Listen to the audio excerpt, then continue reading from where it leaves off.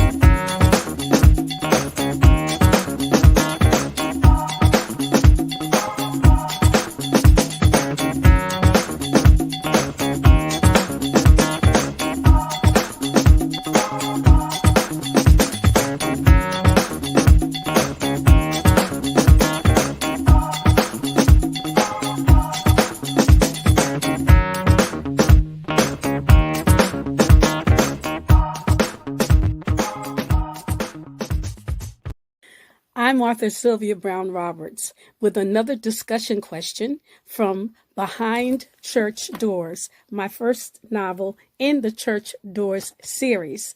Discussion question 12. Nikki Mack is very surprised when she sees Darius Muse, a man who attacked her years ago, attend a church service and stand and say he wants to be baptized.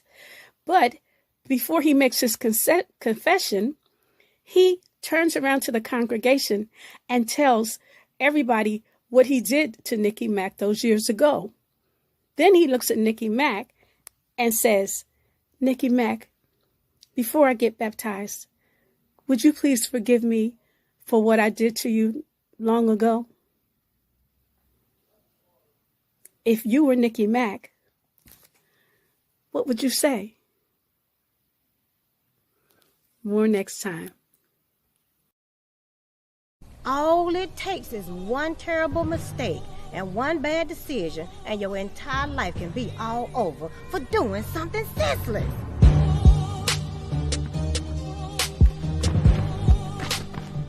You gotta be better than them, alright? Cause I ain't playing this shit. Wait a second. What's up with you? Don't let that gang shit gas you up, Jay. Oh. You know why we here. Get in. I better not find out you in no gang. Be careful and make good decisions for your life. Give me some. Don't forget. Man, like I said, man, I'm gonna try this young nigga out on some runs or something to see if he really about that life.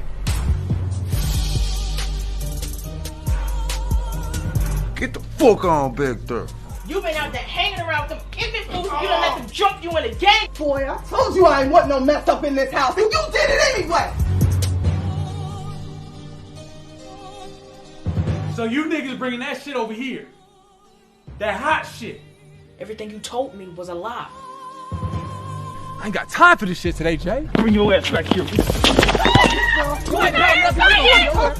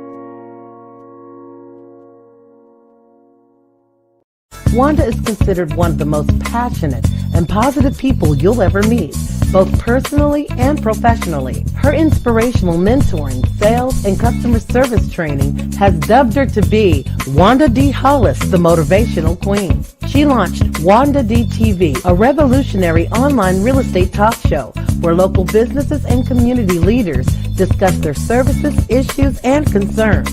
Wanda is passionate about helping people achieve their goals and dreams. She has gone on to pursue many passions, including her I Am Enough talk show, having a seat on the West Georgia Board of Realtors, author of inspirational and motivational books, and also a strong supporter of several nonprofit organizations within her community. Wanda believes that there's no such thing as bad decisions, only regrets of not making the right attempt. For speaking engagements or to book her for your next event or conference, please visit www.IamEnough365.com. Go through with PTSD also, I'm ex-military, but I learned how to turn it into microphone techniques. So I'm gonna freestyle and then I'm gonna tell y'all a little something, because Wanda D told me to freestyle. Say, I am enough. I am enough. I am enough. Hard with the drums. I am enough. I am enough. I am enough. I am enough. I come from the boogie down, south side of town. MCs like me, we come incredible. See, I've been spending so much time in my head. Grab the microphone. Did you hear what I just said? I got skills, rocking on the mic. I pay bills all the time. Rapping on the beat with the rhyme. I'm coming off the top of my mind. I do this all the time. This is how I rhyme. I am enough. I am enough. Sing it. I am enough. I am enough. I am enough. I am enough. I am enough. Times right now totally rough.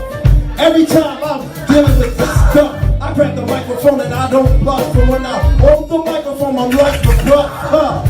Sit back and watch the crowd rock. I grab the microphone non-stop.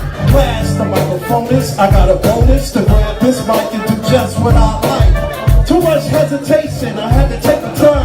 Sit back, relax, so I can unwind. Messing with my mind.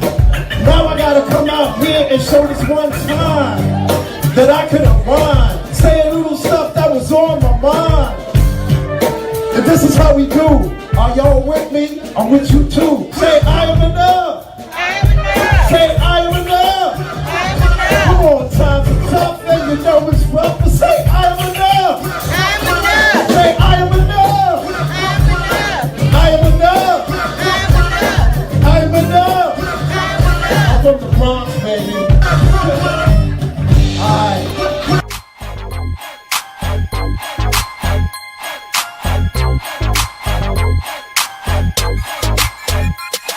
In the ATL. In the ATL.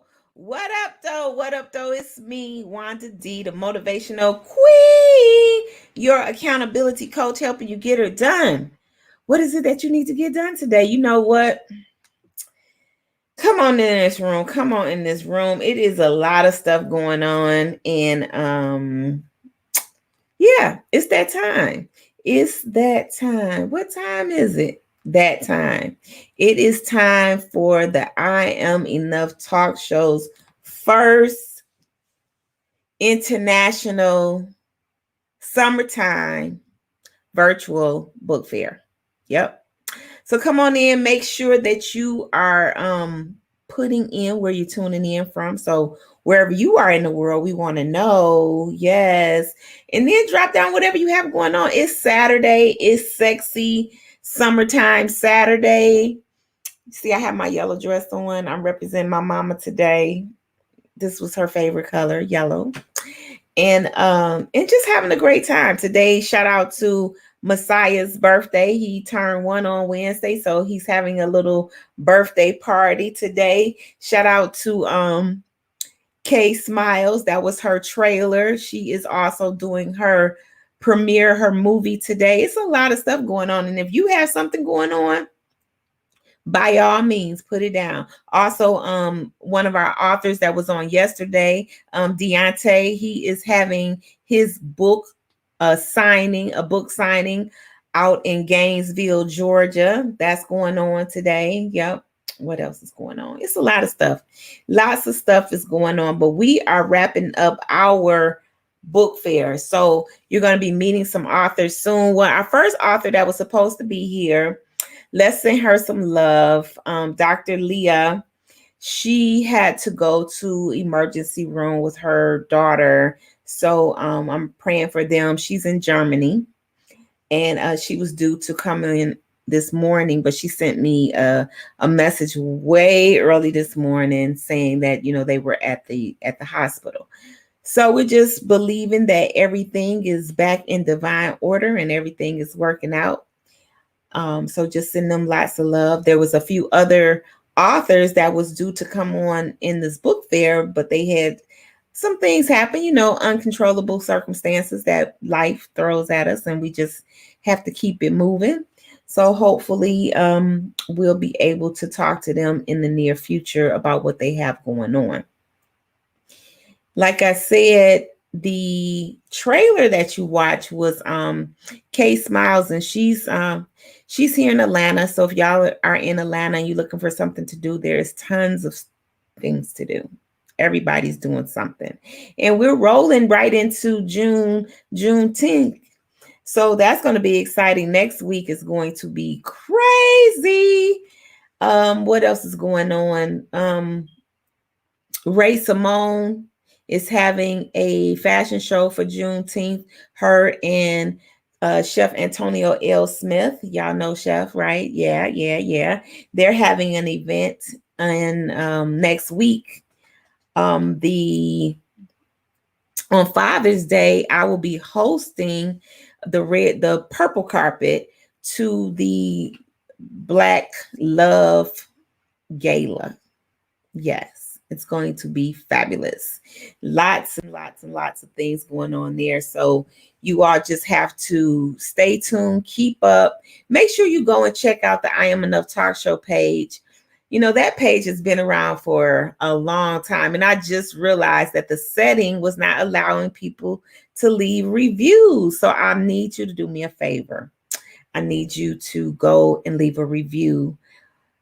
Any review. Well, you know, if it's bad, I'm gonna come looking for you. You do know that, right? But but just leave a review, especially to my authors that are participating in this book fair. To our viewers, we have some faithful viewers that have been here since day one, which we kicked off Monday. Yeah, I'm surprised I could still talk. I have been getting super fed with the energy of everybody. So I have my water. It started out hot, but now it's not hot. It's just water with lemon.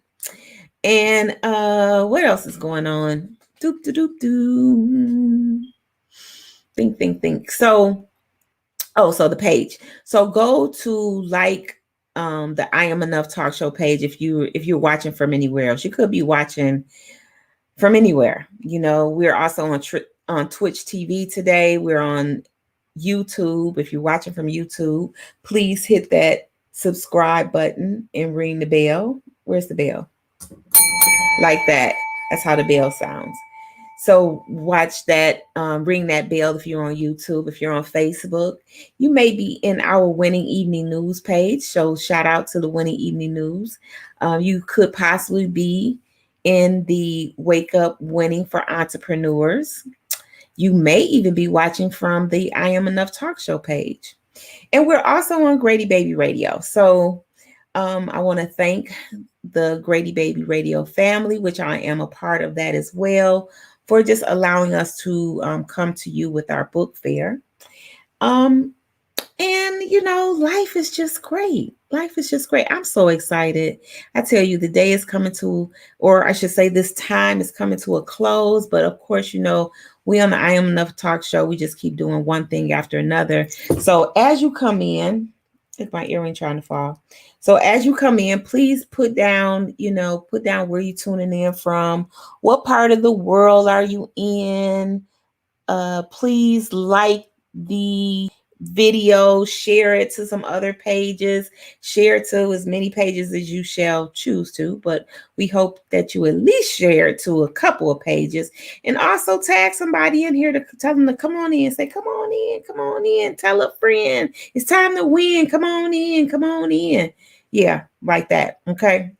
So one of our sponsors is 1044 Pro. And 1044 Pro is a nutritional bar. It also can be used as a meal replacement. It's 250 calories. It gives you lots of energy. It's also a detox, and it's a anti-aging elements in there. And it's only 4 grams of sugar. Let me grab a box right here. 13 grams of carbs. Can you see that? Yay. 1044, and it's powered by carbolin, which carbolin helps the carbohydrates break down in your body, so it gives you like instant energy. It's great for a recovery bar if you're working out, if you want to do it for a meal replacement. It also helps with clarity, so working all day, need to pay attention. It's great for children. My grandchildren eat the bar. I eat the bar. Lots of people eat the bar, and it's just great for everybody. So it helps you in your day-to-day, meal supplement. I call it fast food. I call it the real fast food because it's better than you pulling up at McDonald's. It gives you lots of nutritional value. And we also have a coffee, and our coffee has the same thing in the bar. Only exception is it does not have peanut butter. So this is how our coffee comes, with a nice scoop, and you just scoop it and you can drink it like you want it. So if you like espresso, then you just put a little water. If you're a chicken and you don't like a lot of heavy coffee, then put your full 8 ounces of water in there, and it tastes really yummy. And it has the same thing the bar in, except it doesn't have peanut butter and chocolate chips. So I know you would enjoy it. So hello, Luella was one of our authors, and she came on yesterday. Yeah, we had it was raining in Georgia, so some of our authors had a really hard time with the streaming and all that kind of stuff, but we made it through because we're winners, and we just keep winning. We do it, we make it through, and we make it work. Now, I tried to play you a video earlier, but I realized that it was no sound to it, so I stopped it. I was hoping that the sound was going to kick in. And that's one thing about it. Sometimes it's situations that go on and there was no sound. And I'm going to try to see if I could play it again. I'll figure it out. But this is what you can expect. The authors they're coming on, and the last of the authors are coming on today. But keep following our page, the I Am Enough Talk Show page, because you will see information for the authors all month. You'll have a way to get in touch with them. And also, if you missed any of our book fair, then you can always go to the I Am Enough Talk Show page and catch all of the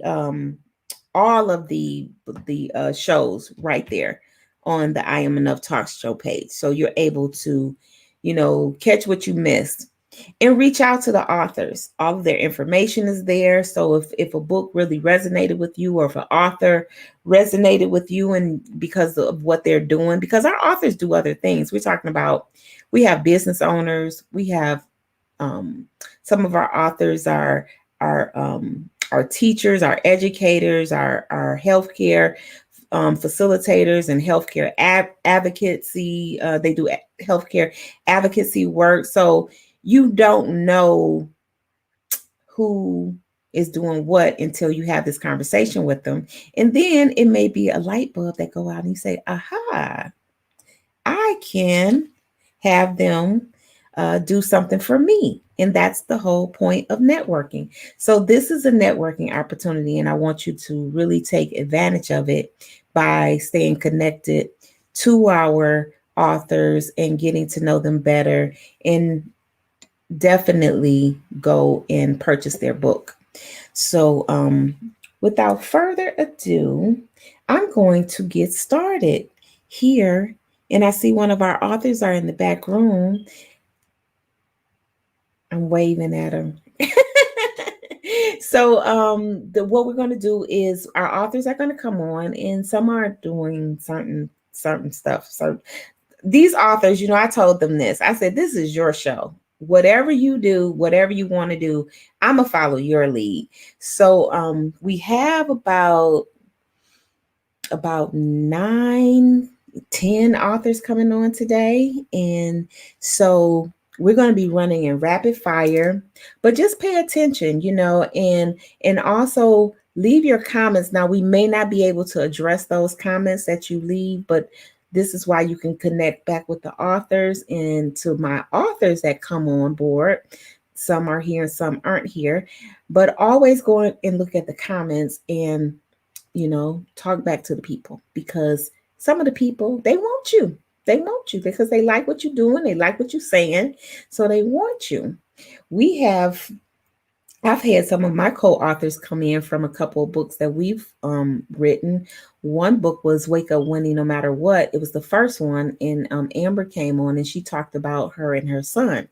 Now, Amber's in the business of entertainment. She's her son's manager, but she's very connected in that business, and she can help you. So I will say this, and one reason why I reached out to Amber to write in the book was because I knew that she has been in the industry for so long, and a lot of parents and their children are getting into the industry, and it helps to talk to somebody, or to be able to talk to people that have been a part of the industry, and what you should expect and what you should do and what you shouldn't do.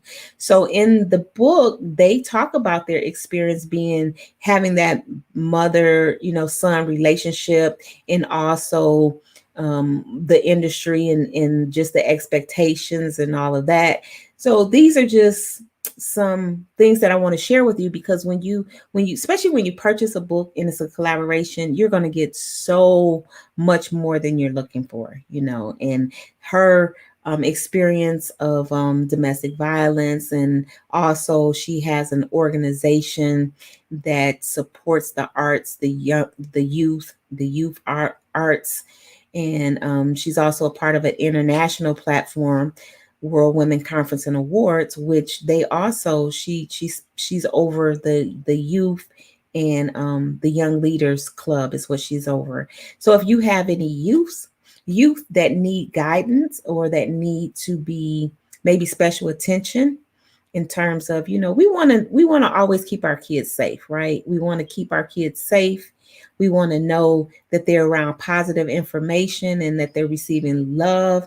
This is definitely a person. She's definitely a person that you can reach out to and be guided in the right direction. And especially if you're considering going into to the entertainment field. Her son is a hip hop artist.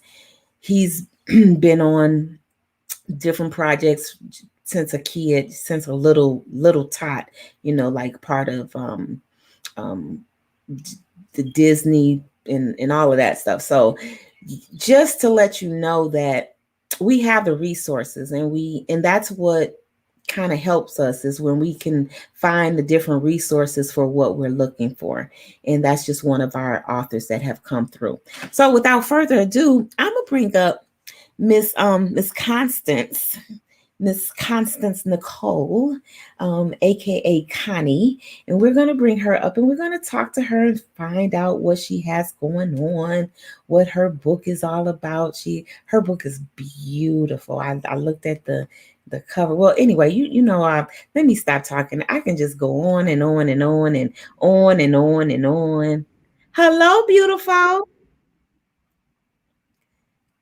Uh-oh. Can't hear you.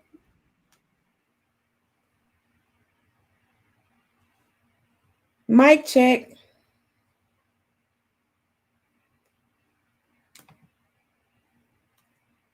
It says you muted your mic. So while she's getting that together, she has to unmute her mic. Can you hear me? You can? You're dark. Can you get the lighting? The lighting is behind you. It needs to be in front of you. There you go. There you go. Now you I can see you. I just can't hear you. There you go. Okay. It didn't Okay. look like it was muted. Yep, it's muted. Okay. Okay. One, hold on. I'm a mute it. So one thing I need you to do now is turn your sound all the way down or get headsets. So when I unmute you, it should not be feedback. Okay. Okay, now. Okay, can you hear me? I can, but there's still feedback. Turn your sound all the way down. Okay. Okay, much better. So, how are you? I'm fine, thank you. I'm fine. Good morning. Yes, good morning. What I am going to do is I'm going to move out of your way, let you introduce yourself to the world, and then I come back in and we'll talk about your beautiful book. All right, thank you. Good morning, everyone, and thank you for tuning in. My name is Connie. I go by Constance Nicole. That's my writing name. And I am by day an HR professional. In the evenings and on the weekend, I can be anything else other than. So I'm an entrepreneur, I'm a writer, I'm a speaker, I'm a mother, a grandmother of 5. I own a business called My Girlfriend's Place, which is a boutique cafe meeting space where women support women, and it's based off of 1 Thessalonians 5:11. And so that's bringing me great joy, even as we're trying to get it up and running. And I'm just pleased to be here. My book is called Coming Forth as Pure Gold. And thank you, Wanda, for the compliment on the cover. This is actually me. I had my daughters paint me with some gold paint. And we just took a bunch of pictures and then I just played with an app. So this is me. And I did the cover and self-published the book. I love that book. And you know, when I first saw it, it looked like you were like dipped in gold. I didn't know it was you. I just thought it was just beautiful golden lady on the book. So I didn't know that it was you, but it's very beautiful. Thank you. Yeah. So where are you from, Connie? Originally, I'm from New Jersey, in Georgia for 30 plus years. People try to say, oh, you're a Georgia peach, but no, you can take the girl out of Jersey, but you can't take the Jersey out the girl. That's wonderful. What brought you here? Well, when I was coming up, Atlanta was the place to be. So, you know, you heard the Black Mecca and everything is good here for Black people. So I had 2 best friends coming up through school, and we always said when we grew up, we were going to move to Atlanta. So they are still there. But I came to Atlanta right when we left college, and I've been here ever since. I came to visit, and I never went back home. Wow. What year was that? 1984. Wanda, okay. You're dating me. No, I didn't do it for that because I know a lot of people moved during the Olympics, you know, and they never went back from the Olympics, and they talked about how it changed. So yeah, I wasn't trying to date you. No, it's not okay. at all. I'm blessed to be. We blessed to be here, right? Every day above ground is a good day. every day. So, is this your first book? Yes, it is. I actually participated, wrote as a part of a anthology. I belong to a writers group, so that was my first time being published. But this is my first book that I published on my own, which is all me. And I'm working on another one called Tales of Revival, which is actually a collaboration. So, okay. What was the first book about? It was a writing group, and we did moments in time. So it was poetry, prose, and short stories. A writing group that actually started on Meetup, and we became really close. The whole group of folks, and everybody was writing different things and coming together and supporting each other. That's nice. Mm-hmm. Now, what did you write in that book? I actually, one of the stories that are in my book, 3 pounds, 10 ounces, about my little sister getting killed when she was 18. And I did a poem in that book. So. Oh, wow. Sorry to hear that. Yeah. So, it was that like your first writing bug, or did you want to write as a child or young adult? I've been writing probably since I learned how to write. I know I heard one of the authors the other day say she's always journaling, and I have a million journals as well. I've written like many short stories, articles. I did some online writing for an online news program. So articles, I do nonfiction and fiction, and I think poetry is my heart though.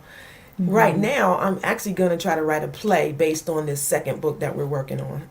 Nice. Who's your favorite writer or your favorite author? Do you have a favorite? Well, I can't. No, I can't really say because I read everything. You might find 3 books on my nightstand that I'm reading at the simultaneously. So I can't really say I have a favorite. I mean, there's some authors I want to read purely for entertainment. Like people like Daniel Black. They're more so for thought. Like you want to think about something that's deep. So I'm kind of all over the spectrum when it comes to reading. But of course, every good writer knows you have to read. So. Yeah, that's true. And you said your love is really with poetry. And that's funny because that's how I used to write. I said I could tell it real quick. I can get to the point.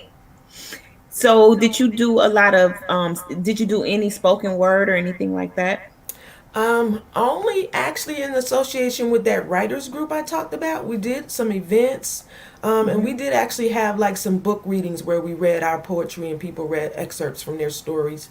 So that's my only experience doing it. One of the poems in my book I read at my aunt's funeral in September, and it was like so, I guess, fulfilling. So I think my future will hold more of it.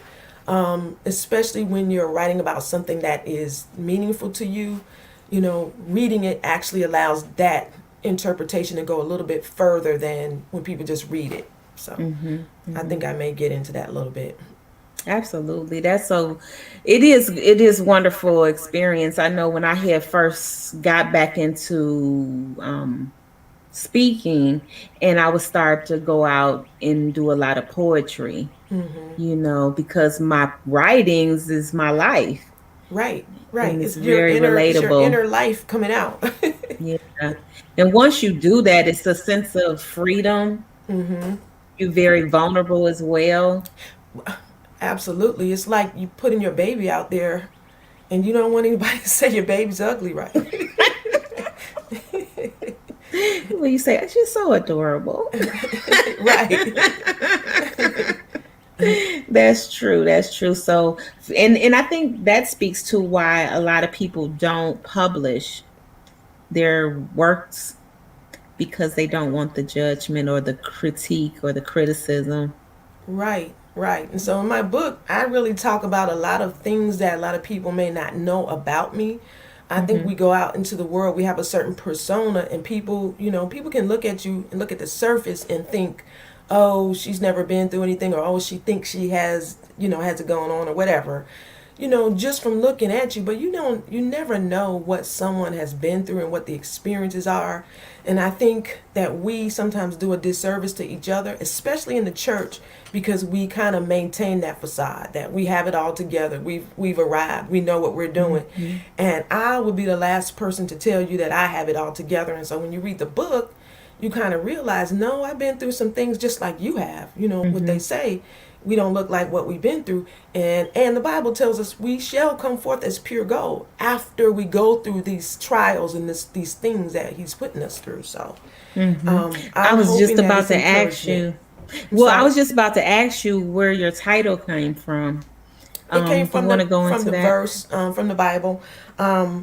It talks about just going through different things in life and being forged by that process. I mean, I talk about my sister getting killed. I talk about alcoholism in my family and my uncle dying from, my uncle overdosing when I was like 6. And I happened to go in the bathroom and I was the first one that saw him. And I'm like, I didn't understand why my grandmother first was cussing because she wasn't a cusser and then crying. I didn't understand it until later, much later, when I realized what I had walked into in that bathroom. So, and this is back in the 70s or whatever, when HIV epidemic first started. So, you can look at me and think what's going on with me, but you just don't know. One poem in particular, if I may, is really close to my heart, is because I started writing and I was like, let me just get out all the bitterness and all the hurt, all the anger of everything that anybody's ever done to me. So I started writing and it's like, I forgive you. I forgive you for all this, I listed all this stuff.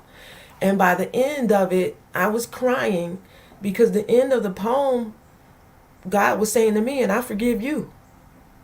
So it kind of brought it full circle for me to see, like, people have done stuff to me or said stuff, lied on me or whatever, but I've done stuff too.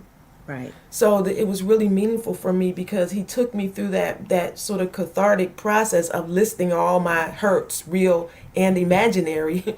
But at the end of the day, I have to understand that he's forgiven me too. And so the forgiveness that I give to others has to be deeper than just saying it. You just can't do lip service. You got to really Right. forgive. Absolutely. Did you want to share some of the works from the book? Well, I'll share a little bit of that one if I can. You can share whatever one you want to.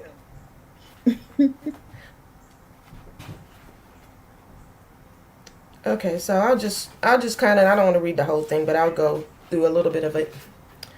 So, I forgive you for the hurt and the pain, for the shame. I forgive you for the dysfunction, for the loneliness. I forgive you for the doubt. I forgive you for the diamond chips, for taking my love, for failing me and our kids, for allowing me to sell my stuff, for calling me out of my name, for sitting at home while I went to work. I forgive you for never helping out, for letting me do all the work, for making it all my fault, for blaming me for what you did, for letting me fight and letting me suffer. I forgive you for hurting me, for telling my secrets and making me cry. I forgive you for going off for no reason. I forgive you, husband. I forgive you, child, for getting smart with me. I forgive you, mom, dad. I forgive you for always talking, for never listening. I forgive you, friend. Forgive you for going on but not seeing me, never acknowledging me, never telling me, never showing me, never loving me, never putting me first, for always putting you before me. I forgive you. I forgive you. I forgive you. 77 times 7. I forgive you. And I love you. And I love you. And I love you. Love God. Absolutely. So it's a lot more, but that was just a little bit. But at the end, it was God telling me how much He's forgiven me. And I'm sorry that it kind of gets me still. But it makes me preach that message of forgiveness because it's so important. And the message of forgiveness is important. We were talking yesterday about how being unforgiving blocks so much. It blocks the flow of blessings. Once we can establish the forgiveness. And I had a minister, and she would always tell us, do not take on the offense, and then you won't have to ask for forgiveness, or you won't have to expect somebody to forgive you, or you forgive them, because you're like, you didn't do anything. Well, sometimes that's hard to do, though. It is hard. Yeah. But we're a work in process. Right. That's why we need God and the Holy Spirit, really, because we can't even love each other the way we're supposed to without the Holy Spirit. So absolutely flowing through us. So what is I wanted to talk about your place, because it's such a blessing that you're working on. But before I get into that, let's talk more about your book and what your intentions are, and who is this book for?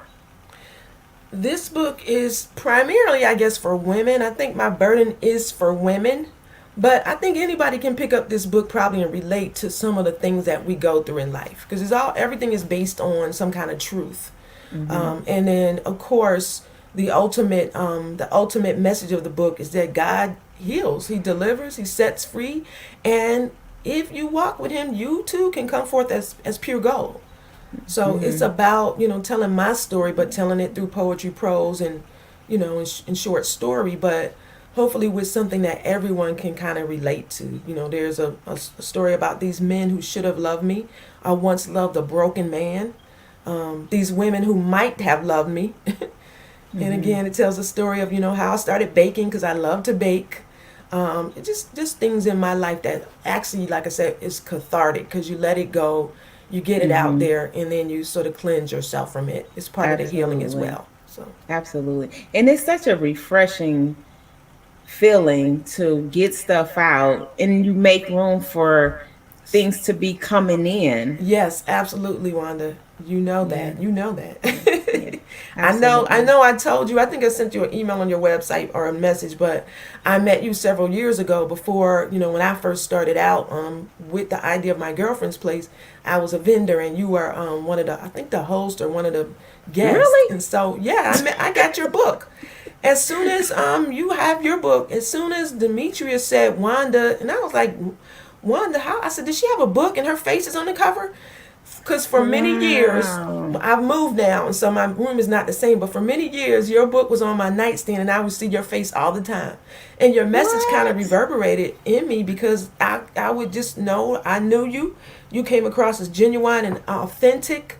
And I know, this, you have to test the spirit by the spirit, but I know that you have a heart and a burden for women and for others. So it just sort of like, it was funny when she said your name. I'm like, did she have a book called I Am Enough? I'm like, yeah. Wow, this is crazy. But so yeah, I started on an idea. entrepreneurial journey, and it came into fruition by me being able to actually have a brick and mortar place. And that's what I kept saying every time I was at a show or doing a vending event. When people would ask me what I'm doing, one day I'm gonna have a place.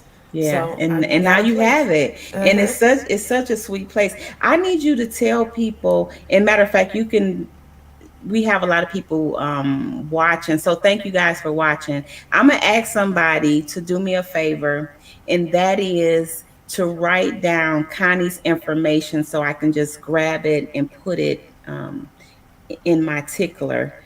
So I need Connie to tell us her website and your best way to purchase your book. Okay, the website is mygirlfriendsplace.com, and girlfriends is with a Z. Okay. So just all one word, but instead of apostrophe S, is girlfriends with a Z. And my book is available on Amazon, or if you're local, I would be delighted to give you a signed copy. Just let me know. Okay. So I'm trusting that somebody's going to take care of that for me. And then I'll grab it and put it so it can scroll past. So My Girlfriend's Place, first of all, I love the name. And what was your vision behind naming it that, and then the intentions for that space? Well, and I'll be quick because I know you have people waiting.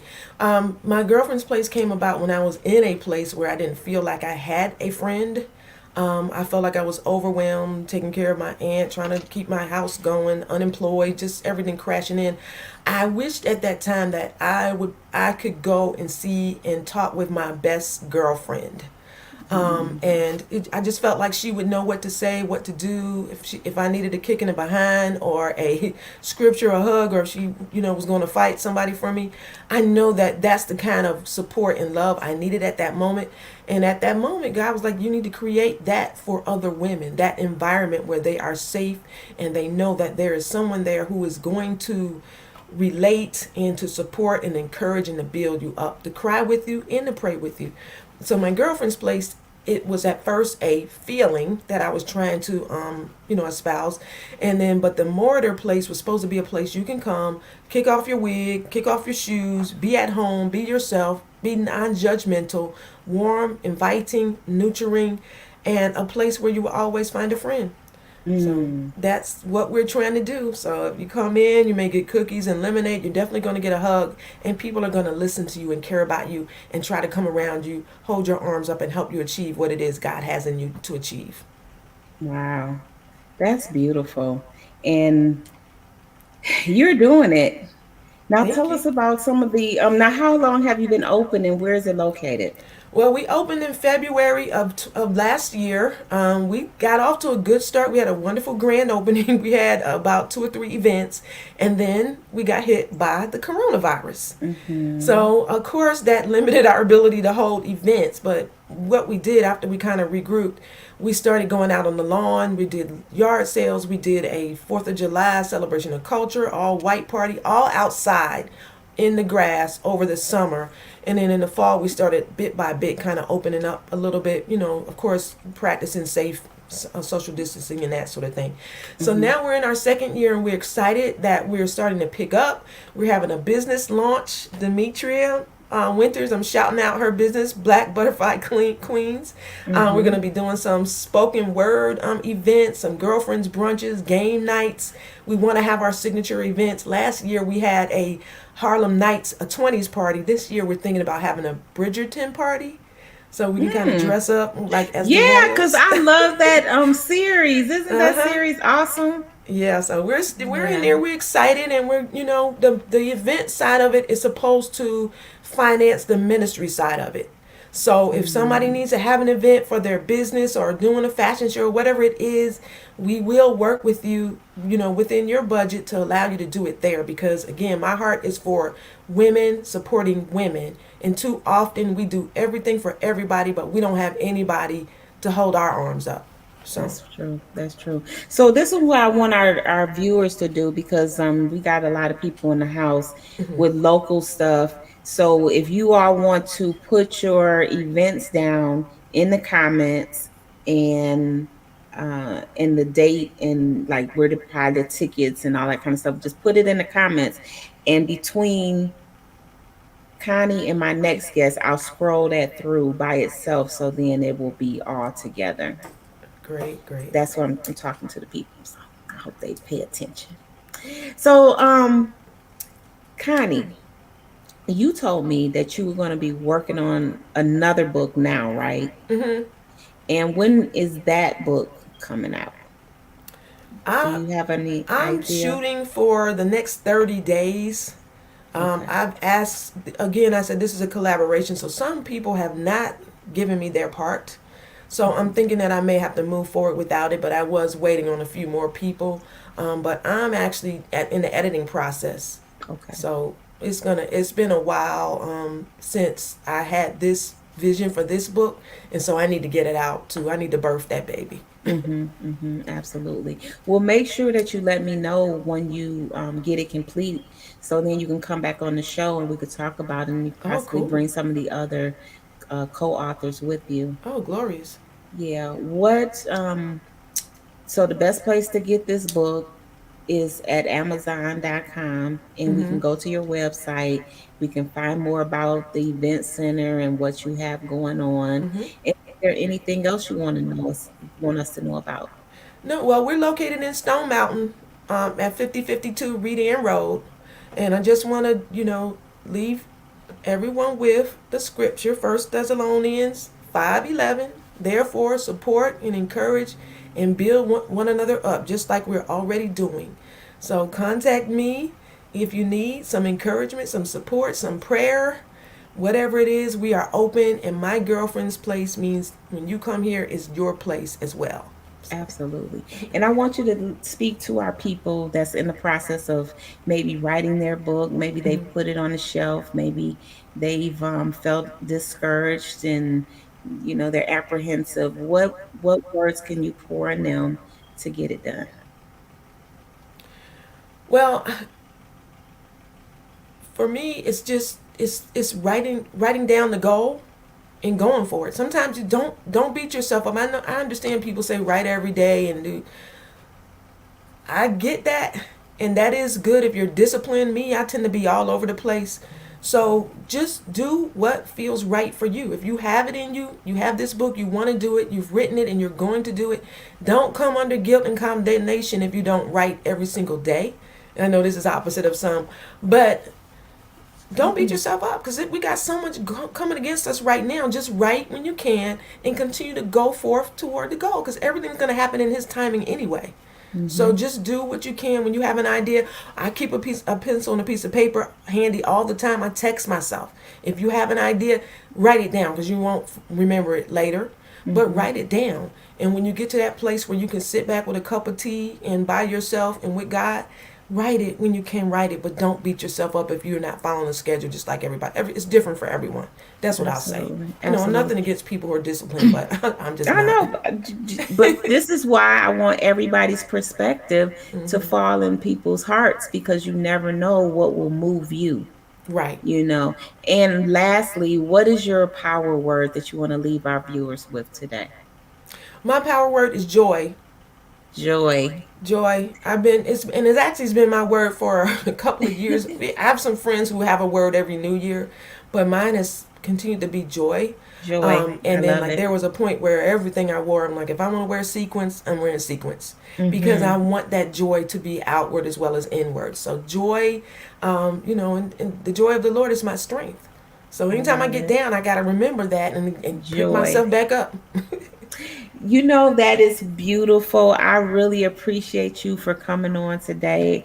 I will see you soon. I think I'll Yes, see you thank at the you. Juneteenth celebration with Ray and Chef Antonio Smith. That will be at my girlfriend's place. And also I will see you at the business lunch Yes, with the great. Black I'm looking Butterfly. forward to it. And thank you so much for having me, Wanda. Thank you, everyone.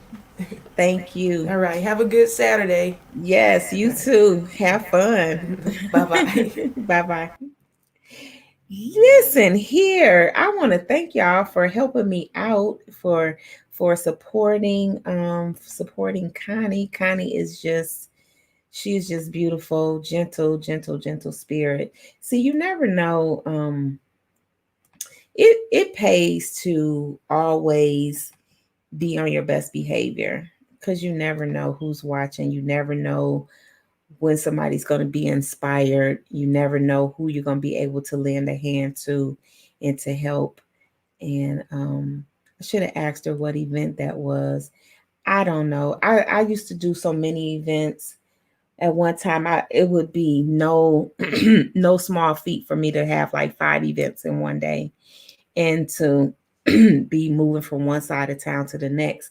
I've since, and this was before COVID, I stopped moving like that because I had felt like I was at a point where I paid enough dues and I could just kind of sit down a little bit and just relax and be a little bit more selective. But you know, when you're building your business, when you're in the deep trenches, you're just kind of going, you're rapidly going. So now my life is not as hectic as it once was, but it's still very, very satisfying. I am I'm just loving the experiences that we share together.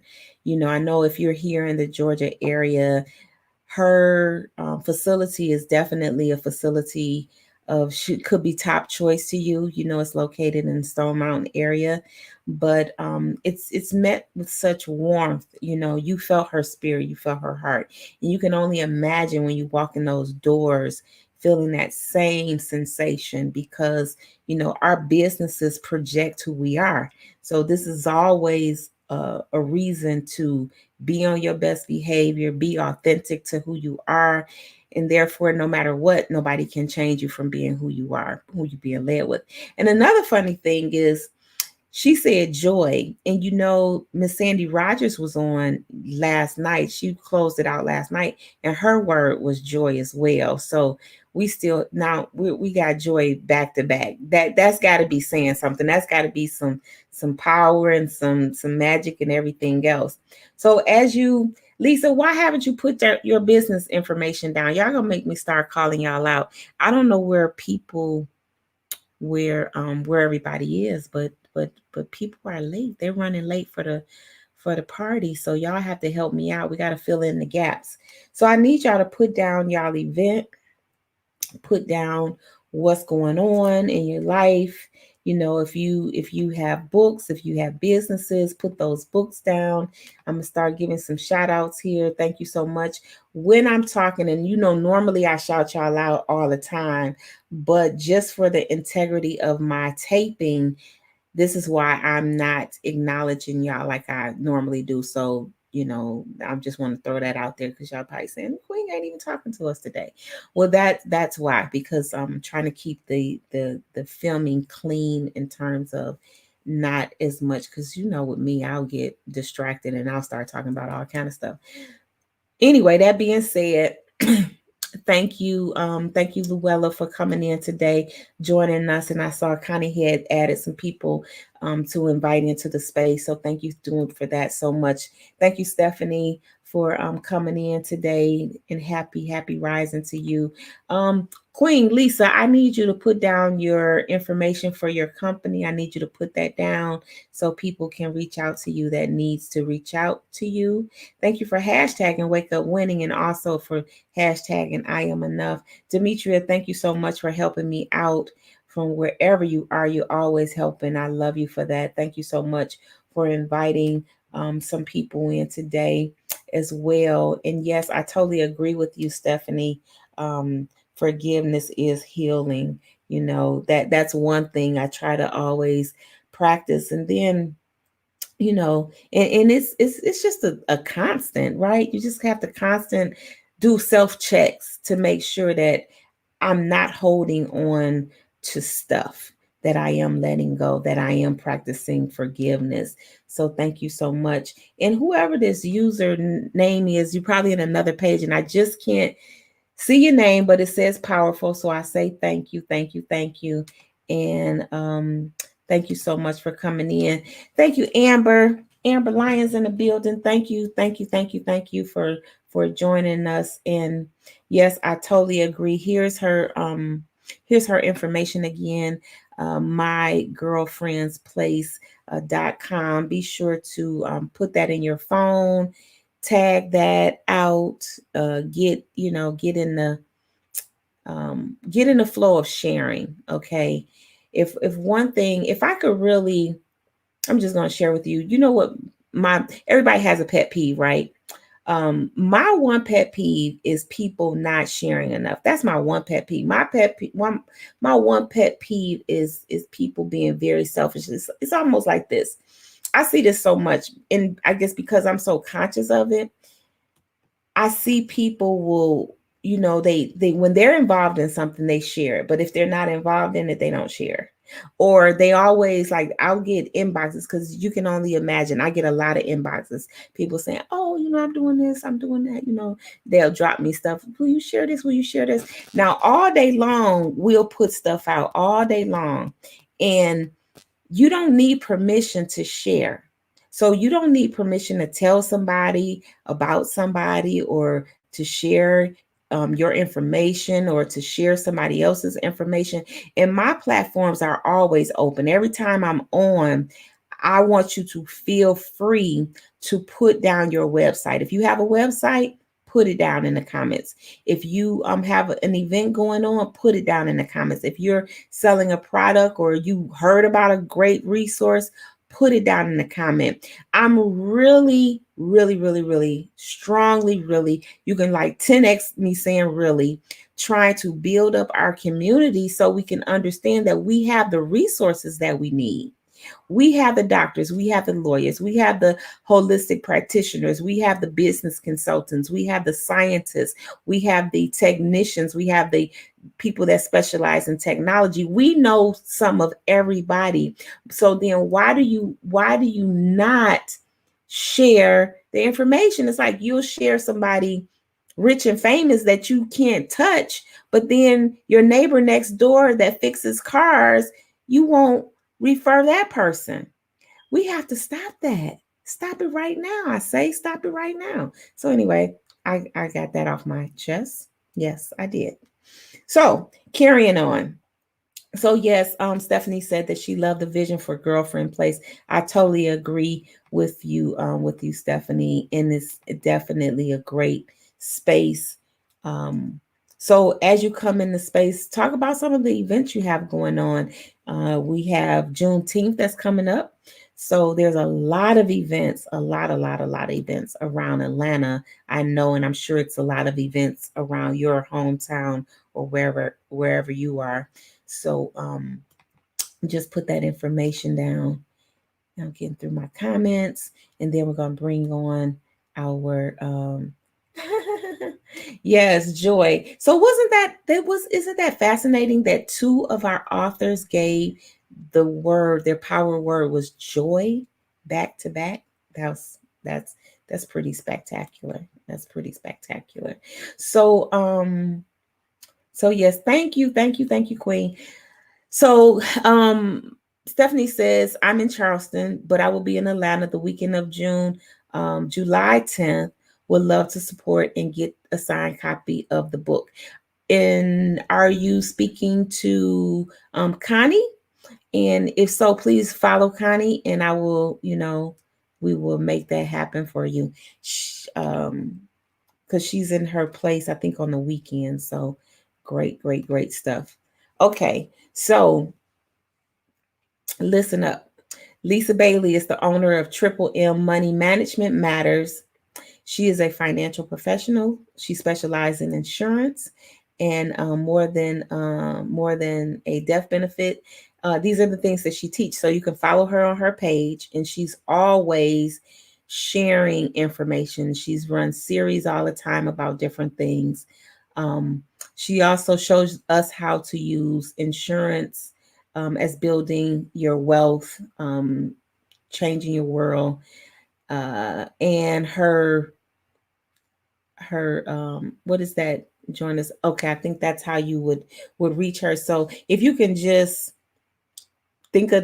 look for Lisa Stringer Bailey on Facebook, and her Triple Money Management Matters group it also has a Facebook page.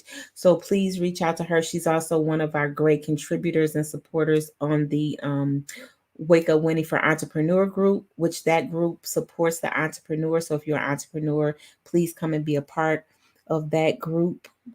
And because she's constantly giving tips and information out. Okay, so we got Rescue Poet, and her website is up there, rescuepoet.com. Please check her out. She says she specializes in technology and virtual event production. So that's a great thing because we always need resources. So thank you so much for that information. And that's what she specializes in. And she said that this has been truly inspirational. So I'm going to put your website up there again. So you all make sure you write down her website, go check it out, find her and follow her on Facebook and anywhere else. And you guys can definitely connect. You can let her know, you can let her know, hey, I seen you on the I Am Enough talk show. So she said, thank you so much. She said, this is truly inspiring. Yes, I saw Miss ATL, lots of house music and poetry. I know I went to a house party like years ago, and I was like, wow, it reminded me of being in Detroit because we used to have a lot of house music playing all the time. So actually, both of you, actually, I need your book too. Okay, great. I got books for sale, books and books and books. Thank you for that, Stephanie. Make sure you email me at IamEnoughTalkShow@gmail.com and let me know when you come to town so we can make that happen. So Lisa's giving you some more information. She says, yes, she's doing the 30-day money motivation Facebook Live now, and follow her on her group. So anybody else that comes through, what I'm going to do is between the breaks, I'll be reading the comments and sharing it.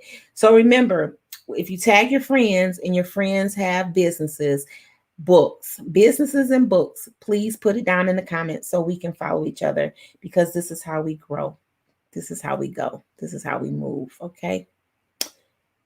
So let me get on over here. Yes. Are you from Detroit? That's where I'm from. So make sure you put down where you're from. Now, we're going to do something. Dr. Devin was supposed to come on. Actually, Dr. Devin came on yesterday. She's supposed to come on today. So she came on yesterday, and the name of her book is Who's to Say? And it's a children's book, and she actually has different parts of the book. It's actually a children's affirmation book she was due on today. So I know some of you are following the calendar or the time schedule for who's supposed to come on. So Dr. Devin came on yesterday because it was a conflict in time. We were able to take care of her interview yesterday, but her book is very, very nice. She's very committed to educating our children, to raising awareness for their self-esteem, they're helping them out. So that's one person that I really would want you to connect with. And if you have, young people, make sure that you get her book. So and she's also promoting like reading, like reading to your children, granny's reading to babies, and I promote, I like to have my older grandkids read to the younger ones, and that's kind of helps everybody in that space of community. And also just, I don't know, kids are so, they want to do video games all the time, so you almost have to like force them to like sit down and read, like you read to your sister. And I'll even call them on the phone and have them do it on FaceTime. I'll say, I want to be in the room too. So like, I'll say, Aiden, read to me, and Addie. And this is what we do. You have to trick them, and you have to kind of brag them and do everything else with them. But are y'all enjoying this? Are y'all enjoying the book fair? We're coming down to the end of it. This is our last day. I'm excited. If you had any aha moments during this time, share it. If you decided that you were going to write your book now, share that as well. This is the time to get it done. This is the time to move very, very intentionally. And what I noticed too is a lot of authors are being created during this isolated time, during this pandemic time. A lot of authors were decided to launch their books, and which is a great thing. So had a few authors on here that wrote 3 books during the pandemic. So it's really, really a great opportunity for everybody to say, hey, you know what? Let me stop putting stuff off. Now I have time because I'm at home all the time, where you was ripping and running. You probably also realized that you didn't really have to be doing all that ripping and running. That life would have still been happening without you ripping and running up and down the street. I mean, that's what I realized. Sometimes my car doesn't move. I'd be like, I don't need to go nowhere. And if I do, it's whatever it is. So what I am going to do is we're going to get started here back again with our authors. I have 2 authors that I'm going to be bringing up to you. This is something interesting. I'm going to be able to just sit back, go make me some tea. They're going to take over the show. They're going to do their thing. Y'all are going to have fun with them. And so let's get to know them. Okay, let's do that right now. We bring it on. Hey, Lisa. Hello. I hope I have some volume. Can you hear me? I hear you just perfect. That's a testing. 1, 2, 3, 1, 2, 3 test. Right. Yes. On. I'm here. Yes. Good morning. Yes, absolutely. Good morning. Are you enjoying the show so far? It has been so amazing. All this love, all this power. It has been beautiful to experience, honestly. And thanks for having me. Well, absolutely. Nice to meet you. Your partner here, she did all of the work for you in the beginning. So yes. now, so now you're going to work it out together. Let's see if Miss Lori is ready to come on in the room. Hello, beautiful. Good morning, Wanda. Hey Lisa. Hey, Miss Lori. y'all sound great. Everybody sound good. I did a sound check. Everybody sounds good. Lisa, good to see you. It's been some months since I seen you. Yes, absolutely. I mean, I'm sorry, Lori. Yeah, I was like, oh, wait a minute. I was like, you're not saying nothing. You, Lisa. No, yes. Lori, it's been some months since I seen you last. That is right. It's so great to see you again. And like Lisa said, I've been watching, tapping in here and there and seeing some of the powerful authors. And this is really amazing. So awesome. Yes. And I understand this is the first international book fair. So this is just. It is. Yeah. It's actually the first book fair that I've really put on virtually, and I just, God just laid it on my heart to do this. So I was like, okay, and it just took off. I put one post out and did no advertisement and had over almost close to 70 people responded. Over 60 are on the project, and I have bags under my eyes, but it's worth it. Thank you for holding space for this. This is just so beautiful for you to give us this space and opportunity. Absolutely. It's my pleasure. You know, I'm such a believer that when we can really grab our minds around the fact that we all can win at whatever we're doing, and there's no competition, especially when it comes to love and producing great products.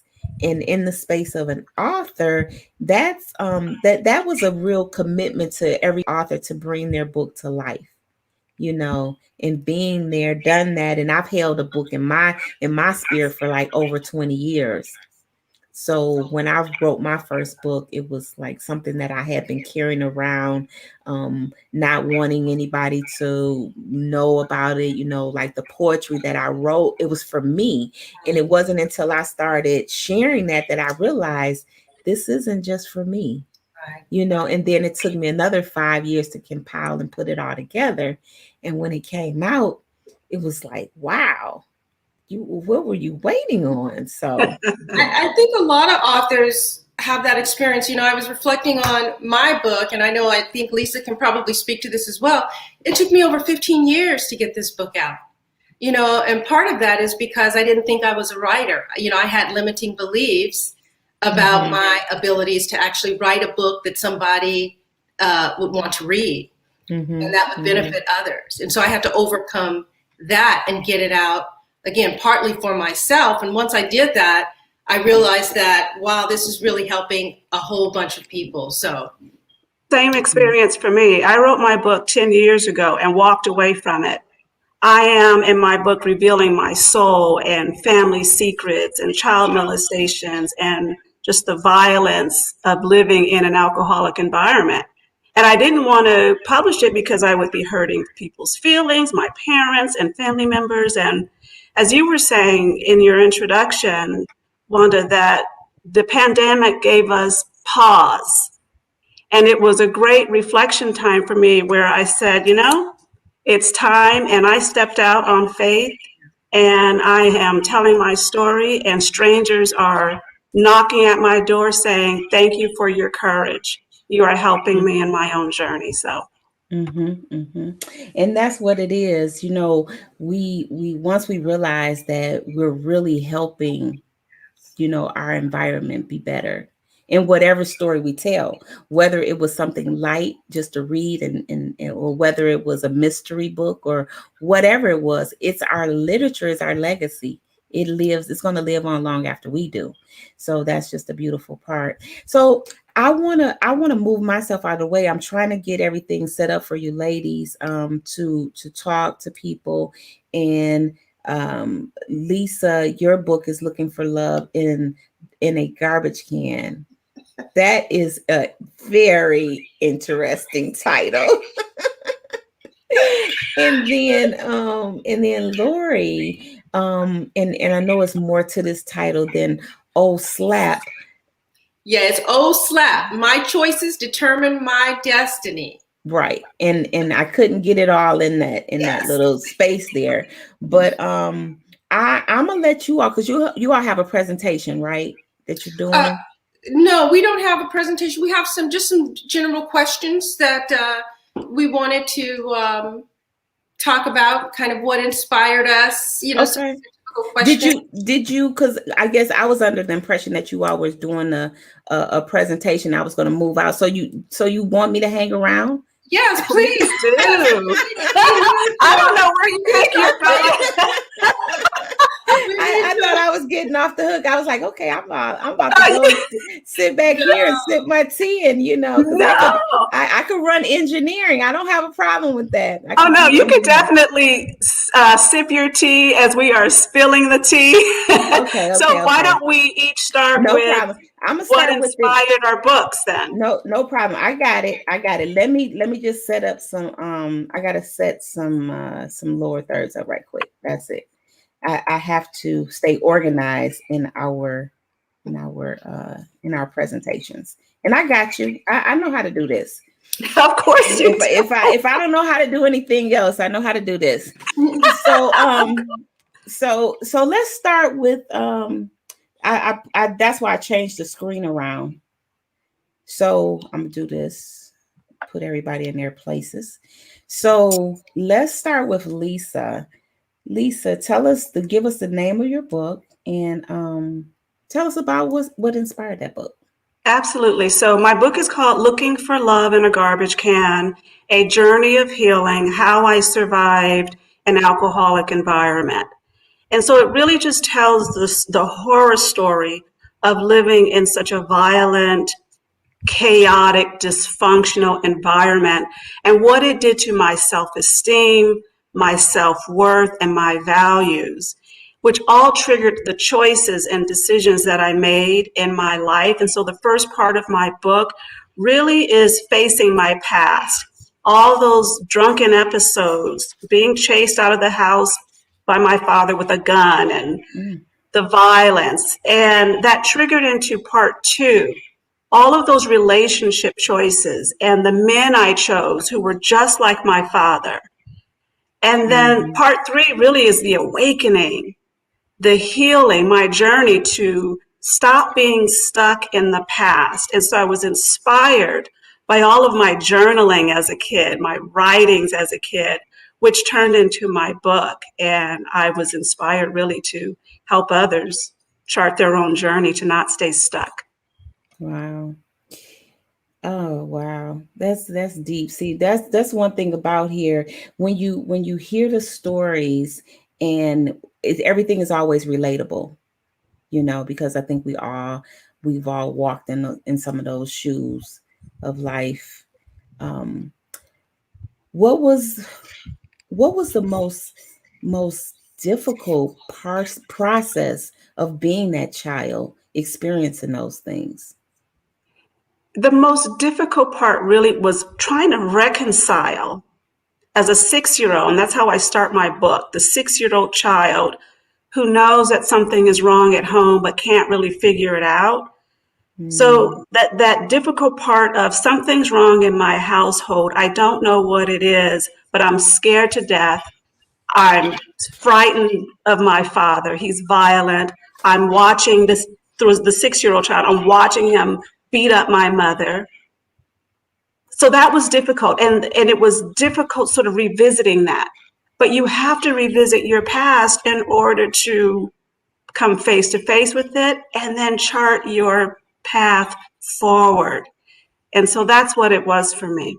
And I know you mentioned the fact of your selection of men, being drawn to those men, and does that really ever end? I mean, like, when do we realize that I'm really trying to get something that I didn't get, or through the person that looks like someone else that wasn't good for us? Yeah, I'm here to tell you that it does end. And the way it ends is through your healing process from the inside out. When you work on your self-esteem and your self-improvement and self-empowerment, it does change. But I also infuse a lot of comedy in this book. So people are cracking up, people are crying, people are relating. And it's not male bashing at all. It's just telling you about those particular relationships where I showed up ill prepared. But when you go through the process of just digging in and doing the work to take care of who you are, your discernment gets better. Exactly. You can you hose people down from the curb, but you don't have to bring them into your house. It's almost like, and that's true, and I think everything really starts with that forgiveness, because when that forgiveness is established, then your other senses will wake up. And it's like they become, now they're not filtered, or you can, I call it kind of, they're in the mud. And then once you clear all of that out of the way, it's like now it's busting through, and you're like, oh, okay, I can see you better, I can hear you better. Absolutely. I can trust that what I'm hearing is actually what you're saying. So absolutely. Here's what I say about forgiveness. Forgiveness is freedom. Never let ill feelings about people or circumstances take up residency in your heart, because that creates blockage, right? Absolutely. That does not clear your pathway for being, a phenomenal, beautiful human being. And so it starts with forgiveness, forgiving the child molester, forgiving even the choices and decisions that I made, forgiving my father, forgiving anyone who I thought harmed me. You can't hold people hostage because then you only hold yourself hostage. And before we jumped into this conversation, I wanted to ask you about this wonderful title that you selected. Like, what did you I know. What did you say? Where did you get that from? Just like I wish I knew where that came from. Actually, it came after I wrote my book. I was like, okay, now we need to title this book. And at the end of the day, it represented where I was in my life, looking for love in the wrong places, in foul places, and places I had no business going. But you said people I had no business being with.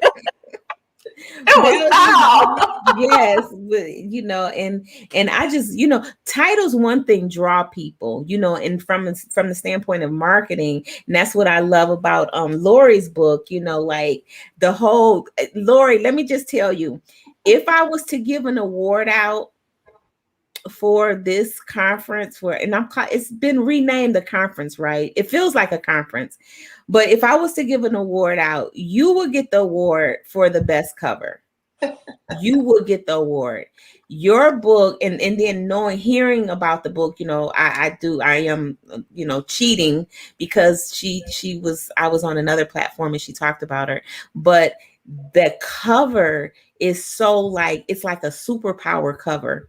It's like makes you feel like dun dun dun dun, like like you busting through, like, oh snaps, like that, and like you just there's two covers in this whole book fair that really like boom, like hit you, and yours is definitely the one that when we do awards, maybe I'll give you an honorary award for when we start doing this and we give awards. And I'll be like, I got to go back in time and give award to the person that should have got an award the first time. That would be great. That would be great, right? Yes. So let me switch over to Lori and tell us about your book and a little bit about it, and then where did you get that whole concept come up from? Yeah, so somewhat similar but different story than Lisa, my friend and colleague here. But my book, and I start off in my book saying that this book is born of frustration. So let me just get that out of there. It was really born from a state that I was in. I was frustrated with my own life, and I was frustrated with seeing other people do the very things that I was doing that was limiting or preventing them from succeeding. It was frustration with people taking on more of a victim mentality versus that of a victor, not taking total personal responsibility for the decisions that they made. Like, I started to connect the dots and see that my decisions, and that's why it's called my choices determine my destiny, meaning that every decision that I make, it's either going to advance me or it's going to take me backwards. Mm-hmm. And in my family, so it was kind of a two-part inspiration. I grew up in a large family. In my family, I too had an alcoholic father. I had negative messages growing up. Negative messages like, you are stupid, even I wish you weren't born, things like that. That if I would have made a choice to listen to those voices versus the voice of one person in my family, which was my grandmother, who always would tell me, she was very superstitious, and she would tell me that I was special because I was the seventh child, 7 of 8, and 7 is a lucky number and all of that. So she really instilled that in me. And for whatever reason, even as a young child, in the midst of hearing negative messages, I chose, and that's the key point, I chose to listen to the one positive message in my life. And I felt like I needed to make decisions to live up to that expectation. So I am in the people business in my daytime job, human resources. And so I literally have access to thousands of, have had access to thousands of employees over my career. And I would watch them on a day-to-day basis, griping, complaining, being bitter, blaming their bosses for everything, when I knew that these people were talented and gifted, but they were choosing to live a life of entitlement and a life in victimhood versus Victor Hill. So I said, I have got to put something out that helps free people from this bondage, that it's a self-imposed bondage, really. Right. Of being limited. And so this book, for those who may have read it, it really is kind of an in-your-face book, and it's by design. It's meant to shake you by the shoulders. It's meant to kind of give you that virtual slap on the face. Oh, slap! You know, my choices. It's what I'm doing every day that's going to make the difference in my life. And so this book is about self-empowerment. It's about self-leadership. It's about shifting the mindset from entitlement to that of empowerment. It's about taking total personal responsibility. And it's about freedom. Because once you do these things, you free yourself from living a life according to other people's rules, other people's expectations, other people's oppressive messages that they've given you that keep you stuck in a box. I can't do that, that's what prevented me from getting my book out sooner, is those limiting beliefs. You're not a writer. You're not good enough. Why are you the expert in this? Who wants to read it? Who wants to read it? So anyway, that's really what this book is about. And the title, Oh Slap, I've defined Oh Slap as that sobering, a sobering, there's nothing like cold water slap thrown in your face or a slap across the face that will sting you more than anything else. Right. And so that's kind of the intent of the book. It's like, it's that sobering moment of awareness, clarity, and excellence. It's that moment when you say, oh my God, I'm in the way of me. Not my boss, not my parents, not my teacher or my preacher. It's me. And so that's where the book and the title came from. Amazing. And you said everything. I mean, you answered every question that I was going to ask you. You just already, ran through them all. But, so why, and you, the two of you have come together to do some amazing work. I find that so just powerful. Like that's just, queen power at a whole nother level. Anytime, right? Anytime you can, and look at this, we three of us on here. Like we are, come on, fingers up. Fingers up, exactly. It's the power of Black women, right? It is. It definitely is, because we are the ones that we birthed the nation. We carried the most pain, and we have the most love to offer. In some kind of way in there, it kind of gets muddled up and we forget that. So what your book is also speaking to is accountability. Like now is the time to say, you know what? Enough is enough. So true. Lori and I are both HR practitioners by day. We share a lot of HR nonsense stories. And we realize that both of our books are really about choices, and we own that narrative. We own that story. I was just like Lori, sick of people saying, well, I can't get promoted. Promote yourself. Sometimes you've got to move on to the next gig. Absolutely. Don't just sit around complaining. Choices, people. I always tell people the best promotion you'll ever get is the one you give yourself. And sometimes you've got to bounce. That's exactly right. And that's what I call iChoice. So I've coined a phrase called hashtag iChoice. And it stands for intelligent, intentional, inspired, individual choice. And I start off with intelligent choice because so many of us make choices based on our emotions. or we make choices based on our ego, or we make choices based on others' expectations. And so I'm trying to teach people to get to that ultimate state of freedom and in achieving their destiny. How do I make an intelligent choice? And that means 2 prongs: assessing all of the available information to you at the time from kind of a physical realm, but also that spiritual realm that we often ignore. That inspiration. I believe in divine intelligence, and I believe that we always have the answer. We're spirit. We always have the answer. We absolutely do. Just stop, right? And listen to that. Like, you need to practice listening to that divine intelligence in your spirit, because it will guide you. Absolutely. And we ignore that all the time because we're listening to someone else say, well, you should do this or you should do that. And in my book, I talk about how to escape the 6 steps to escaping mental agony that comes with indecision. And that alone, I'm telling you, if people can get that, that will free up so much mental space in your brain and in your mind so that you can invest in your passion and prosperity projects versus being depressed and frustrated and paralyzed and stuck. Yeah, it's powerful what Lori is talking about in her book. And choices, from my perspective, is my desire and goals to be somebody. I always had this idea I was going to be this businesswoman and take over the world, but that was constantly clashing with all of the violence in my home.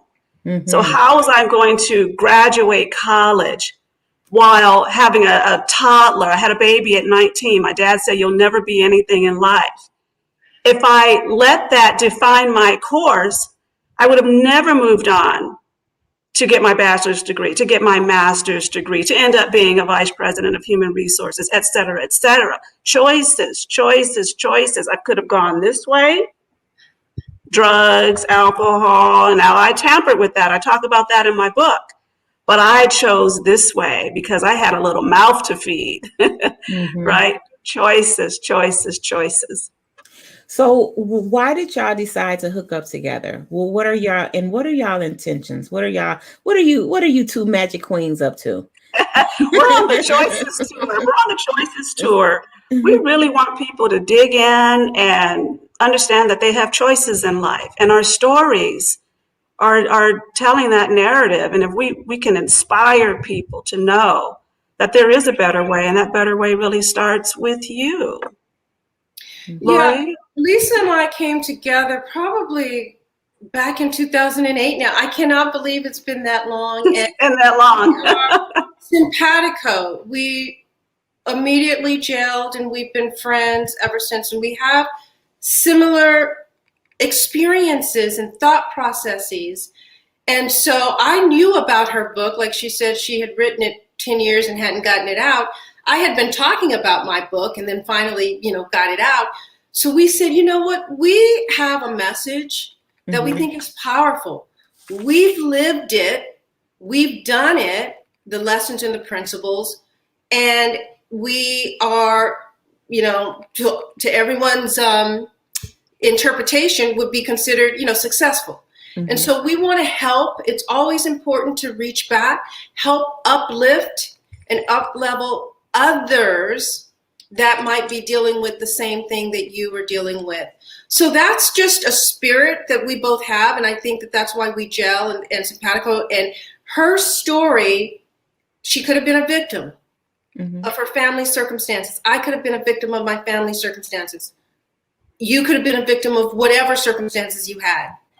We made a decision to do something different. We're living proof that you can. Yes, I can. Sí se puede.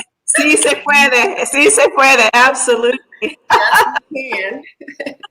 But it's up to you. So it's not enough about, and I say this in my book, it's not enough about just having information. People say knowledge is power. People say, Maya Angelou, know better, do better. It's about application. Yes. And so I tell people that you always have a choice. Stop saying you're stuck. And if you don't act upon it, that's your choice. That's exactly right. That's exactly right. I posted something on my Instagram this past week, and it goes like this. I used to live in victimhood. I've chosen to never visit that place again. Again, getting back to choices. Yeah, choices with the tools. So you all are, and it's options. You know what? Every time I go live or something, I always say, you know, I'm bringing you this. You can choose to believe me or not. You can choose to take action or not, but be okay with it. And I think the two of you coming together, that really it does something else, because in our community, and I'm talking about in the sisterhood community, we are missing that unity of coming together, of working it out, of holding each other up, of fixing our crowns when they're crooked, you know, of saying, hey, hun, your slip is showing, you know, like you have to get in somebody's face to make them, you have to say, you can't always go to the pity parties with your friends. You know, you have to say, you know, we're going to do 10 minutes of this pity party. And then we're going to do something different. And the fact that you all have come together and to take this as a tour, to take this around the world, is just a beautiful thing, you know, for our entire building of our sisterhood. You know, so I think that that's just brilliant. What are some of the places, or how are you doing the tour? Is it virtual and in person, a combination? How is this going to work? Hopefully it's a combination of both of those things. This is really the start of our tour. And so we are still planning it out and charting the path for that. But this is our first leg. Oh, well, shoot. Well, y'all should have made me say that on the thing. I should have been like, this the tour. This the iChoice tour. So this is our, and this is our first kind of out of the gate. And we said, let's see how this goes. We have a story to tell, and it's always nice to see a site, you know, see how it interconnects. And that's what we're trying to do. We each have our own, like Lisa said, we have our day jobs, but we have our own businesses that we are launching and promoting, coaching, facilitation, keynote speaking, things like that. And so we really do, you know, I think our mission, Lisa has her own mission where it's the same, similar, but my mission is to help great people become greater through the power of #iChoice. So that's what I'm trying to really instill in people, is to make better choices that will lead them to their destiny. So, and I started a life coach business called Just Dig Into It. Just Dig Into It is one word with the number 2, justdigintoit.com if you want to visit the website, but it is a life coach business. My purpose now is to help others just dig into getting, you know, shedding light on where they used to be, but they don't have to stay there. And I think that I have the lived experiences to really help people in this process. And that's what I'm purpose driven to do. Hold on, I'm trying to get this right. Oh yeah, because that's your that something just clicked back in my head, like, oh, okay, yeah. What? And can I say something, Wanda, about that? Just dig into it, because I like that. My website is the Choices Company, so .com. But the Just Dig Into It, I like that because some of the stuff that's holding you back is painful to explore and to go through this self-reflection. And in my book, I talk about you're going to have to strip naked, basically. And yourself and expose yourself and all those hurts and pains and things that make you feel uncomfortable. You got to do the work. And so that's why that digging into it, I really like that, because you got to get your hands dirty. That's right. You got to get your feet dirty. It's got to get dirty underneath the nails. You've got to expose some things. It might get a little bloody, but it is necessary. It is necessary. There's this thing where people like to say, just lean in, just lean. No, that doesn't go far enough. What does that mean? Your shoulder? You know, you just put a toe in. Yeah, that's not putting it all in there. Yeah, when you just dig in, just like there's a song that says, put your body in it or something, like you've got to Dig deep, get dirty, do the work. It's necessary. It is commitment. Yeah, it's commitment to a life of freedom. It's a commitment to living a better life than you're at now. And I always like to ask people, and in my book, there's sections for people to do their own self-reflection, like write it out and stuff like that. And I ask people, are you happy now? Like if we were to ask that question now with people even on the audience or people that will be watching this, if people are truthful and real with themselves and they answer that question truthfully, a lot of people are not living their best life. They're not living a life that they're happy. They're just surviving. And we want to help people thrive. Yes, absolutely. I don't even like that word surviving. Yeah. You know, it's such a low vibrational word when people say, I'm surviving. That's kind of like when someone says, how are you doing? And it's like, okay, like what is the definition of okay? Right. Yeah. Like we all want to get to a certain point, and I agree wholeheartedly. It's finding what your blockages are and doing something about it, you know, doing the healing work, doing whatever work that needs to be done. Absolutely. And everybody's healing course is going to be different. Like in part 3 of my book, I really chart out what I did. But each individual will have to figure out what their course is, what their healing journey is. For me, it was journaling. It was writing. It was therapy, y'all. Don't be afraid to see a therapist. Yes. I've seen a therapist. And not your best friend. And not your best friend. They won't tell anybody. Just don't say it.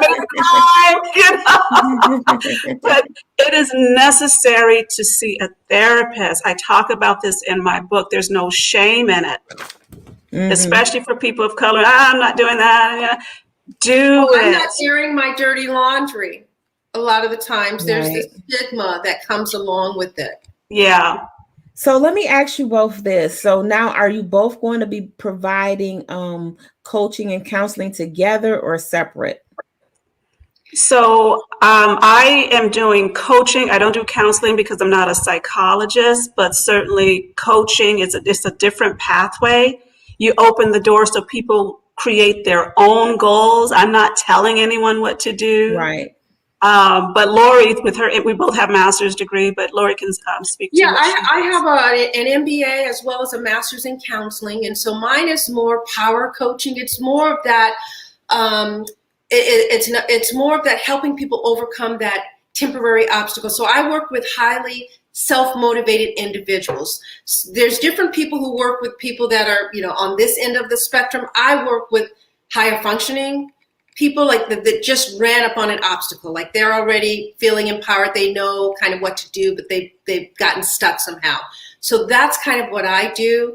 There may be times when we might do presentations together or, you know, facilitations together at a conference or something like that. But our approach to one-on-one coaching / counseling is slightly different. Yeah, because I'm reaching for those folks who were like me, stuck in blame, stuck in shame, almost feeling like they're in quicksand, don't see a way forward. And I'm here to tell you, if you feel like that, contact me. I can help you chart a path forward. Sometimes I've been saying along this journey that we show up in this world with our best outfits on, our hair did, nails did, right? But when we go home, there's hell to pay because there's domestic violence, there's all kind of things going on. Right. And we don't tell anybody. And that's how I live my life for a long time. And once Lisa and I deal with the people that once they've gotten themselves together, like they're on this far left side end of the spectrum and they've been able to heal and grow and they're doing well and they hit an obstacle and they start to regress, that's where I come in. Because they're higher functioning. They already know what to do. They just got a little confused. I do that sometimes. I go back and read stuff out of my book. Like, what did I say about this? Right. Because it's like you said, the information is there. It's just a matter of, you know, us remembering to do it, remembering to apply it, to always stay keeping it on our minds at all times. So when it is important. When we hit something, we're like, how do I recover? That's and right. then and to shorten that recovery rate, I think that's why it's a constant read. Yeah. You know, to have that read time to do whatever you need to be doing all the time. Yeah, it is important I'm sorry. So no, go ahead. I was going to say it is important sometimes just to reflect on your own words, your own writings, because I'm not perfect at this. There are times when I get down. Mm-hmm. You know, I'm a human being like the next person. And so it's just remembering where you came from, why it was important for that journey, right, and where it is you want to live. For me, it's living in a place of peace. My home is my kingdom. I get to decide who comes into this space. And so protect your peace is sort of what I'm. Protect your peace, protect your freedom. Freedom is one of my highest values. I was in a state of agony this week about a decision being felt, again, falling prey to other people's expectations of what I should or should not do, which I try to take that word out of my vocabulary, you should. Anytime you say you should, that's a red flag for me, like, you know, why? And you're trying to convince yourself to do something that you know you don't want to do. Once I make that decision, I have to go back and read the 6 steps to escaping mental agony that comes with indecision. So I could get to the point of decision, and I was instantly relieved because my philosophy now is if it's not a hell yes, if it's not like an immediate and resounding yes, do something. Then it's probably a no. It's probably a no. And no is a complete sentence. No is a complete sentence. You don't need to give an explanation to no. You don't need to add a but to it, but it would maybe, you don't need to add anything to it. No is no. No is no, and no is enough. And no is enough. That's it.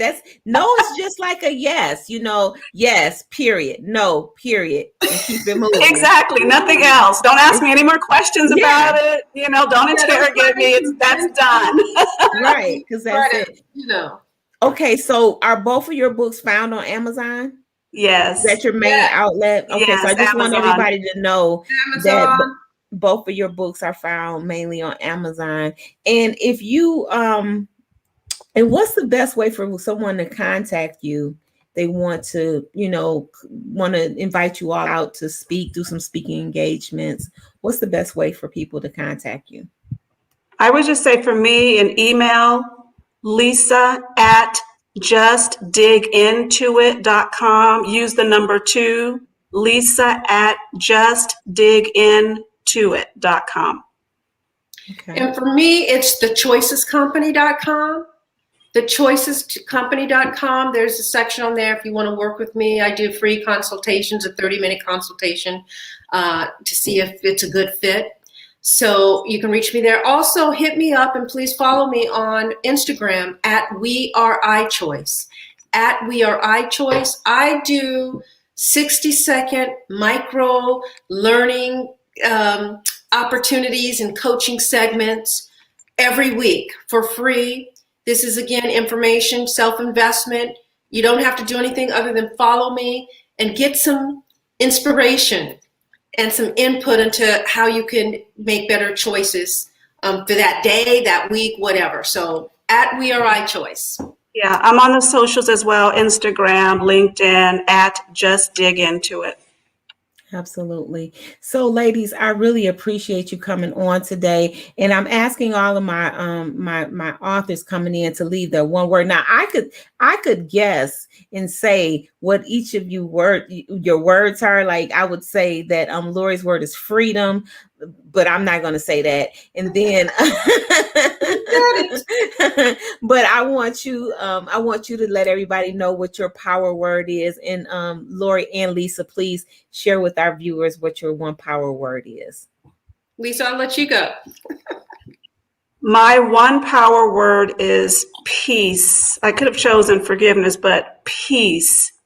Because I think when you're centered in peace, all the other nonsense and stuff going on around you, you'll just brush it off. But when you come from a place of peace, no one can break you down.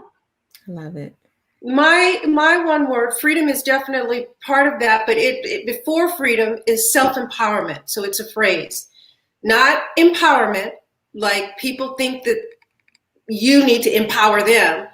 And my phrase is self-empowerment. If nobody else is empowering me at work or anyplace else, I need to do it myself. So that's my phrase. Self-empowerment and peace. And that's what kind of day we're going to have right now. Ladies, I thank you so much for coming in. Let me know if I could be of any assistance in with whatever you have going on. Think of this platform as one safe place for you to come hang out, educate us all, make us laugh, have some good times, throw some some jazz fingers up and just have a great time with life, because that's what we need to do. Absolutely. Definitely. Thank you so much for having us. It was a pleasure to be here. Thank you so much. You're doing awesome work. Thank you. Bye, everyone. Bye, Bye-bye. Just dig into it. Just dig in. We have you know what? I'm on cloud nine. I am on cloud nine. Another thing that I want you all to do is make sure you leave a comment in the review section of the I Am Enough talk show page, with your information. It's always about making sure that people know how to stay connected with you. And it's always about letting them know that you're doing something, because we are doing something and we all just need to be of a great benefit to each other. So what I'm going to do is I'm just going to keep it rolling. I'm going to bring in our next beautiful author, Miss Tiana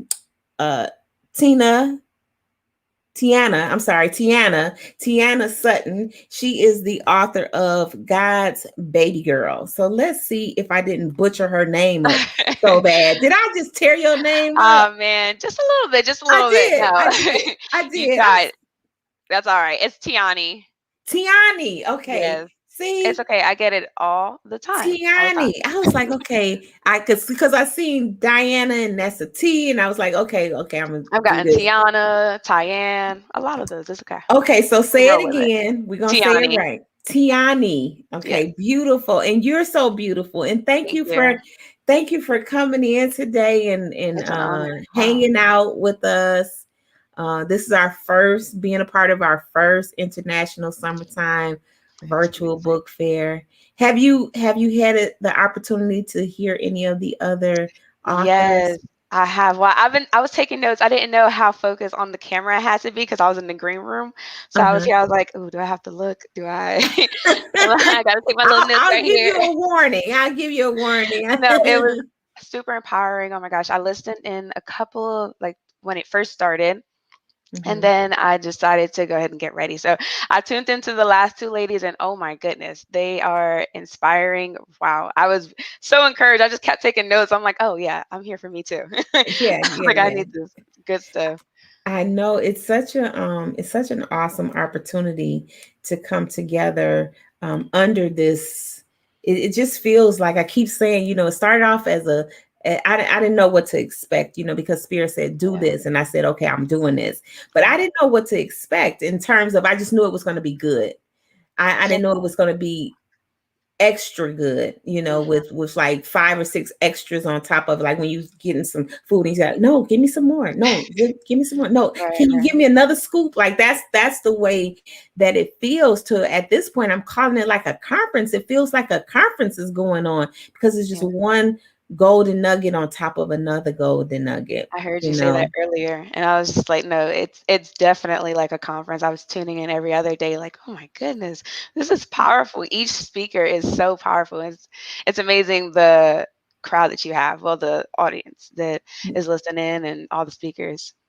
And everybody's like really participating. I've been getting text messages after the conference. Look, there I go again with the word conference. Text messages, emails, like so many things have been going on to where my team is overwhelmed, they're overloaded, and it's just like it's like a lot of moving parts. But I should say not a but an and. The beautiful part about it is breakthroughs are happening right now. Even people that have written their books, like, you know what, I'm getting ready to go do 2 or 3 more books, I'm do this, or I think I'm gonna start this up, just all these ideas are just flowing. So I just really thank you for being here. And Tiani, Did I get it right? I still Yes. messed it up. No, I still you messed got it up, didn't I? no, that's good. Tiani, that's it. That's it, Yeah, Tiani. you got it, girl. You Okay. got Okay. it. Yes.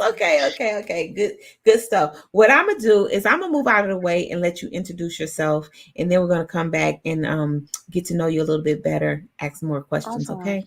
Absolutely. Thank All you. right. Awesome. Well, my name is Tiani Sutton, author of God's Baby Girl. I'll show you my cover here. So, God's Baby Girl, it's a book about triumph and overcoming any life obstacles that you may be going through. So, I discussed it in a story form. It is the story about my life. I go through it with 7 different characters, and it represents the 7 different kind of life changing experiences that I went through. So anything between homelessness, abuse, sexual abuse, verbal abuse, physical abuse, self afflictions, things like that. Just things that typically we go through and we probably shy away from talking about or addressing, kind of like the lady said beforehand, really attacking the things that may be holding us back emotionally and just pretty much in every other area. Through the book, it's 2 parts. So the first part is going to be introducing you to all these events that happened. Second part is a conference.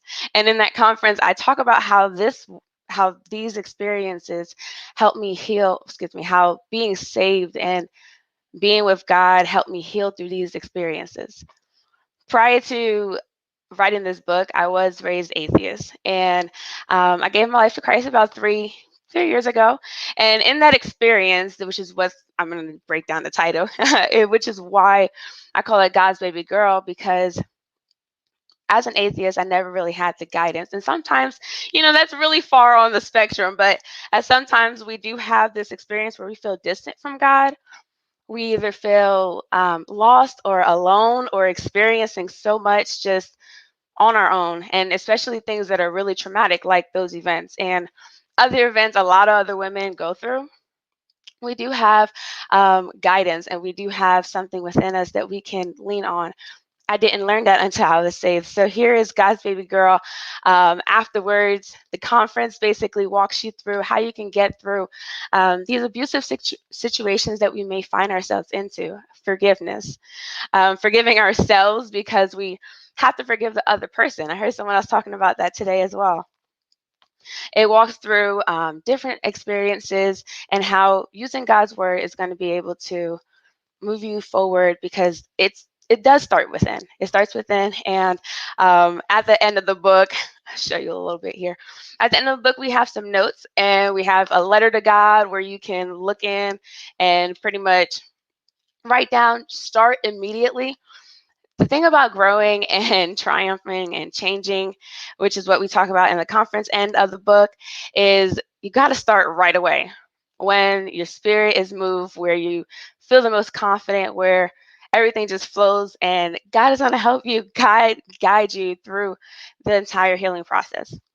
So at the end of the book, you start that off and then you continue. You can follow us. We are creating a community here. We're creating a community for God's Baby Girl because you can really identify yourself with any one of the characters, which is why I wrote the book in that aspect, just so you can place yourself in the character shoes. Not really hear my story. I have to explain my story to get you to understand where I came from atheist to Christian, and now kind of triumphing and looking to uplift people. But you can place yourself in these character shoes. You can take all of these advices that come from the conference time and just allow yourself to grow and change. And I'm just so grateful to have this platform to even explain that, because all the women coming up here, all the women were just so overcame. And it's like you take your situation and you take what's heavy on you, or an area where you know you need to grow, and you're able to use that in a triumphant way. It's so inspiring. And someone said it earlier, just being so surprised. I think that's really what caught me, is hearing me even say my story in this aspect of being a book, and hearing how many people were inspired really helped me understand that we are all God's baby girl. Absolutely. It's not just me and my story. It's all of us within us, everyone that has that story. Yes. And I find it interesting in your book because you've made some decisions that Mhm. people, for one thing, change is hard. And most people stay stuck in a situation because of, well, I was born like this, and Mhm. this is all my family did, and all of these reasons. I mean, so for you to have made some decisions that, hey, I want something different, I want something more, this is not working, Right. was first of all a big step. And that's one thing about this conferences, or this book fair, is identifying with making these big steps to move past the point of where we are, in our journey. Right. So when you made the decision even to write about that, how easy or how difficult was that from the very, onset of you saying, I need to write about this?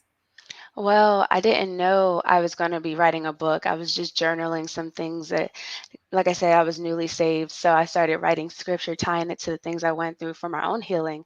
And it was personal journaling. And I literally was just looking back and was just like, wow, I feel like this needs to be a book, because it's the situation, it's the pain and suffering, and then it's the healing and the freedom that you get from that. And Mm-hmm.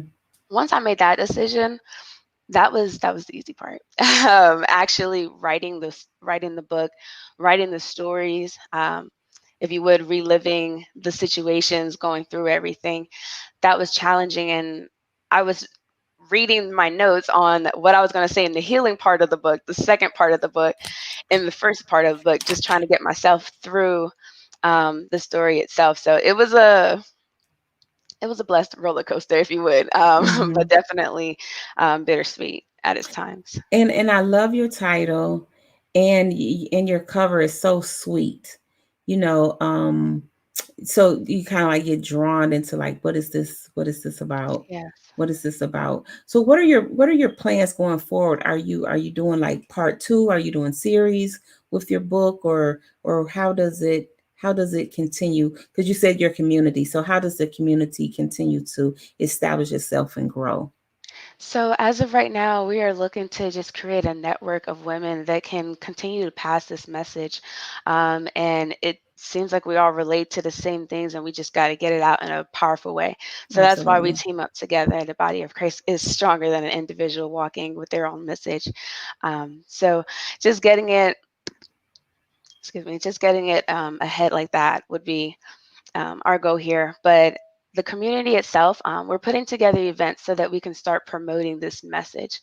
Once the message is promoted, we want to be able to get to a place where we do have the community support to, dive into ministries, dive into counseling, dive into groups, support groups, things like that. We have to be able to support the whole body, the whole space of women. And by body, I do mean all the women, every woman out here. And I know you were talking about how the queens are getting together and we're just empowering each other. And I think that's beautiful.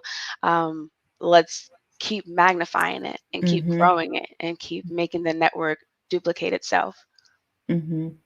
And Queen, you seem very young to have a lot of wisdom. I mean, and I wouldn't dare ask your age because I don't want you asking mine. No, that's fine. I mean, I'm 25 with the age that we're pretty willing to give it out. No worries. But I do know this, that our young women, they really need a safe space with people that look like them. Yes.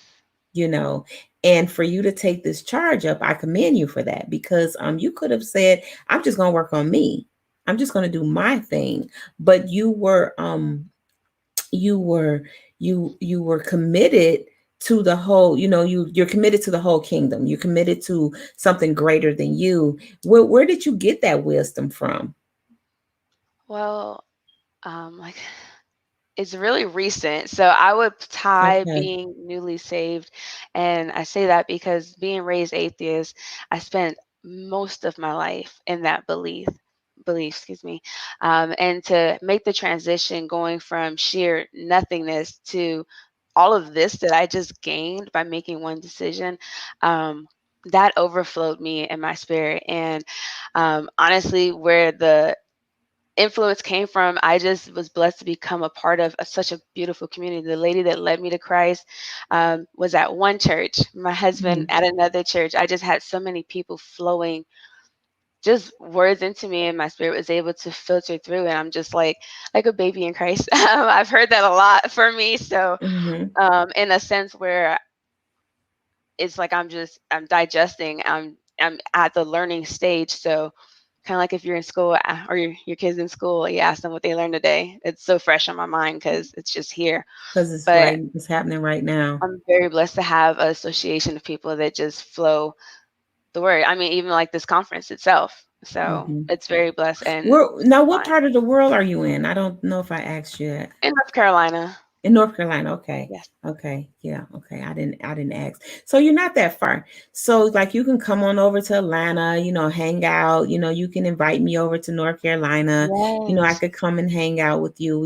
I got a bunch of people. We'll just jump in the car and we just say, right down the road like that. Because right, because it's so amazing. Like I don't know. I grew up in a Christian family, okay, but I am not I'm not a church person. I don't go to church. I mean, I used to, but I'm something else that I do now, and I just say I take all of my experiences, and at the roots of any of me is love. And I see love in you. So it must have always been there. You just had to be introduced to someone to help you understand these processes of life, but it was always there, because at everybody's core root is spirit. We get confused with all these labels, whether it's Christianity or Muslim or atheist, whatever. It's all labels. And that's all I want to say to you is that everything is a label. But when we reach our inner, the inner, that is always in you. Like that love that you have, that light around you. Absolutely. That light is in you. When you smile, when I saw your picture, before I'm seeing you in person, like in virtual person, but I saw your picture, there was a light. And then when I saw you, when we first went live and I saw your face, the light that comes through you is amazing.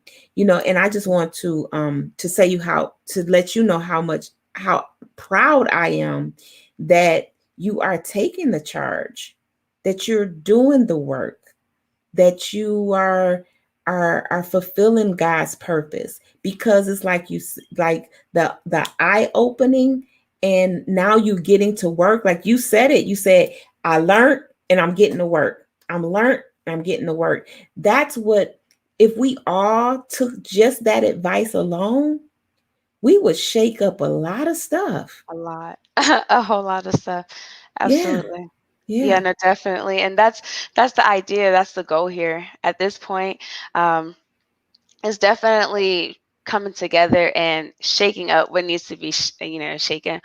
And I appreciate everything that you said. It's definitely when you don't know what you are, and whose you are, you feel lost, and it's there is no connection there. So having a revelation of finding out who I've been this whole time, it is love, and God is, and God's in the midst of all of that at all times. So it's just been a blessing, because that's what ties in the fact that we are all God's baby girl, whether you know it or want to know it or feel it or not. It is you all have that spirit, like you said. So I love that, and I appreciate it. Give me a reason to come to Atlanta. I'm on my way. Just tell me. All you got to do is get here. All you have to do is get here. I'm the man. I'll create I'll go to sleep at night and wake up, and it'll be an event in 2 days. Okay, I hear it. So that's what we'll do. And I know that your path is necessary, is needed. Your book is just like the tip of the iceberg. you will birth so many more books out of your own ministry, what you're doing. People will be just drawn to you because of that spirit that's inside of you. It's just phenomenal to see you winning in this area of self, self-discovery of who you are. Your book, please y'all go out and get her book. It's her and on social media under her name. You can find her on all social media. Would you prefer us go to your website and get your book?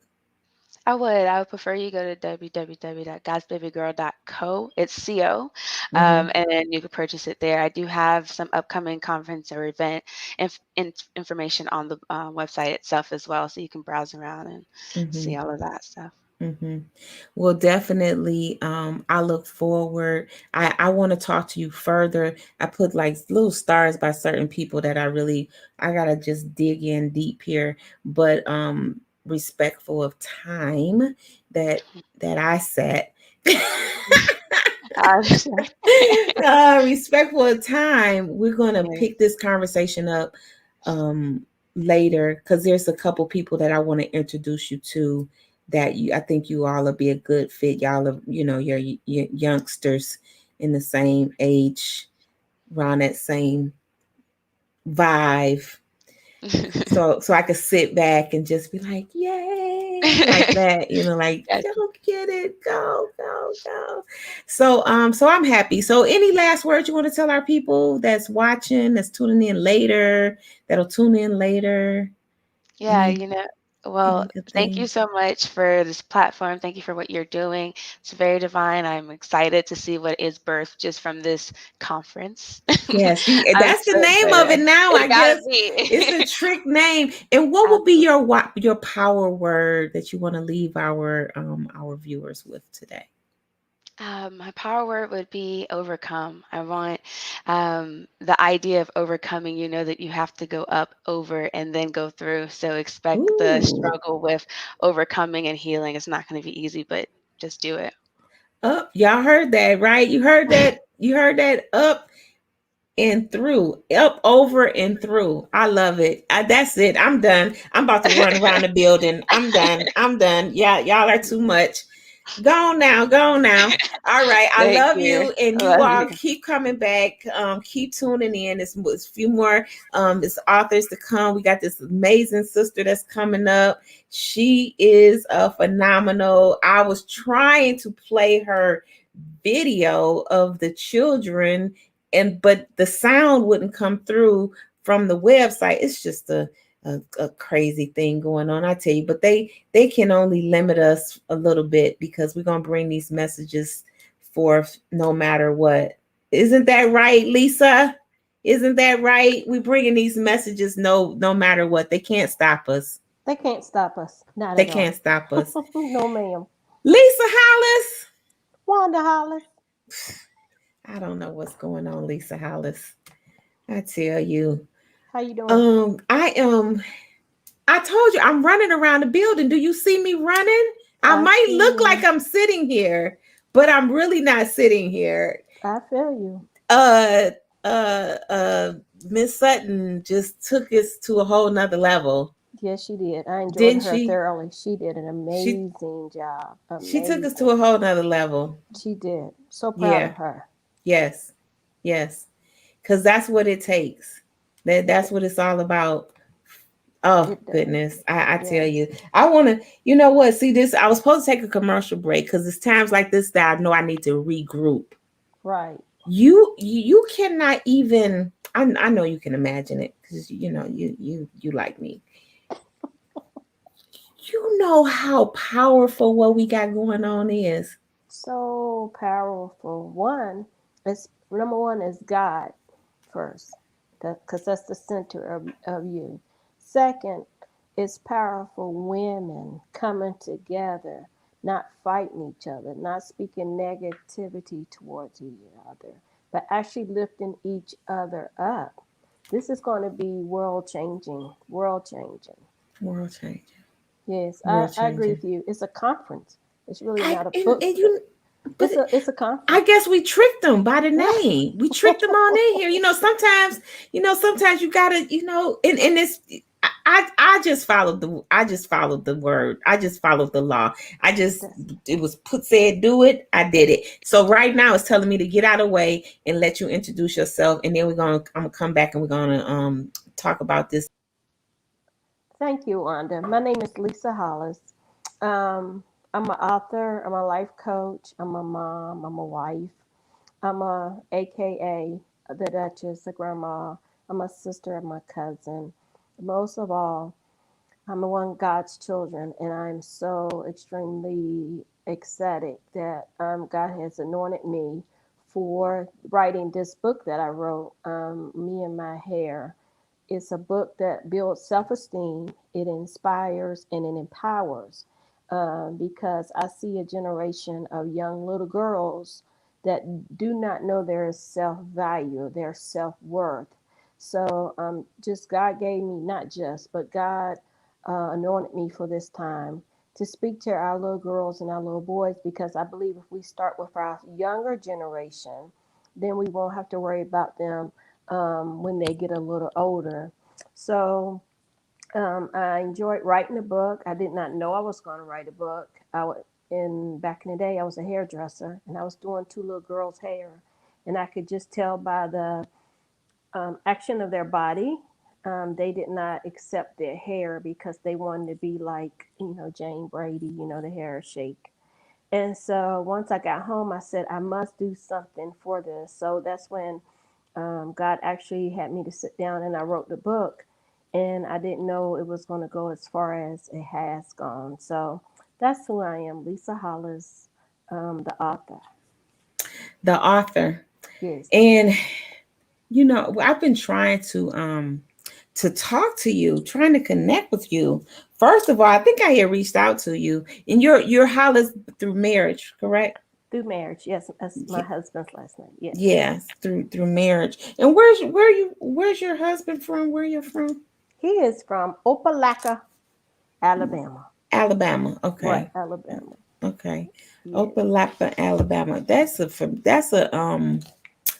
That is the name is familiar, but where it is, I don't know. Yeah. The name is familiar though. The city, it's not really big, so.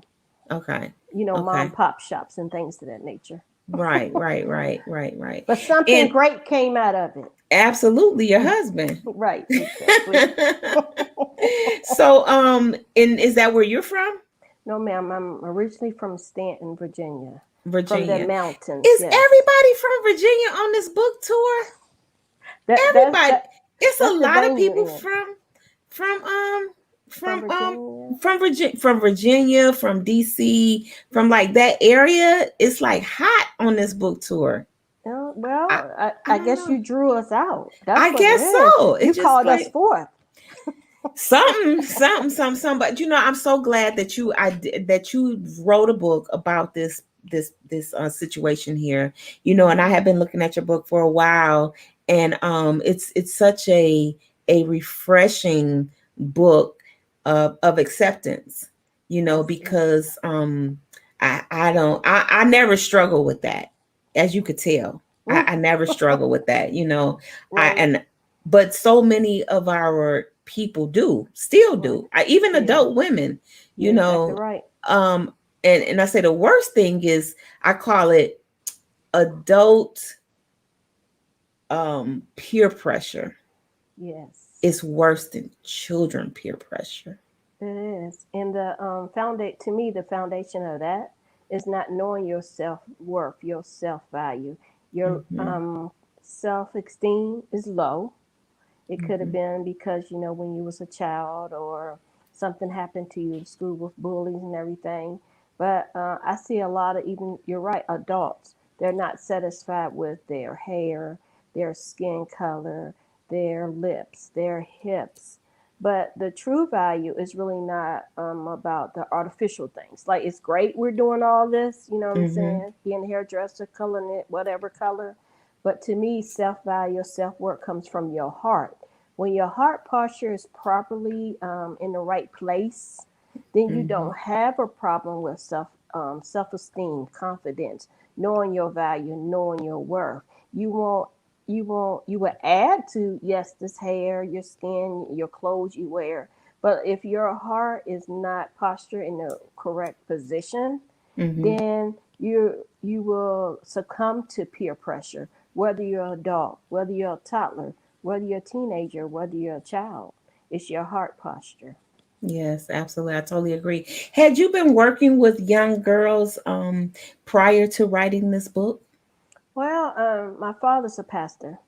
Okay. So, when you're a PK, they put you wherever they need you to be at. So you was in So, Sunday school doing Sunday Sunday school school. lessons. We had children. We had a cheering squad at my church. I was Okay. in charge of the youth choir. So I've always been around children per se. I just didn't. I just did it because that was what you was told to do. But then when I became a hairdresser, one of my specialty was doing children's hair, styling it, and being able to speak to them to let them know, you need to get your hair done. Mommy can't control you right now, sitting at the chair at home. But most of the time when they brought them to the salon, they would sit still. And the mom's like, what you doing? What are you doing? How are you getting that done? So I've always worked with children. Yes. And being a hairdresser, that's such a ministry in so many ways. In so many ways, In because so you many hear a lot. ways. You hear a lot. Yeah. And I'm glad my mother and my father installed in me that just because you hear a lot doesn't mean it needs to come out your mouth. Because Ooh. Shut up. because the thing, you're going to hear people business. And they're telling you things so you can hold it, or you can pray with them about it, or give them advice. It's not my place for the next person to come to get their hair done. Say, girl, you know who just left? Blah blah blah blah. It's not a It's gossiping not that. session. It's Not. supposed to be real. It's supposed to be a real safe space and real kind of sacred space. Really, is what it's supposed to be. It should Yeah, be, it because should people need be. to feel, like your Mm-hmm. place. You said this is a safe place. So when Mm-hmm. I was doing hair, I would say this is a safe place because, when you look at people, you don't know what people are going through. You don't know Mm-mm. what they just left home. They don't know, you Mm-hmm. don't know what just happened to them at the hospital. So, I at that time may have been the only positivity, or as my dad would say, I may be the only Jesus they see or their experience. Now, what is Mm-hmm. their experience? If you're representing Exactly. Jesus, what is their experience? Because, Exactly. everybody don't necessarily go to church or go to a church building, but they need to Mm-hmm. see it in you. Absolutely. And So, that's what I was saying earlier. You carry you carry Christ. You carry love. You carry forgiveness. You carry abundance. You carry hope. All of that is our spirit. Like we carry that in everything we do. whether you're in a grocery store, Mm-hmm. whether you're in a gas station, because a lot of times it cracks me up when people wear, because it's a fad now that we wear t-shirts that say something about Jesus or whatever. But when somebody says something to you and you think they're being smart to you, what is your reaction? Now you got Mm-hmm. to remember you got that fish on the back of your or back of your car. You got Jesus saves on your license plate. But Mm-hmm. when somebody Uh-oh, you gonna approaches hit him you, upside the head now. Wait a minute, Hollis. Wait a minute, Hollis. You're gonna step on some toes in a minute. what is your response? Even when the homeless people come to approach you, it may scare you, catch you off guard. But what is your response to that person? Mm-hmm. Because again, you may be the only Jesus that they see. They see the Mm-hmm. T-shirt, they see the Mm-hmm. Christian emblem on your back of your car, truck. They see Jesus saves and stickers. But what are you saying out of your Yeah. mouth? What is coming out your And heart? what's your actions? What do your Yes. actions look like? What Yes. are your actions? Because you can say a lot of stuff, but what are your actions looking like? Yes, definitely. And even my pastor says sometimes it doesn't cost anything to be nice. It Mm-hmm. doesn't cost you money. It doesn't cost you any. You can smile. Sometimes people need a hug. People need a positive word, and Right. you may be the only person they see right before they're on their way to commit suicide and you don't even know it because you necessarily can't go by their face. Mm-hmm. You Yeah, know what you I'm don't saying? you don't know what their look doesn't mean. It doesn't have anything to do with what they're going through. Mm-hmm. And okay, so with your book, Me and My Hair, I know you have another book. What's the title of your other book? My You book is have called Me and My Beautiful Me. That's for boys and girls. Me and My Beautiful Me, right? And then Mm-hmm. Me and My Hair is basically that's for the little girls, right? For the girls. Basically for little girls to let them know, Yeah. because we meet a lot of little nasty, nice little girls. They look so cute, but as soon as Mm-hmm. they open that mouth up, you like, that ain't it. Mm-hmm. Mm-hmm. That's not it. Mm-hmm. And Me and My Beautiful Me, God had set me down to write it, not knowing it was going to come out right before George Floyd got killed. Wow. Not right, I mean, right before it. So, Me and My Beautiful Me speaks about the underlying, the elephant in the room, racism, and Mm-hmm. telling people, just because my skin is different from yours, just because I'm a female, you're a male, just because I'm African American, you may be Asian. It's no reason to be mean to me or hate me because you don't Right. know me. Right. Right. Again, you're just seeing this artificial stuff. You don't know my heart. You don't know who I am. Absolutely. So Queen, what is it that you want to do with your process of writing? Like you're writing this, is this to so you can go into the schools and do some different things, or just private sector? I mean, how are you moving this product around? Moving this product around is I've started in daycares pre-COVID. I Good was going deal. to daycares, and I eventually want to get to the school systems, Mm-hmm. especially pre-K, kindergarten, because we want to start them off early learning these things, and just have a curriculum. Actually, my Me and I My was going Hair to ask is you that. Me and My Hair is a curriculum over in a Okay. school in Jamaica. A Oh, school in Jamaica. beautiful. Yeah, so it started over there first. And so I want to bring it, of course, to America, to my I hometown. love it. And I want it's already in some libraries, it's Mm-hmm. online. Definitely want it in the schools, want it in the Boys and Girls Club, want it in brownies, Mm-hmm. want every sector. Churches, Mm-hmm. my Me and My Hair was also chosen for a summer program for the National Church of God in Christ, Oh, Sunshine Band. beautiful. Yeah, so Beautiful. I want the message to get out there because our children need it. Yes, absolutely. I really, oh my goodness, this is so good. We got to talk some more. But I want to know, you know, you're helping the children, but somewhere the parents have to be helped along the way to understand of their role in all of this. So Yeah. how is this book influencing the parents as well? Well, the book actually, which is funny, I have some parents come to me and tell me, I was reading this to my daughter, I was reading this to my son, and this touched a part of me. I did not realize that I was uncomfortable in my skin, in my Mm-hmm. hair. So the Mm-hmm. book actually touches parents as they're reading it, but Mm-hmm. actually also, I'm also working on an adult book for mothers, for fathers, because you're right, they're the first line of defense, they're the foundation. My Mm-hmm. daughters never had a self esteem issue because I Mm-hmm. started them early, letting them know how beautiful they are, what their Sometimes value too is. much. If you got two kids like I got, sometimes it's just too much. Yeah, they're pretty, they're pretty. I remember them coming home. My daughters came home and said, Mom, this boy said I was cute. And I told him, I know, my mama told me that. Right, right. It's like, okay, girl, that's right. That's right. I had to teach my baby how to say thank you instead of I know. That's true. That is true. Say, That is I had to true. teach her how to be humble with it, because I remember one time we were in the bank and this guy was saying, "Give me your, I want your dimples. Your dimples are so pretty. Give me your dimples." She's like, "No, you could take my mommy's dimples, but you can't take mine." And she would say, "I know," and I was like, "No, we don't say Yes. I know. We say thank you." Thank you. Right. We have to be, and I tell them, you have to be a lady now. So, be humble about it. But You're right.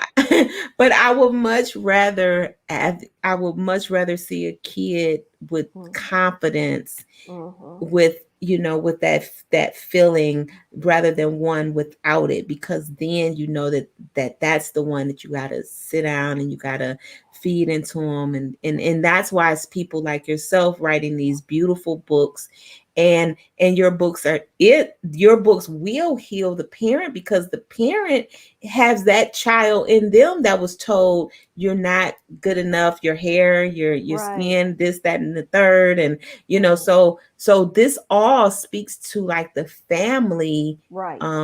a tool, because Right. if I'm gonna read it to my child, then I'm gonna hear it Right. Those words are first. coming right back in you. Right, those words are coming to me. So, for that, I just love you for that, Queen. Well, what's coming up? Do you have any events you're doing soon, or I love events you too, coming up? Queen. Thank you. Thank you. I try to hit vendors. You can see them on my social media Okay. page. I am trying once a month here lately. I've been Okay. doing vendors. Eventually, when school comes open and we see how they're going to do, of course, with You COVID. traveling? Are you I'm traveling? traveling. I did. I went to, which is God just worked it out. I went back home to Stanton, and I Okay. have a young lady there. They have a Rise organization, and they have a all black authors library. So Oh, I had nice. given my books to them, because it's home, and I went there to tour it. It was just beautiful, and she actually arranged for me to have the newspaper come and interview me. So Mm-hmm. that was just amazing being in my home newspaper. So I do travel. I do speaking engagements. I do speak. I'm just trying to get the message out there. It's not about me. It's just God Right. just using me Well, for His glory. yeah, well, I'll definitely help you as much as I can. There are some events that I know that's taking place. Make sure that and we follow each other anyway, but Right. just for like the I Am Enough talk show page, Right. we'll be putting a lot of more events in there. We're going to do our fall book fair. Wow. I keep saying book fair. Conference. It's gonna really be but it's gonna be titled what it's gonna be. I don't even know what it's gonna be titled. I guess I do. It's already titled like the Harvest Time book fair, but we're doing special things in it. So I would Okay. definitely want you to be a part of it if you can come here, and Definitely. we're gonna do something like specifically for our children, Awesome. so it's going to have a lot of moving parts to it.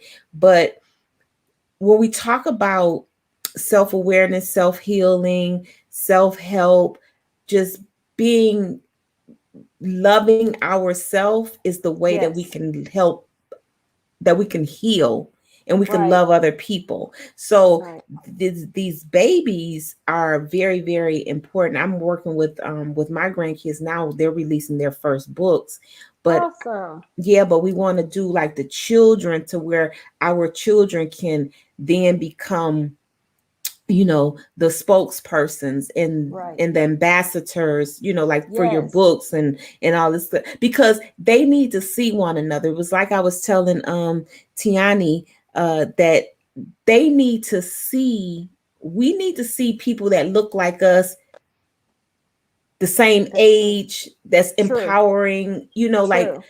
not, oh, that's a senior lady and she's trying to tell, no, Right.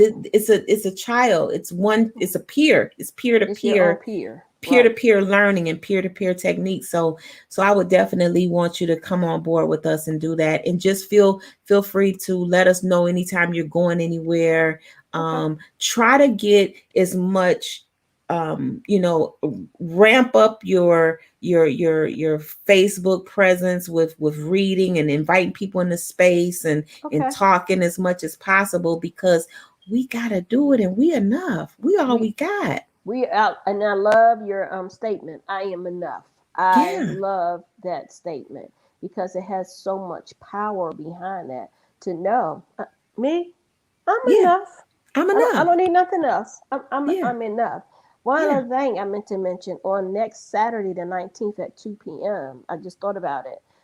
Kia Ward, the young lady you had on Mm-hmm. the other day, and two other authors, we're actually going to have a book explosion, book signing at 2 Good. p.m. on my Facebook Live page. Okay. So next Saturday at 2 o'clock, you're going to see four amazing Absolutely. authors of children's books. So Yes, yes, that's great. Yeah, and so far, like I tell you, this thing is so awesome.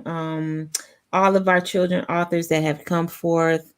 I think that's it for today. I think we're through with our children authors, but you all have some great quality books, thank and you. they're just beautiful, the beautifully made. I want to encourage everybody to go out and purchase a book, Yes. connect with Lisa, follow her, just get all in her business, All in my business. just get all up in our business and figure this thing out so we can grow together. And Definitely. what's your one word that you want to leave our viewers with today, and with your one power word that you want to leave them with? Self-worth. Self-worth. Self-worth. They Because when gotta you know. know your self-worth, the sky's the limit. Yes. Yes, Self-worth. And absolutely. you don't need Absolutely. anybody else adding to it because you know within yourself, I am enough. I have self-worth. Mm-hmm. I'm priceless. That's what I Mm-hmm. tell people. I'm priceless. Mm-hmm. I am Definitely. too. Me too. Me too. Me too. I know. Look, I know. Yes, I but know. also my Me and My Hair book. I had it written in can you see Spanish. Spanish Uh-huh. as well, and this is Me and My Beautiful Me, and that's going to be translated In Spanish. into another language. Just Okay. hold on to. We're gonna Hold on go to to the it. nations. And who did your illustration? Yeah, I love your illustrations. She's amazing, Courtney Monday.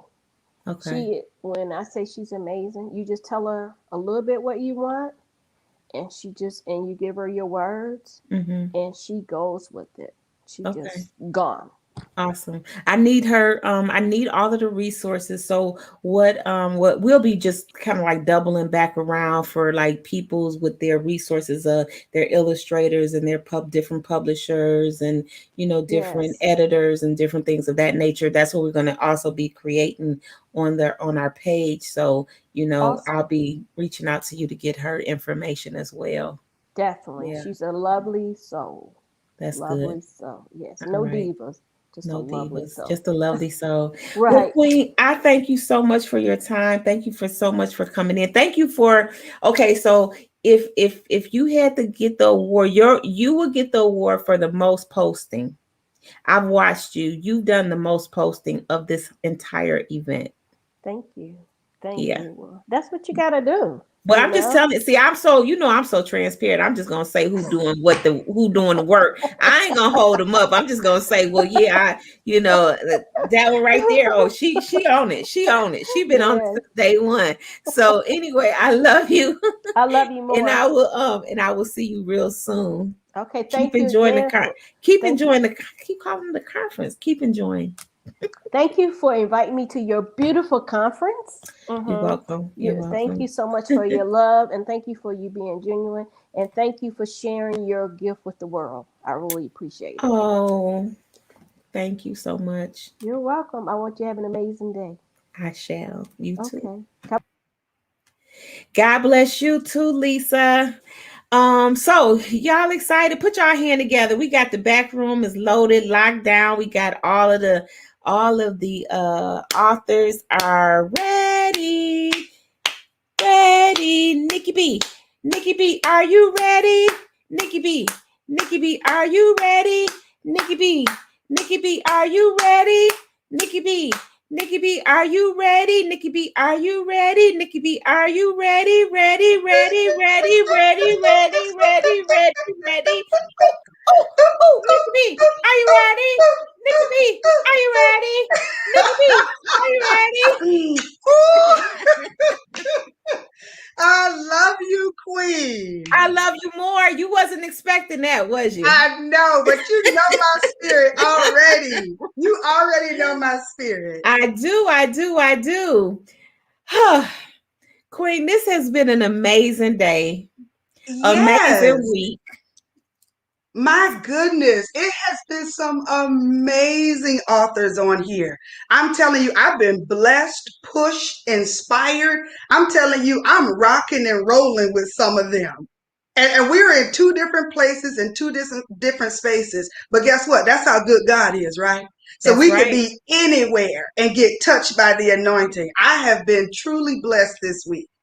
Yes, it's great. It's I can't, like I was telling somebody, like I've been saying ever since day one when they kicked the doors in. They kicked the doors in on day one. They came through day one like, what up though? That's what they came in like. That's it. And it's just been rolling ever since. Even though we had a few hiccups, like a few technical problems here, there, whatever, but we just been rolling past the technical problems and just been. It's been like that. Guess what I call that? I call that divine appointment. Yeah. It can't be stopped. It So can't be. those little hiccups, those little things, I talk about something in my book, Wanda, and what we have to do is we have to realize that every speed bump is not a stop sign. Ooh, it's not. Ooh, now don't start. See, now I'm about to take off running again. Oh my goodness. Every speed bump is not a stop sign. Somebody come on now. Come on now, Nikki B. You can't come in kicking the doors in like that. I'm going to move out of the way, okay? So you can introduce yourself. Then I'm going to come back. We're going to talk about this book, Yo, You on Your Own, okay? We're going to talk about that because she already, That's it. Listen, I am so excited, Queen. Thank you so much for inviting me to be here. What an opportunity to get to sit amongst a platform of some amazing, amazing authors. Well, I am yours truly, Nikki Burnside. I'm so grateful. I am the author of what we're speaking about here today. You own your own. My cute little anonym is Yo-Yo. Yo-yo, right? We got to quit being dangled on the yo-yo of life. We own our own. So I am a published author since 2019. Praise God. I'm also a minister, a speaker, motivational speaker as well, a mentor, an entrepreneur. I am a mom, a woman of God. And I am the CEO and founder of Women Reunited with Christ since 2009. And I'll get to share a little bit about that, but that's my women's ministry. And I am so excited to be in the building, to be talking and chatting. I almost ate up all of the snacks. So I'm so glad to be here with you. I thank you for bringing me on, and I'm excited for what God is about to do. Absolutely. I'm glad you didn't eat all the snacks. Yes. Because LaFrida back there, she would have been hungry. She would have been starving, so she had to, I'm glad you saved some and still got Jackie going to be coming through the door. Taquana going to be coming in and Alex. So I'm so glad that you was thoughtful of everybody. Right. That's right. Where are you from, beautiful? Well, I am right now currently residing in your city. I am right in Atlanta, Georgia, and I'm recently here. I am from Orlando, Florida, by way of Philadelphia, Pennsylvania. So most of my time and most of my tenure and years are in the sunny state of Florida. But I have traveled so much, and my women's ministry initiated in Philly, and then moved down to West Palm Beach when I moved. It took a switch in my career, and then up to Orlando. So it's been building and blessing, and I'm expecting the same thing, right, out of the Absolutely. ATL. So Absolutely. yeah, I'm currently in Atlanta. Oh, beautiful. So we should be having lunch real soon. Come That's what you're on now. saying. That's what you're Come on saying. now. All right. Yes, I got you. I got that's you. it. Put me That's on your it. I calendar. got you. No problem. That's already a done deal. It's a done deal. Mm-hmm. Done So deal. so let's talk a little bit about your ministry before we jump into your book. Yes. Well, Well, you know what? Let me pause. You were you asking me to move out of the way so you can do something on your own? absolutely not. Let's flow. We flow. Okay, I okay, love it. because I'm bad for following notes. People write me notes and then they say, Queen, you didn't follow none of the notes. And so I looked over for a minute. I said, let me come back. Let me ask. That's all Okay. right. Program is subject to change according to the Holy Ghost. Let's Okay. roll. I'm with Okay. you. Absolutely. So tell us about this wonderful ministry and how it got started. Absolutely. Women Reunited with Christ was placed in my heart back in 2009, just working and moving in the ministry. And God had such a deep, in-depth calling out for me for women. And what happens is I think we misunderstand or we disproportion what our life has been and who we are and what God is trying to shape and mold out of your purpose. So I think we misconstrue that at times. I know I did.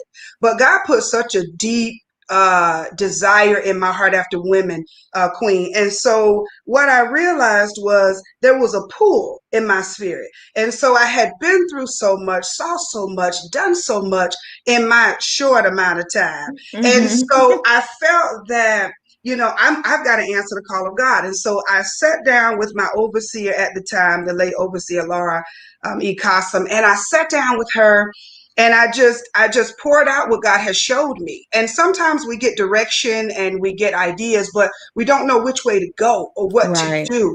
And I was so open at the time, right? I was so transparent at the time. So God just dropped in my spirit to be a blessing. And so that's what it was. No script in mind, just to be a blessing to women. So I opened it up and started it out of my home in Philadelphia, in the eastern side of Philadelphia, and just started bringing. Now, my background is cosmetology, so I loved when Miss Hollis was on and talking, and I liked that because I didn't know that God was building my ministry through my career. Yes. And this is what I'm saying, how sometimes we miss Wanda.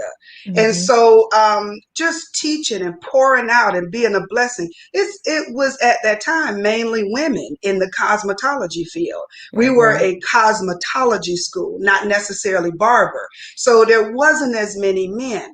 So really speaking into the lives of these babies and trying to find a new career and step out in new career and new facets of their life, I was able to be such a bridge in some trying times in their lives. And that's what created Women Reunited.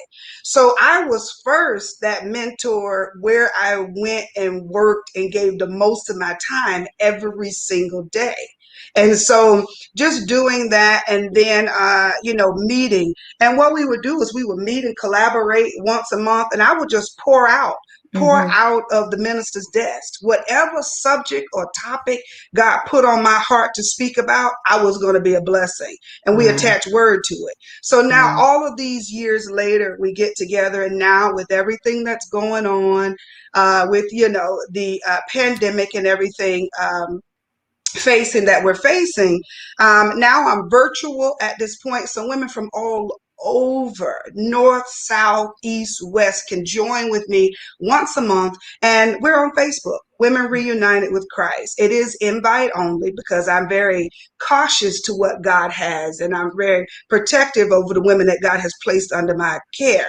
But absolutely, you can go on Facebook. You can find me there, and find Women Reunited with Christ there. And of course, that's the open door for God to bless. So we That's do so awesome. many things, That's so many awesome. things. I believe that with the man being the head, the woman being the heart, the children being the blessings. I believe that if I can touch one heart at a time, we can change one house at a time. That's And right. that's it.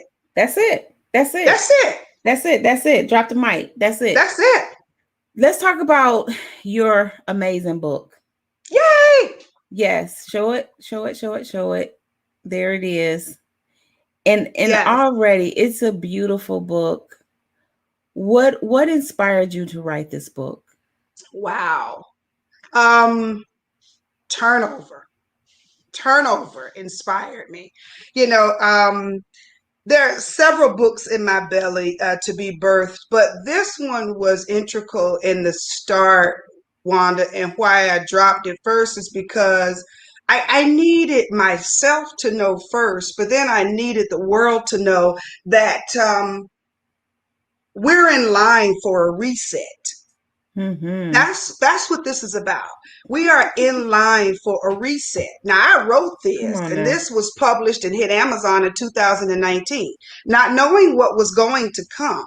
But I'm telling you, when you find a word, when there's a word, you follow that word, and God incubates that seed, and then it moves. So I'm so grateful that I did. But a reset is in order. And guess what? Absolutely. It's for anybody at any facet of life. It doesn't matter if you're a divorcee, if you're a widow, it doesn't matter if you're just coming out of college and trying to find life, if you've just had your children or life has changed for you, if your children have grown up and now you're looking, what do I do with my life?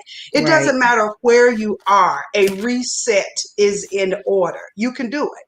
It literally is a button you can press and you can start over.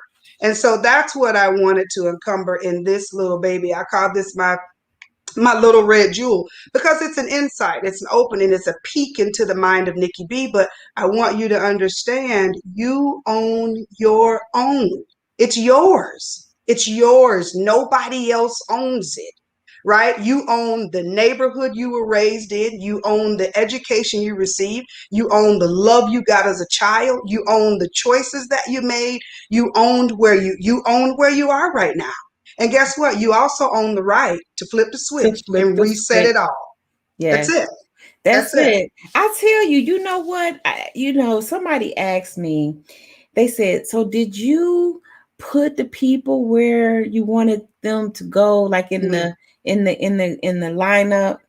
And I said, absolutely not. I said, we just handed over the calendar. And matter of fact, some people that had stepped on earlier had not picked a slot because they just didn't go back and do the rest of the work. I said, but you know what? It was just such a divine placement of everybody. So wherever they put themselves, I think it was just going to fit. But as it turned out, it was like almost like when I looked at it, when we went back and we looked at the master sheet, it was like, this is incredible, because there was this mixture of a little this, a little this, a little this, a little this. Every day was like that. A little this, a little that, a little this, a little that. Every day. So it wasn't, and if I had to say, well, maybe I'll do it, we should do it like this or we should do it like that, I think it wouldn't have worked out that way. That's right. That's right. But it was like I just totally did what I was charged to do, which was just put the call out. That's just it. put the call out. And then I'm everybody so glad else you started did. doing. I'm so glad you did. What a blessing you are. Thank you so much. But it's because of your book, and you talk about the reset. And we all have times in our life where we need to push that reset. What has been your biggest time in your life that you had to push that reset? I'm glad you asked that, Wanda. Amazing question. So, Queen, I'm going to tell you something. We set plans for ourselves in our lives, right? We have, whether fairy book stories or fairy tale stories or whatever it is, we choose, and we kind of set up what it is we want to do. I had it so pegged out that my daughter is now 21, doing well, an amazing college student and learning life, living life. But it was at that turn, there were several turns in my life at that time when she was graduating high school. And I'm going to tell you, I thought I was going to throw the biggest party Orlando, Florida had ever seen, because I felt I was free. I was going to be free girl, right? And so the house was going to be free. I was going to be able to live. I had worked so hard and poured so deep, you understand, in the life of my daughter. And so now I felt like when that happened and I had gotten her off and she was ready to soar, that I would live. Right? That sounds so, that sounds like a key cliche, but it is life, Wanda, for so many of us, right? And so being a single parent and understanding that, okay, I'm going to work hard, I'm going to grind, I'm going to go in, I'm going to chop in, I'm going to pull it all in. And then when I get her to a space, then it's my turn. Right. So it was at that place that God started turning some other things for me. And recently, out of a divorce and just understanding that there's new life. There's new life in me. So, and God just sent the right person in my life to speak the right things to me. And doing that, I realized that, it's possible. And so just with us and in a new relationship and my daughter moving and all of this taking place at once, it was an opportunity for me to do just what I had said that I wanted to do. I just didn't know how it would be done. And not only would it bless me, but it would bless the lives of so many. You said something that was so key, Queen, and you talked about legacy.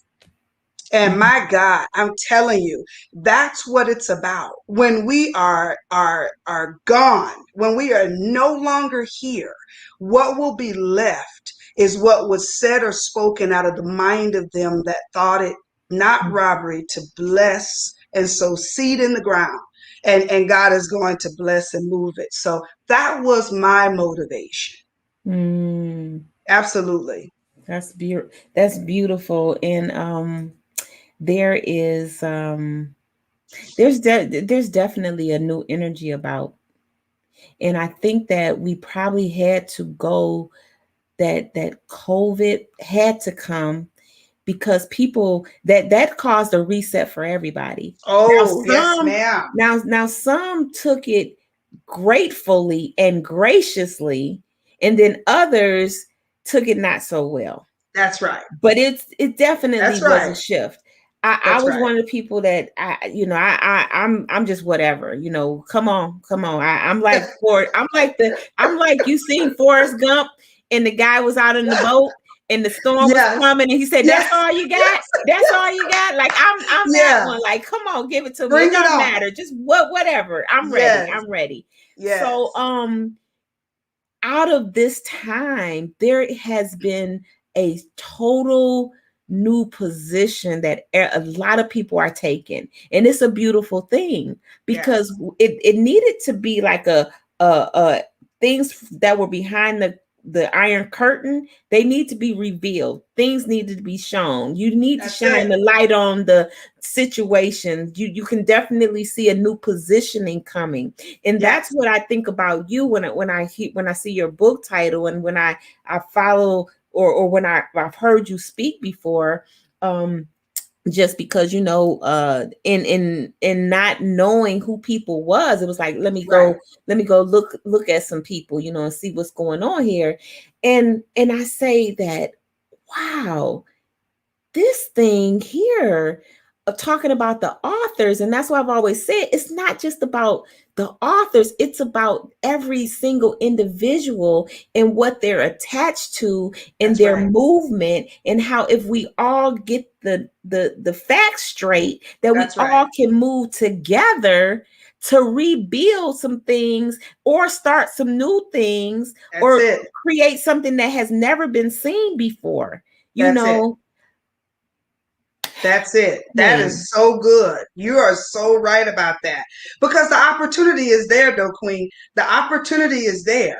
you know what happens, and I believe I'm 100% with you. Um, the world saw a total reset. There was a total shift, and you were either going to jump on board and roll with that plane, or you were going to get swift in the right. You were Rolled going to get over. taken aback. That's right.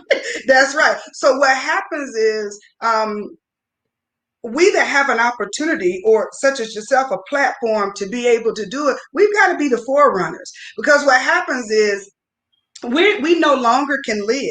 Hear me. We no longer can live on the traditions of the past, on what our grandmothers used to do and what our grandfather said it was. That time is over, Wanda. It's Over. a done deal. We have to live in what this day and this hour has prepared for us. And so, if we could just wrap our minds around that, right? And if we could ever get that, we understand how important it is for us to continue to live in a society that we're wrapped around. Listen, it may seem very dim right now, but there is sunshine peeking through, I assure you. But we've got to bring that sunshine out. Absolutely. And that's for our youth, that's for our children, whether men, rehabilitating, putting them back in their places. I'm an advocate for that. Our men have been stripped. And Yes. so don't get it twisted, the fact that my ministry is towards women, but I have a heart after putting men back, standing up. You understand? And us as women holding up the arms of our men. It's important, because how do you change a generation? By first seeing the generation, acknowledging what's wrong, and then moving. We can't do it standing still. Exactly. And what did the young author say? You got to do the work. You got to go do it. You got to do it now. Yes, right now. Right now. If you could leave, and you know what, this is some good stuff. I see Miss LaFrida in the back. I almost want to bring her on just because she got yellow on. It's like yellow girl magic going on here. It was like, I just want to snatch her and just, you know what? It's my show. Hold on for a second. Let me go here. Let me go here and get this other queen right here. I just got to do this. I know this Nikki B time, but I just had to do that because somebody take a picture. Let's put our hands up, ladies. Let's put our hands up. Somebody got to take a picture. This is where it's at. Queen, I'll be right back. I'll be right back. I just had to do that. I just had to do that because she back there in the green room. She's shaking her hands. She's nodding. She's doing all that stuff. You know what? Whew. I love it. Listen, never seen before, never done before. Get it right here on the I Am Enough, right? Summertime virtual book fair with Miss Wanda D. I tell you, in the gang. Don't leave out the gang. The gang is here. The gang is here. If you could, you know, we just going. This is so. I got chill bumps. Oh. I have so many emotions run through me because this is when you know that your life is working. That's it. This is that defining moment that I realized those tears paid off. Those sleepless nights paid off. Those the bags under my eyes paid off. Wow. You know, the missed meals paid off. I'm just I just gotta be real with everybody as they come on, because when things come up in you, you gotta let it out, because there's always more to come up. Yes. So I just want to thank you for everything that you do, everything that you're a part of, everything that you will do in the future, and our continued relationship. You in Atlanta now. Yes. Atlanta won't even look the same just because you're here.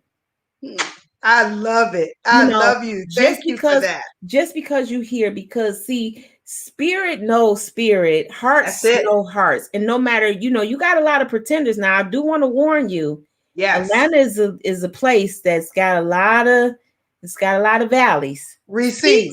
It's peaks and valleys. Yeah. Okay? but when you're leading with your heart, you can't be overlooked. You know, Good. so I want Good. you to leave our people with what you would, just some final words, and then after that, but you got to break it and then give me your one power word. So first I Okay. want you to drop them just a little, put a little whipped cream on top, and then have that Okay. final word be that little cherry on top. I love it. So what I'm going to do is the best words that I can leave is what I wrote. So I'm just going to do the little foresight on the back and I'm going to speak it because I believe it's important. Look at your life and ask yourself, who am I? What am I? What have I done? Am I at the place in life I expected to be? Am I creating a legacy for myself? Have I been an asset to my family or a liability? Have I achieved the best love that I could? Have I made a difference in this world? What am I doing about any of it that I don't like the answer? Well, that was the inspiration for this book. I made a conscious decision that I would have all the correct answers to these questions, and I would have them according to my thoughts and beliefs and not those of the world around me. I was determined, as you will be also, to make the best out of the life that I have left, no longer being the victim, but becoming the victor. You too have asked yourself these same or similar questions. We will walk through this together and come out victorious. It is God's plan for us all to be triumphant, and I am fighting right along with you. May He bless you richly, and may your life be all that God will allow it to be. Remember, you own your own.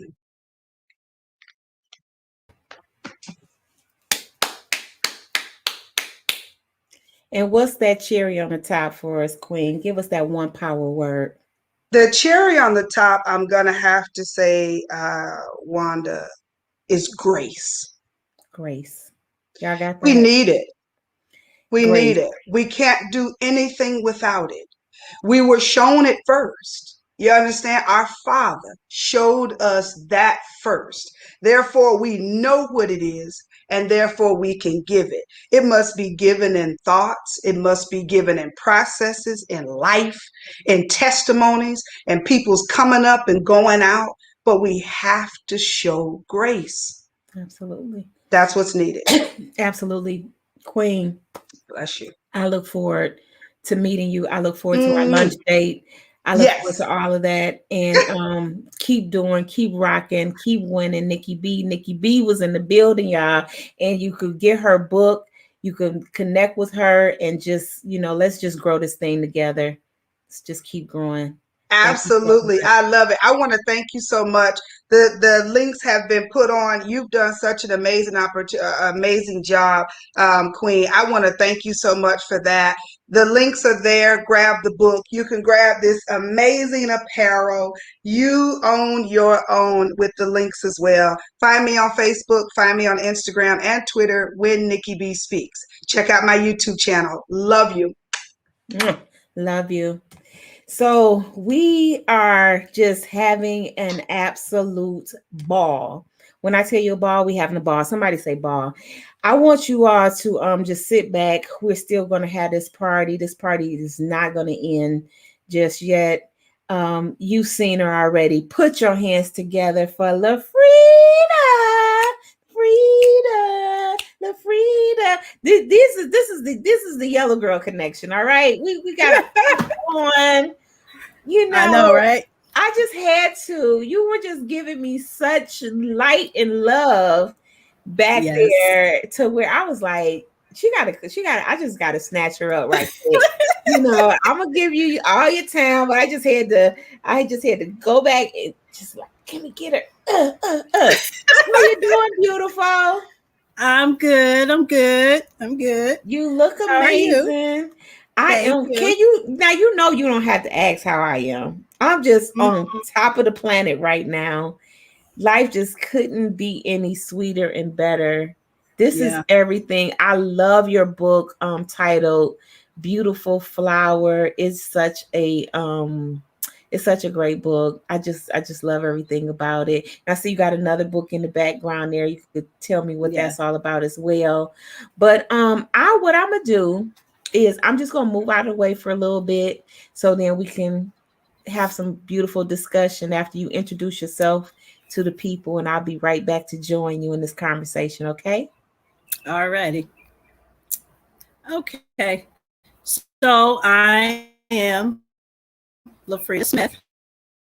I am a wife and mom of 3 grown children. My last one just graduated high school 2 weeks ago, going off to college. So, we got problems, Queen. The mommy life. Yeah. Okay, we had problems with our streaming. Let me see. Okay. Yeah, hold on. Go ahead. You got it.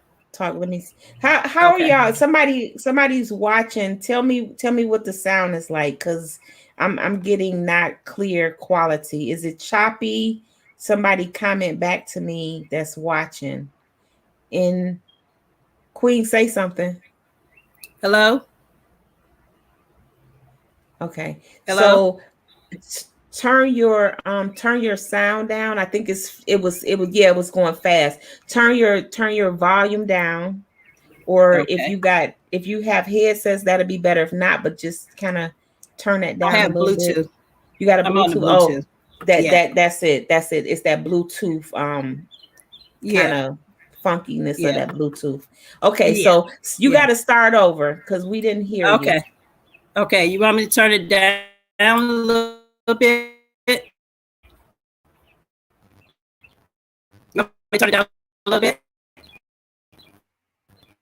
It's just keep going back and forth. Why don't we try it without the Bluetooth and see if that'll make it better? Okay, hold on. Okay. Hold on. It could be just a streaming problem in general. Okay. Can you hear me good? I can. Okay. All right. Yeah, I put the Bluetooth on this morning because somebody decided to mow their lawn right as I was getting on. So I was like, okay, I got to put my Bluetooth on. But now they're not doing it no more. So okay, so that's good. So take it from. All right, give me my energy back. Okay. All right. Hey everybody, I'm LaFrida Smith. I am from sunny Florida. I'm originally from Cleveland, Ohio. That's my hometown, and I am a mom of 3 grown children and wife. And my last one just graduated 2 weeks ago. She's off to college now, and as he told us, we got to reset our switches. So I decided last year that I was going to start writing a book. During COVID, it was kind of hard to transition from not being able to work. I just recently got disabled and had to figure out what I was going to do next with my life, because I spent 25 years working for somebody else, and I've always wanted to be an entrepreneur. So during COVID, me and my family decided to move, and during that process, all my kids were involved in it, and the experience was very horrific for us. So I said one night I was sleeping, and most of the time I get these ideas in my head while I'm sleeping when I should be sleeping for some reason. I don't know why, but I said, let me write about this experience. So then that's where my first book came out, Buying and Selling. It was about our 4-month horrific experience and trying to sell our home and get a new home at the same time, which was not an easy task for us.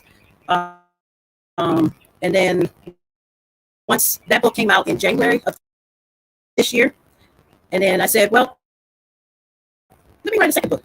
Let me finish writing. I'm on a roll. So I came up with the second book, Beautiful Flowers. And This book actually was a dedication to a group that I'm a part of, Valley Women's Empowerment Group.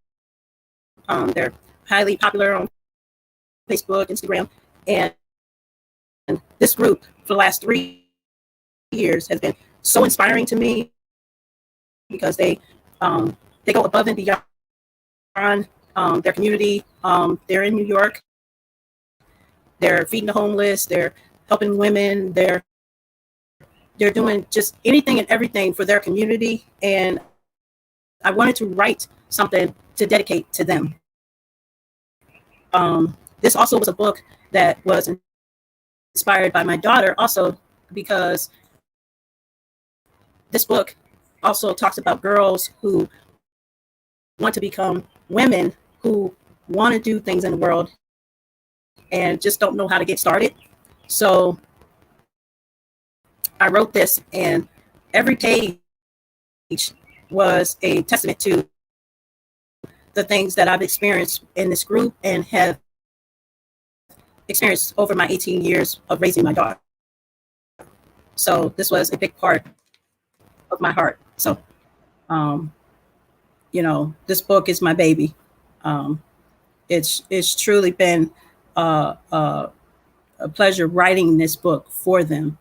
And I can't wait till, the book launch in July, when, I see the Sister Queens in person, and sign my book for them and, do my reading for them, because they are just truly it's words beyond describing how they have touched and, brought me into their circle, and just, their hearts are so big that, it's just, it makes you want to cry, basically. So it's like beautiful.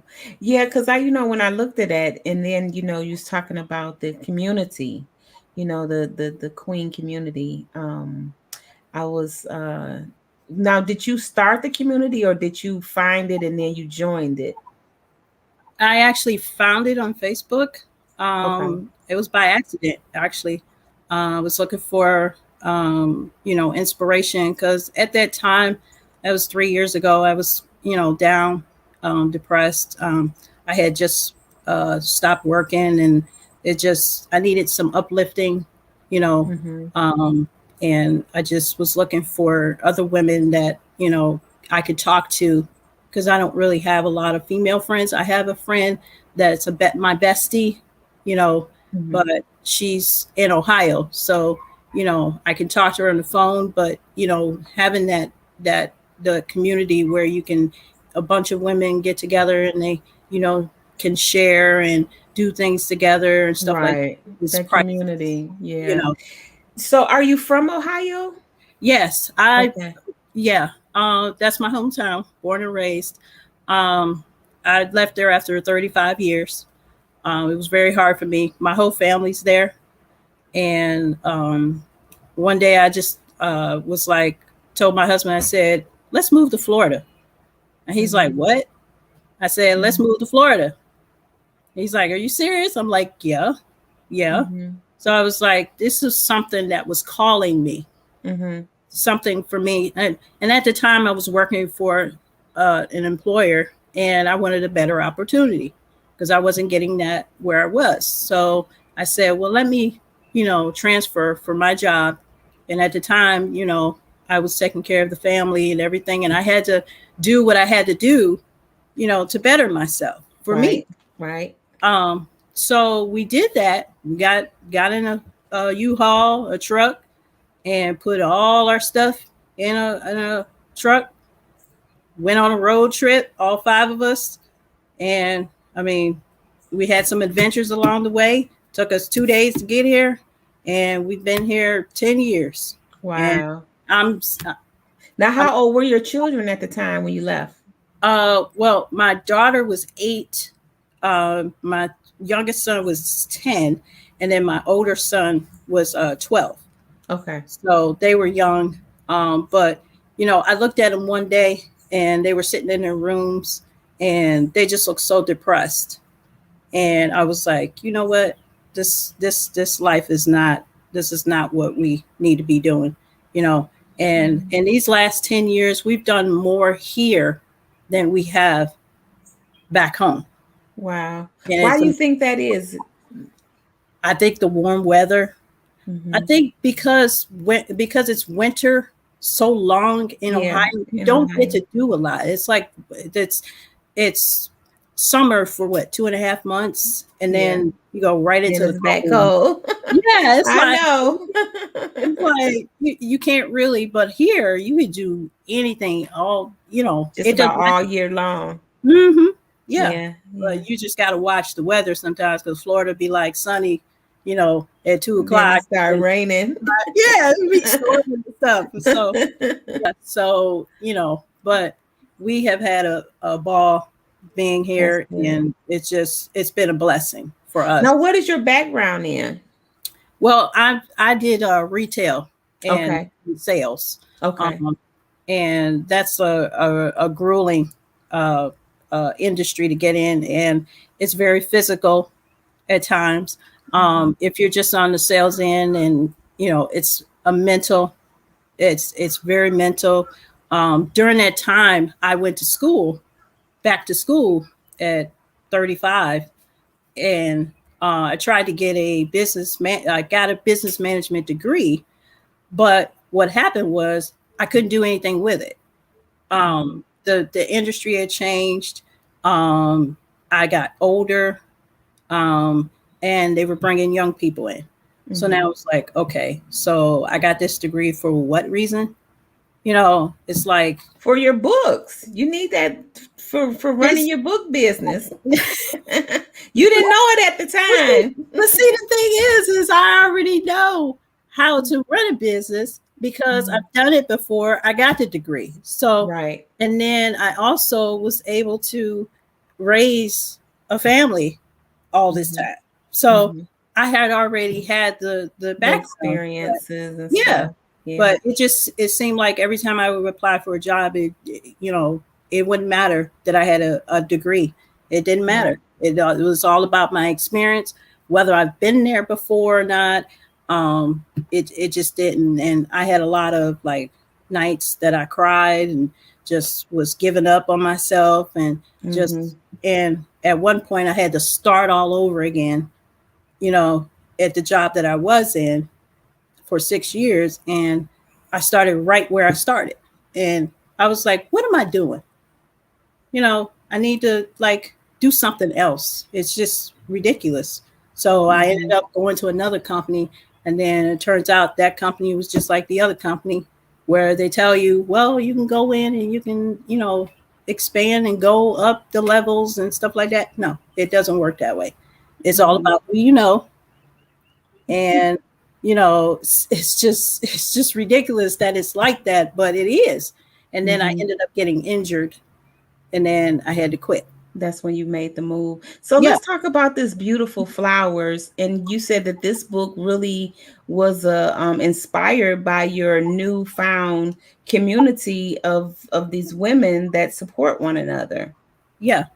So, this community, I've been a part of this community for 3 years, and I've watched them, single-handedly, it's every day. The actual lady that actually started this platform, she is on there every day with a video, inspiring us and motivating us. And she could be on her way to work and doing a video and saying, hey, beautiful queens, da da da da da da da. And I'll listen to this, and sometimes I may not feel like myself that day, but then I'll listen to her, and I'll perk up energy about her, so it's her. And then all the other queens, anytime that we've done things together and stuff like that, trips, it's a blessing for us, all of us. That's good. Together. And if we have a problem, we need uplifting, they're right there to uplift. Right. And that's so beautiful because you said your best friend is in Ohio, so you had to really kind of like not only are you reinventing yourself, but you are also establishing a new community with that, of trust and of love with these other amazing women. Tell us a little bit more about your book. Who would you say your main target is for your book? Well, mostly it's for young girls that are going into being, young women, adults, um, who want to be inspired to uh, go after what they want in their lives, not, let outside circumstances stand in their way. Because that's technically what happened to me as a young adult. I didn't really have like guidance. I had to kind of figure everything out. And, I mean, that's how it was a long time ago. You had to figure out everything by yourself. And Right. if I had known what I know now at 43 when I was 18, everything probably would have been different. But you know what? God had a plan for me. So I'm just going to roll with it. But, if I can inspire one girl to do what they're passionate about, because it's all about passion for me. If you don't do what you're passionate about, you're never going to be happy. So in your book, are you giving like tips to kind of like walk us through what will they see, what will they learn in the book? So in there's a story about a girl who Okay. actually does something for her community, and it talks about her background and the people that she meets along the way and the things that she did. And then once you get to the end of the book, there's a journal that you can write in. It's every week. There's a question that you answer, Okay. and it's on by monthly basis. So every month you'll answer those same 4 questions every week. You see if you improve on each month that you're doing it for. So for 12 Right. months you can answer each one of those questions and you know see, it's all about self-improvement, you know, self-love, I like self-care, that. stuff like that. So Yeah, and I like that so it's like a workbook as well as story, has a short story. storyline, short Yeah. story, and then it's a workbook. So that will help our, the reader know how to navigate through the book. Right. And then going back. And it's beautiful because you could write something this month and then same question will have a different answer in 2 months, two Right. months later. Mm-hmm. So where did you get that idea from of putting it together like that? Actually, I saw that a lot of people were doing journals. So I was like, okay, so I'm not going to do just a journal. I want to kind of incorporate like in my first book, I did the same thing, but it's not a journal. It's like tips and stuff. So with most of these books, it's about helping self-help. So I wanted to incorporate this journal as a self-help guide, in the back of the story. So, but journals seem to be the thing now. So, I write in my journal. So, Yeah. I love journals. Yeah. And you when you as you get your book out, are you going to be, I think you mentioned that you're going to have your book launch next month. Is that correct? Yes. Okay. Yes. Is that Yeah. going to be a physical launch? Yes. Okay. Yes. So that's going to be in California, New York. in New York? Yes. Okay. Yes. Yes. Nice. Yeah. Nice. Nice. And are the ladies from the group coming up to the launch? Actually, they're the ones that are going to be putting it together for me. Oh, they're sponsoring. Okay, that's nice. Yeah, That's yeah, that's one of nice. the things that they do for their community. They support us, whatever we're trying to do, because I don't live there, so I can't really, together like that. But they'll get together. They love parties, they love celebrations, they love that. So, Valerie was more than happy to do it for me. Right. And I'm excited about it. So if you have a date for that, make sure you share it with us, Okay. in the group here, on the I Am Okay. Enough Talk Show page. Share your event, because you never know who's in New York and they want to come and, Okay. come and support you and everything after they're getting to know you on here. So I'm sure they would want to come and support you and make sure that that they have the all the information so that they can do that. Now, what's next? Now you've gotten this book out. Tell me what's next for LaFrida. Okay. So this book is part of a series Oh, called Being nice. Independent, Okay. which is mostly based around young adults, young kids becoming adults. So this first book was about girls to women. My second book is going to be all about autism.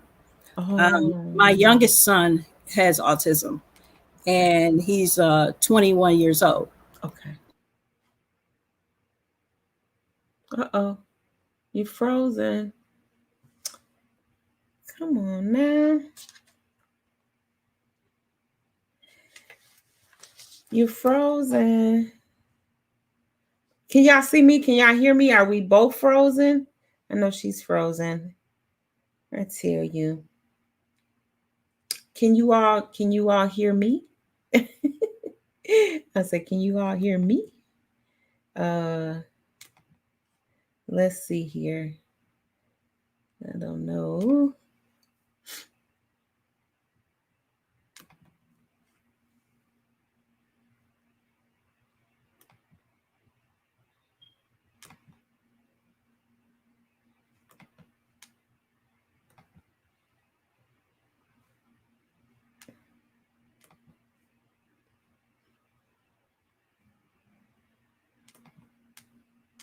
Okay, so I guess she had to. Maybe she'll log back in.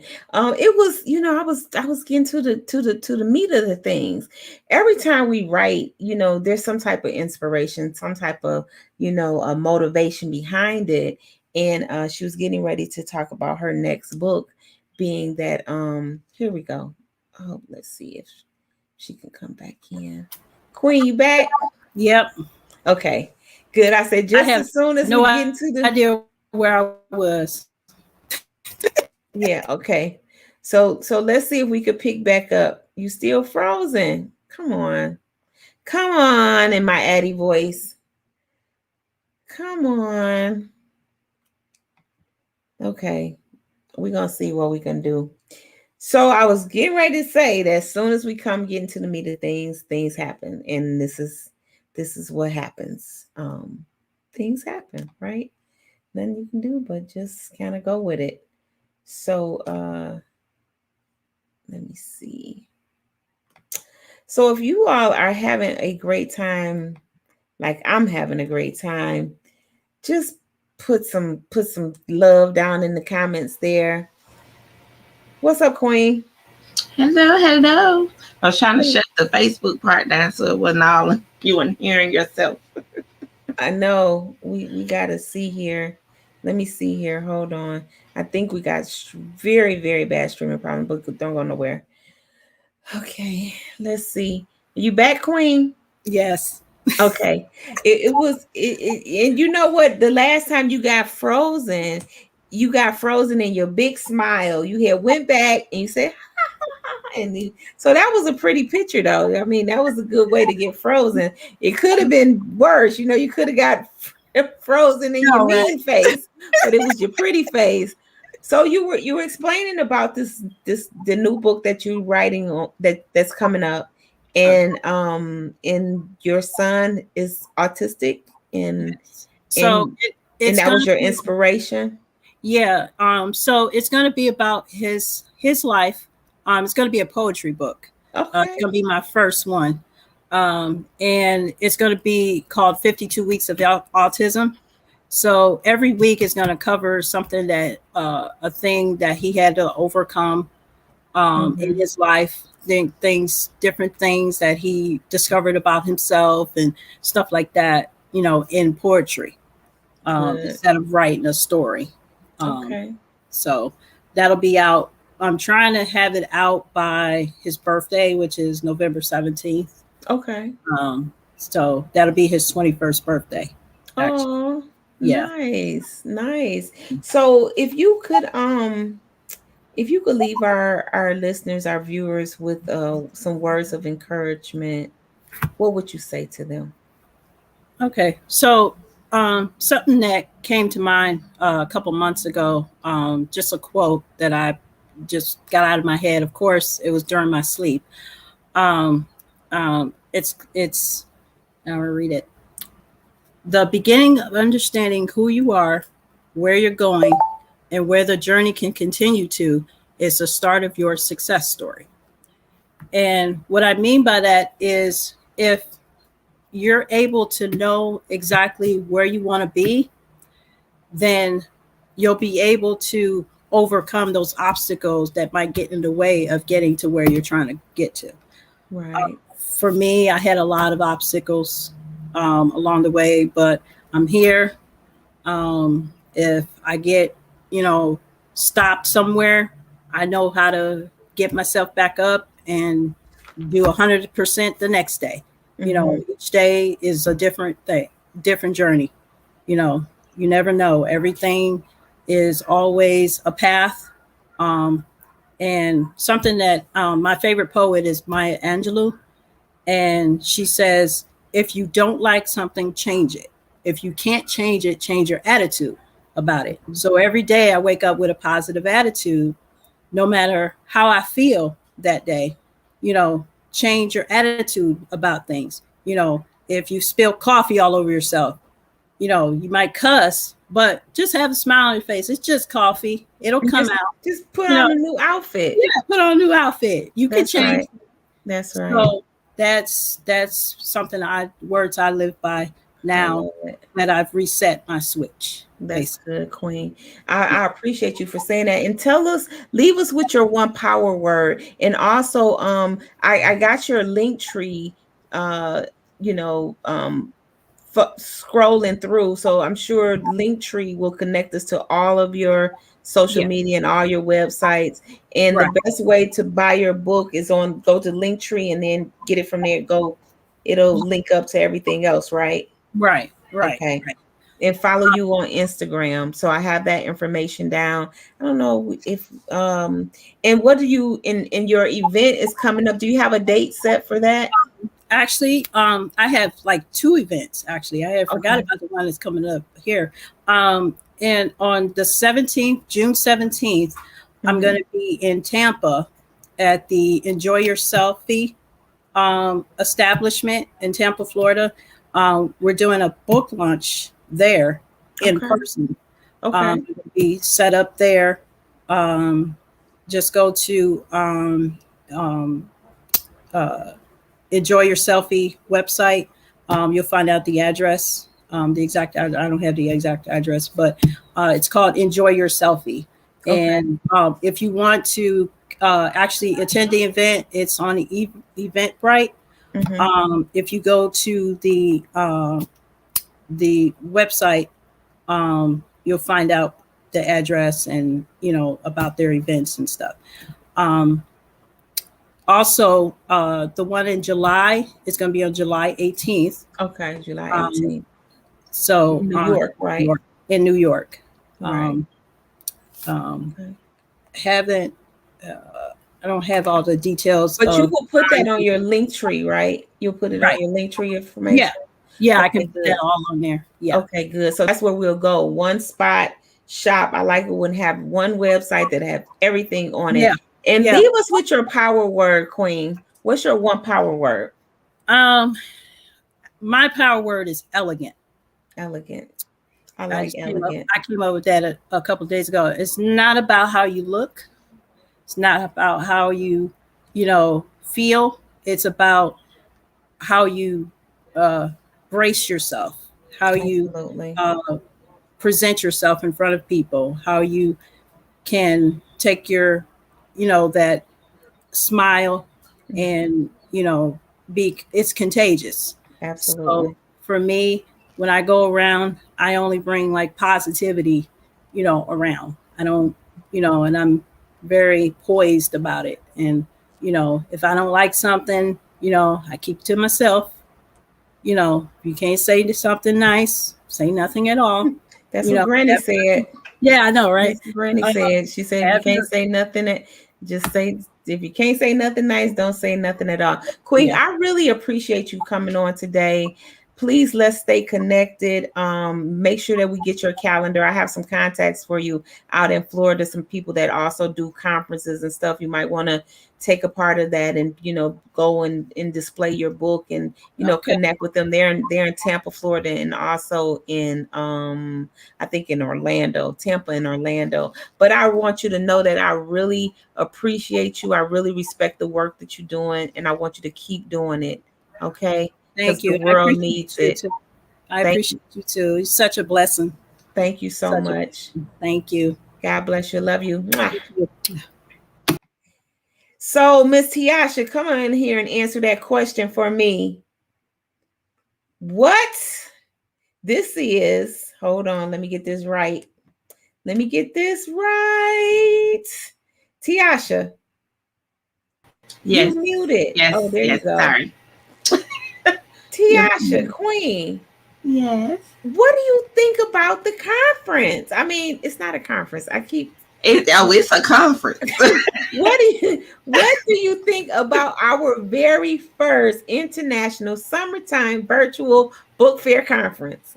Look, exactly. I really have been enjoying this. Oh gosh, the different books, the way everything is aligned, and for you to say that you didn't set it up that way, to see how they picked the date that was ordained for them to be on that particular day, and it was consistent and it flowed like the way it was supposed to. I really enjoy how everything connected together, how everybody that was talking, you have these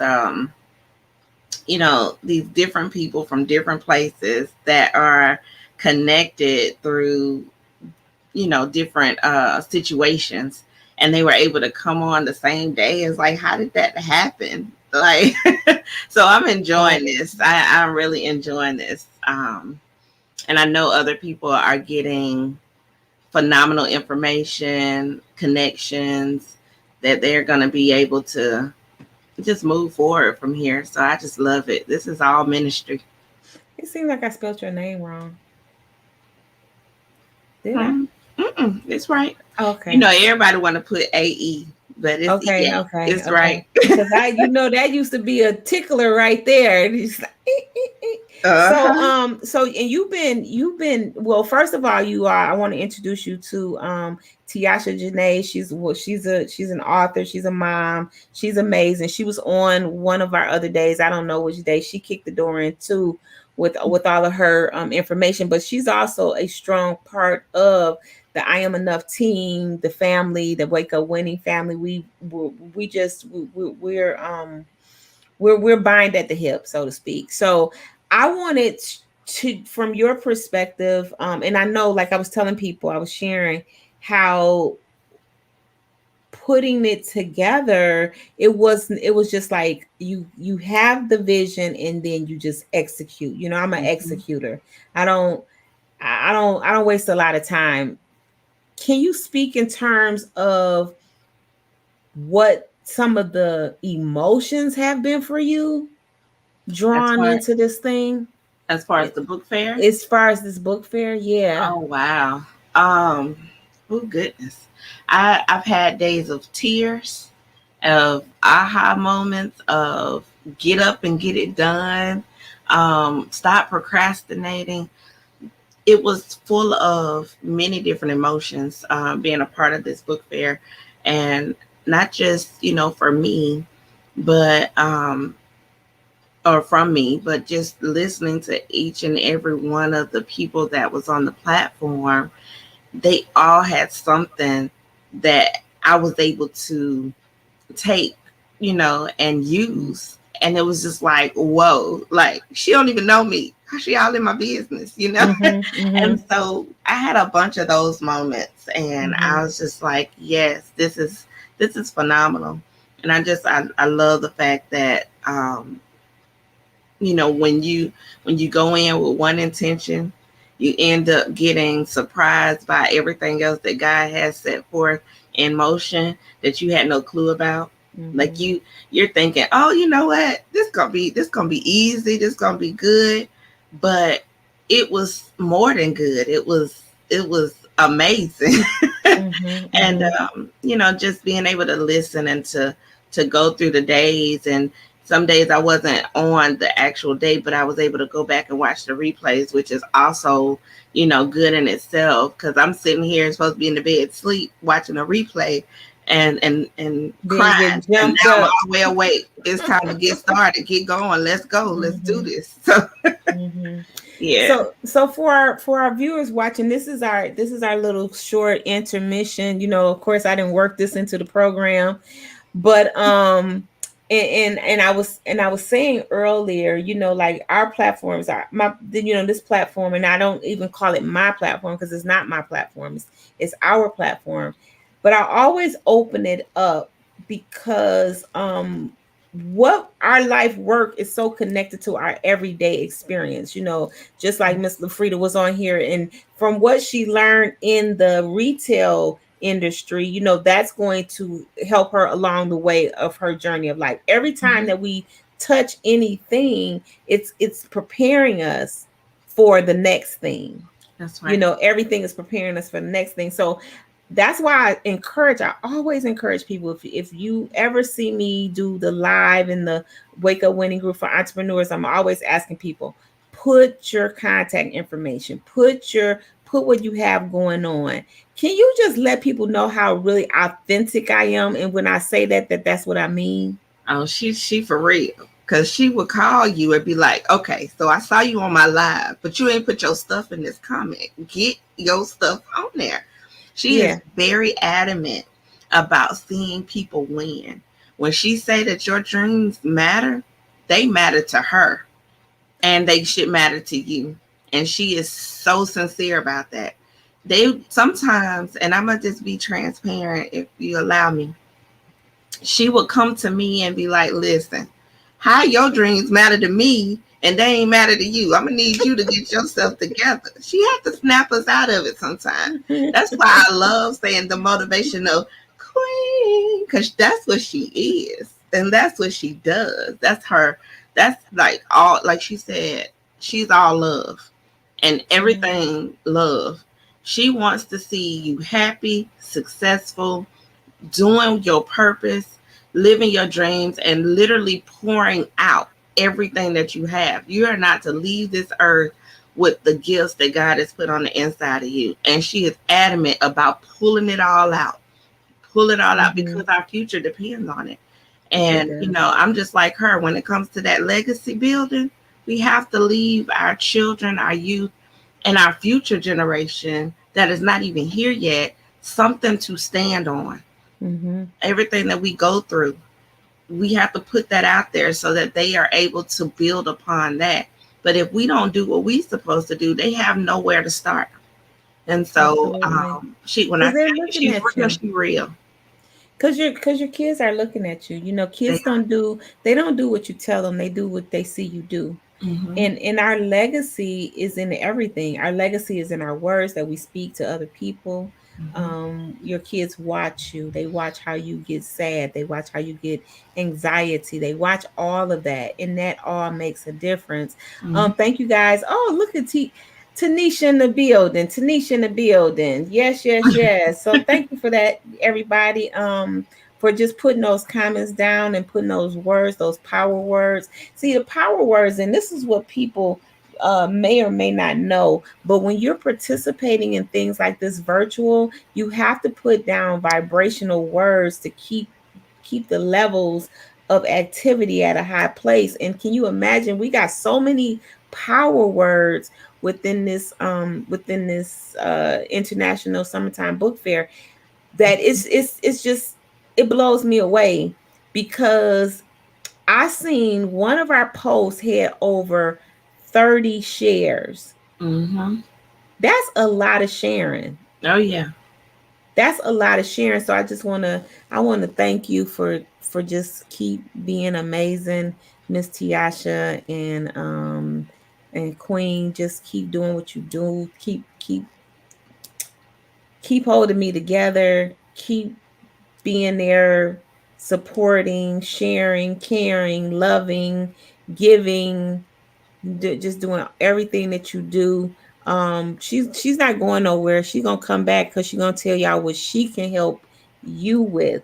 Remember, I said we have access. You have connected to the outlet. We are not the plug. We are the outlets, and Okay. that means that there is a lot of things for you to do, especially as authors. A lot of exposure for you to get in your book, and we have access to that exposure for you. So, Sweet Pea, I'll talk to you in just a minute. All You right. you you doing like correspondence stuff. I got you. I got you. Okay. Okay. Thank you. So we're gonna bring up our next guest here. She is in perfect divine order, the perfect placement, and she come to let y'all know what this book, uh A Season of Disruption, is all about. I said, woo, when she told me the title. Now, remember when I told y'all people had signed on, yet they didn't pick their spot, they didn't send in their information yet.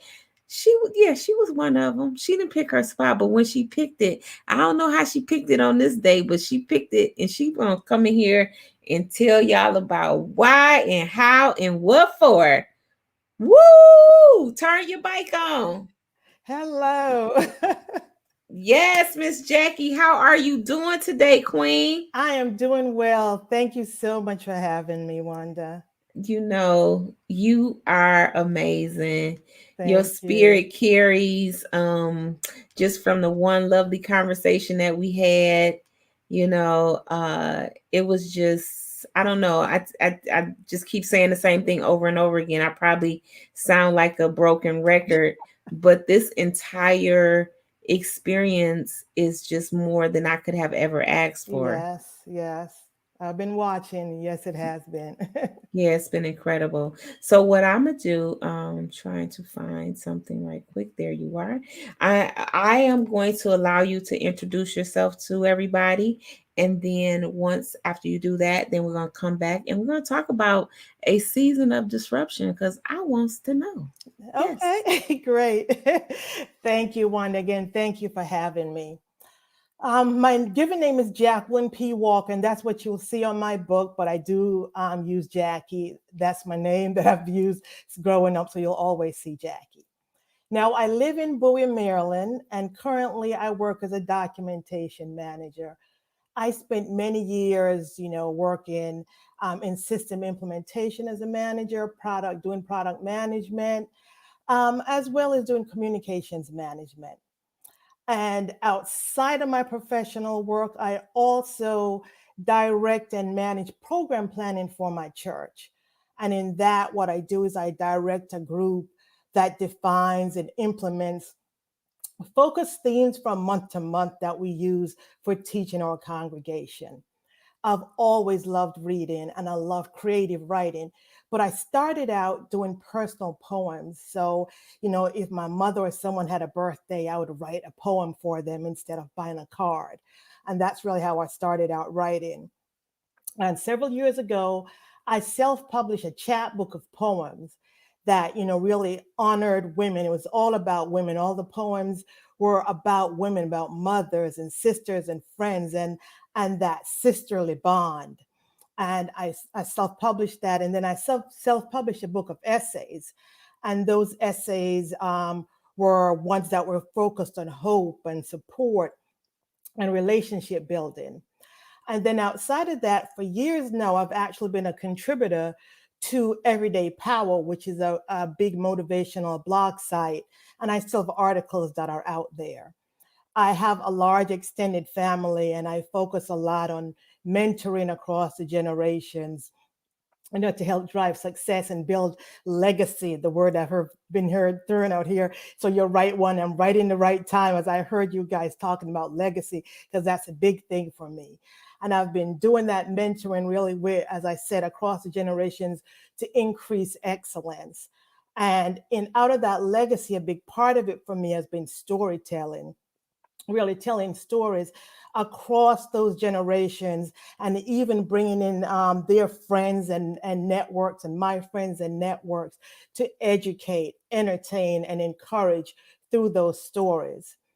So that's really my background. And although most of my previous writing has been in nonfiction, the book that I do bring today, which I do have a copy of here, Da, da, da, da. A Season of Disruption, is a work of fiction. It is based on real life experiences, but it is a work of fiction. Okay, awesome. And did you tell me again where you from? I live in Bowie, Maryland. And actually, my background for you, I was born in Jamaica, moved to the DC, Maryland area when I was a little girl, about 11.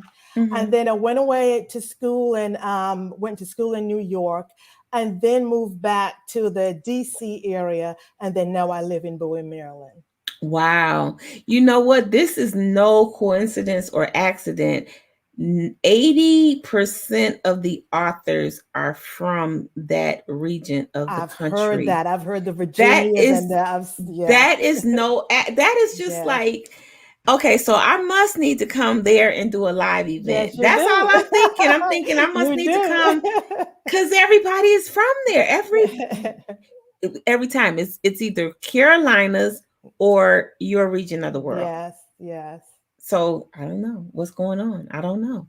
So let's talk about this. And you are amazing. I did not know all of that stuff that you've done and have going on in Maryland, where you are now. In this book, is it out yet? Because it is out. You know, you and I talked, and yeah, I was down to the wire. You remember? I was down to the wire. She says, "Are you going to have this book? Are you going to be ready?" I said, "Yes, I am, Wanda." And it's out there. It's out there, available on Amazon right now. Shortly, it'll be coming up on Ingram Sparks, but it is available on Amazon in both Kindle and print. And as I showed you the book just this morning, I was able to get my first copy delivered. God works. God does it for you. So it is out there and available for sale. Thank you. Okay, wonderful. Now you say it's fictional, right? Yes. Okay, but based on true events, true stories, life experiences. Yes. So is this your first time writing a fictional book?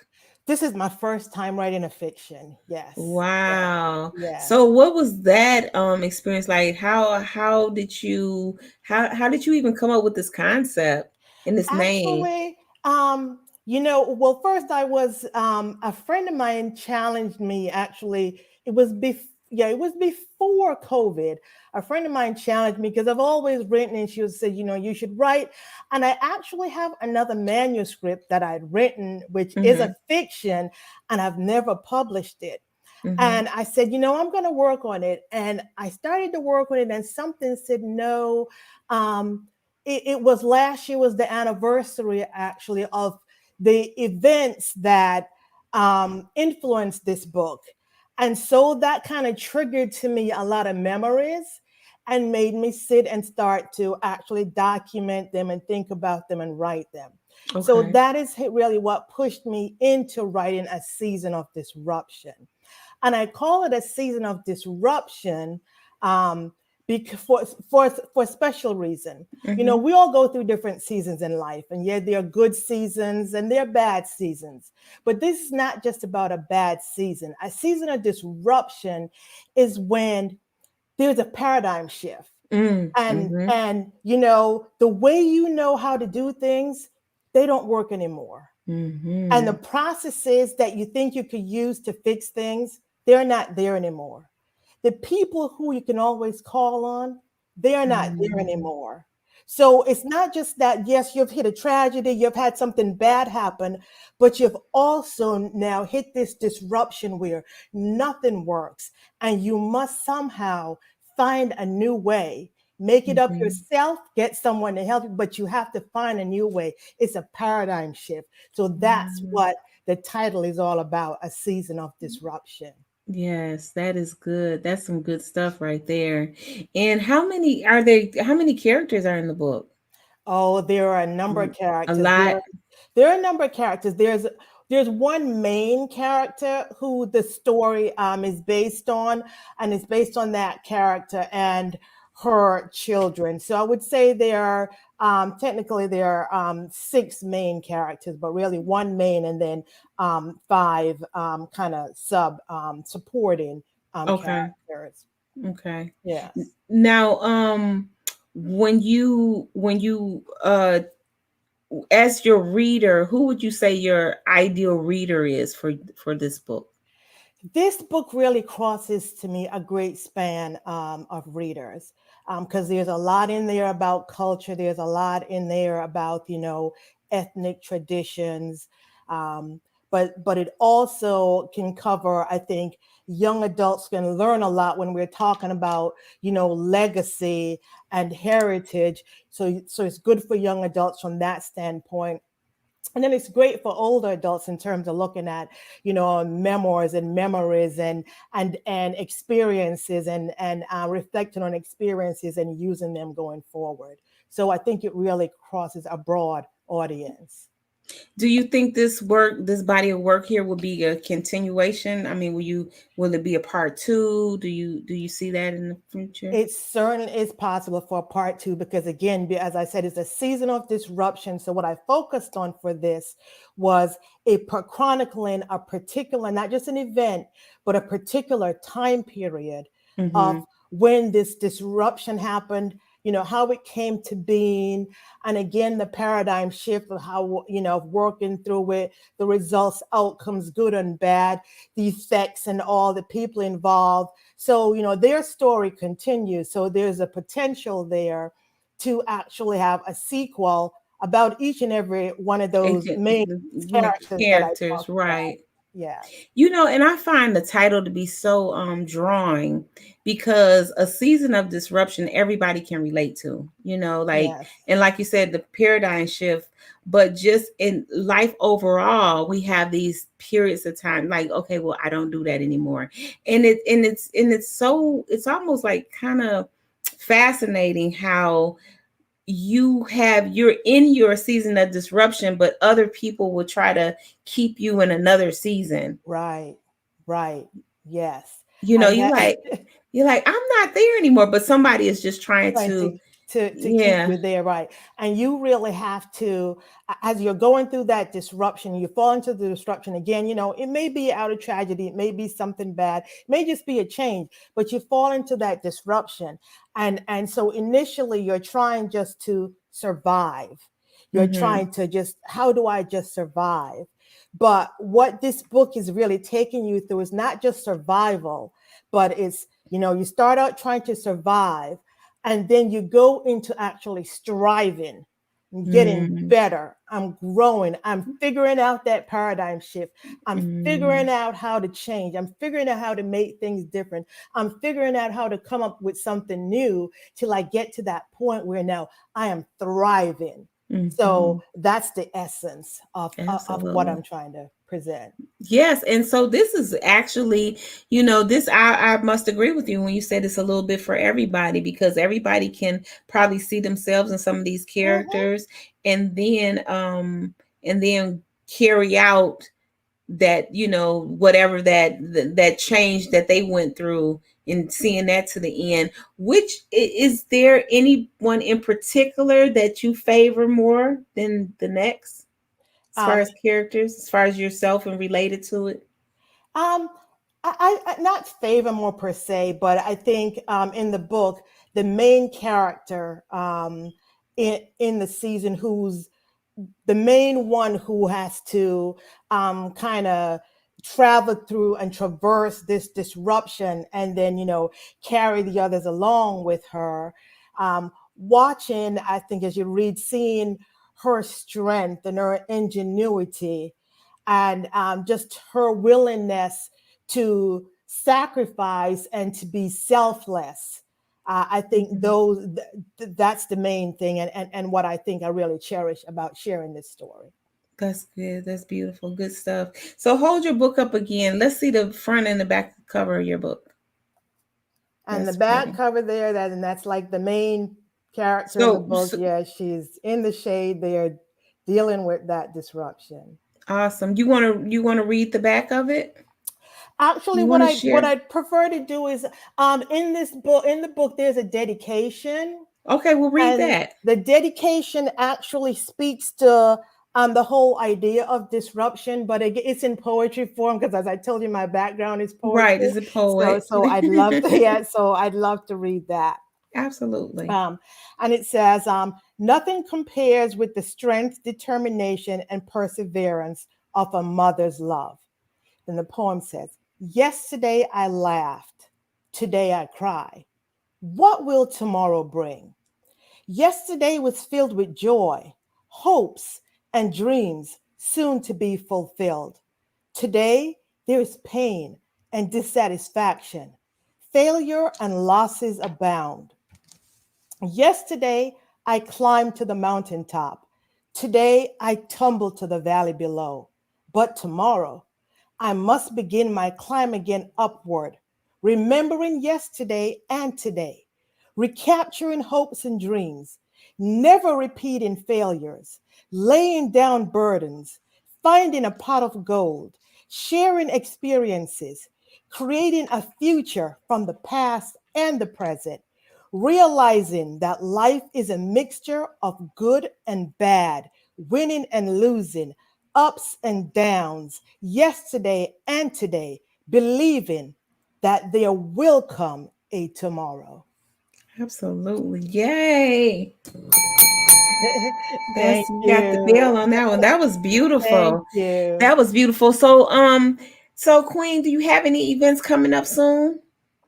I don't have any events posted at this time, but I am working on an actual launch event. So Okay. when that is defined, I will certainly share it with you and appreciate you sharing it with your platform. We definitely will. So just make sure that and I'm asking all the authors to do that. Go into the I Am Enough talk show page when you get a moment and go to the review. It's a section called review or recommendations, and just write a little blurb. It doesn't have to be anything long and extensive, just about your experience of being a part of the platform and what it, how it moved you, how it touched you. We would just love for you to do that. Definitely. And I'm asking all of our authors to just share that was so beautiful. That was, wow, that was beautiful. Share with our audience your inspiration on accepting that season of disruption. My inspiration is actually watching and seeing how God actually blesses us if we just stand, believe, and persevere. That really is what really inspired me to write this, to show people, to say, don't give up. And even as a writer, don't give up. Even in my experience, as you said with me, where I was down to the wire, and but I said, God, you're going to push me through. I said, I'm going to get this done. And I told Wanda I'll be there and I'll have this book.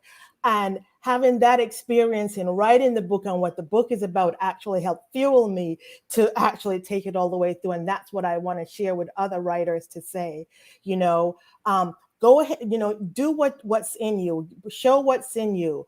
If you have quality product, you have content to share it, but be careful and not getting caught up in nitpicking yourself.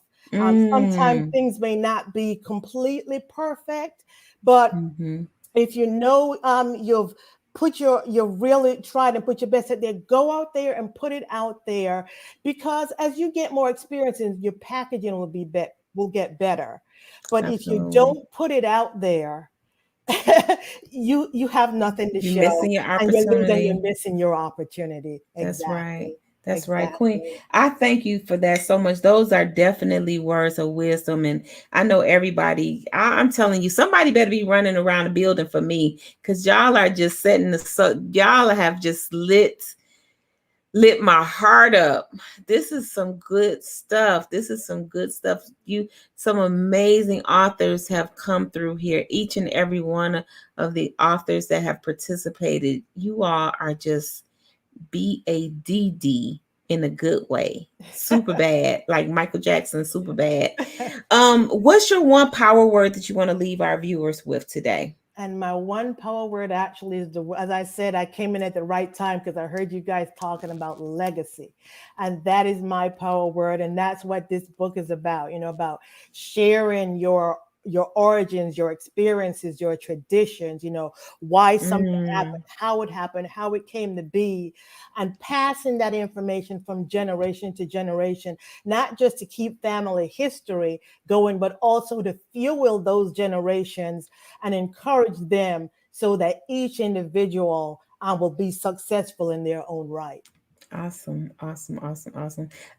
Queen, I love you. I Thank you, appreciate you Wanda. I being appreciate here. you.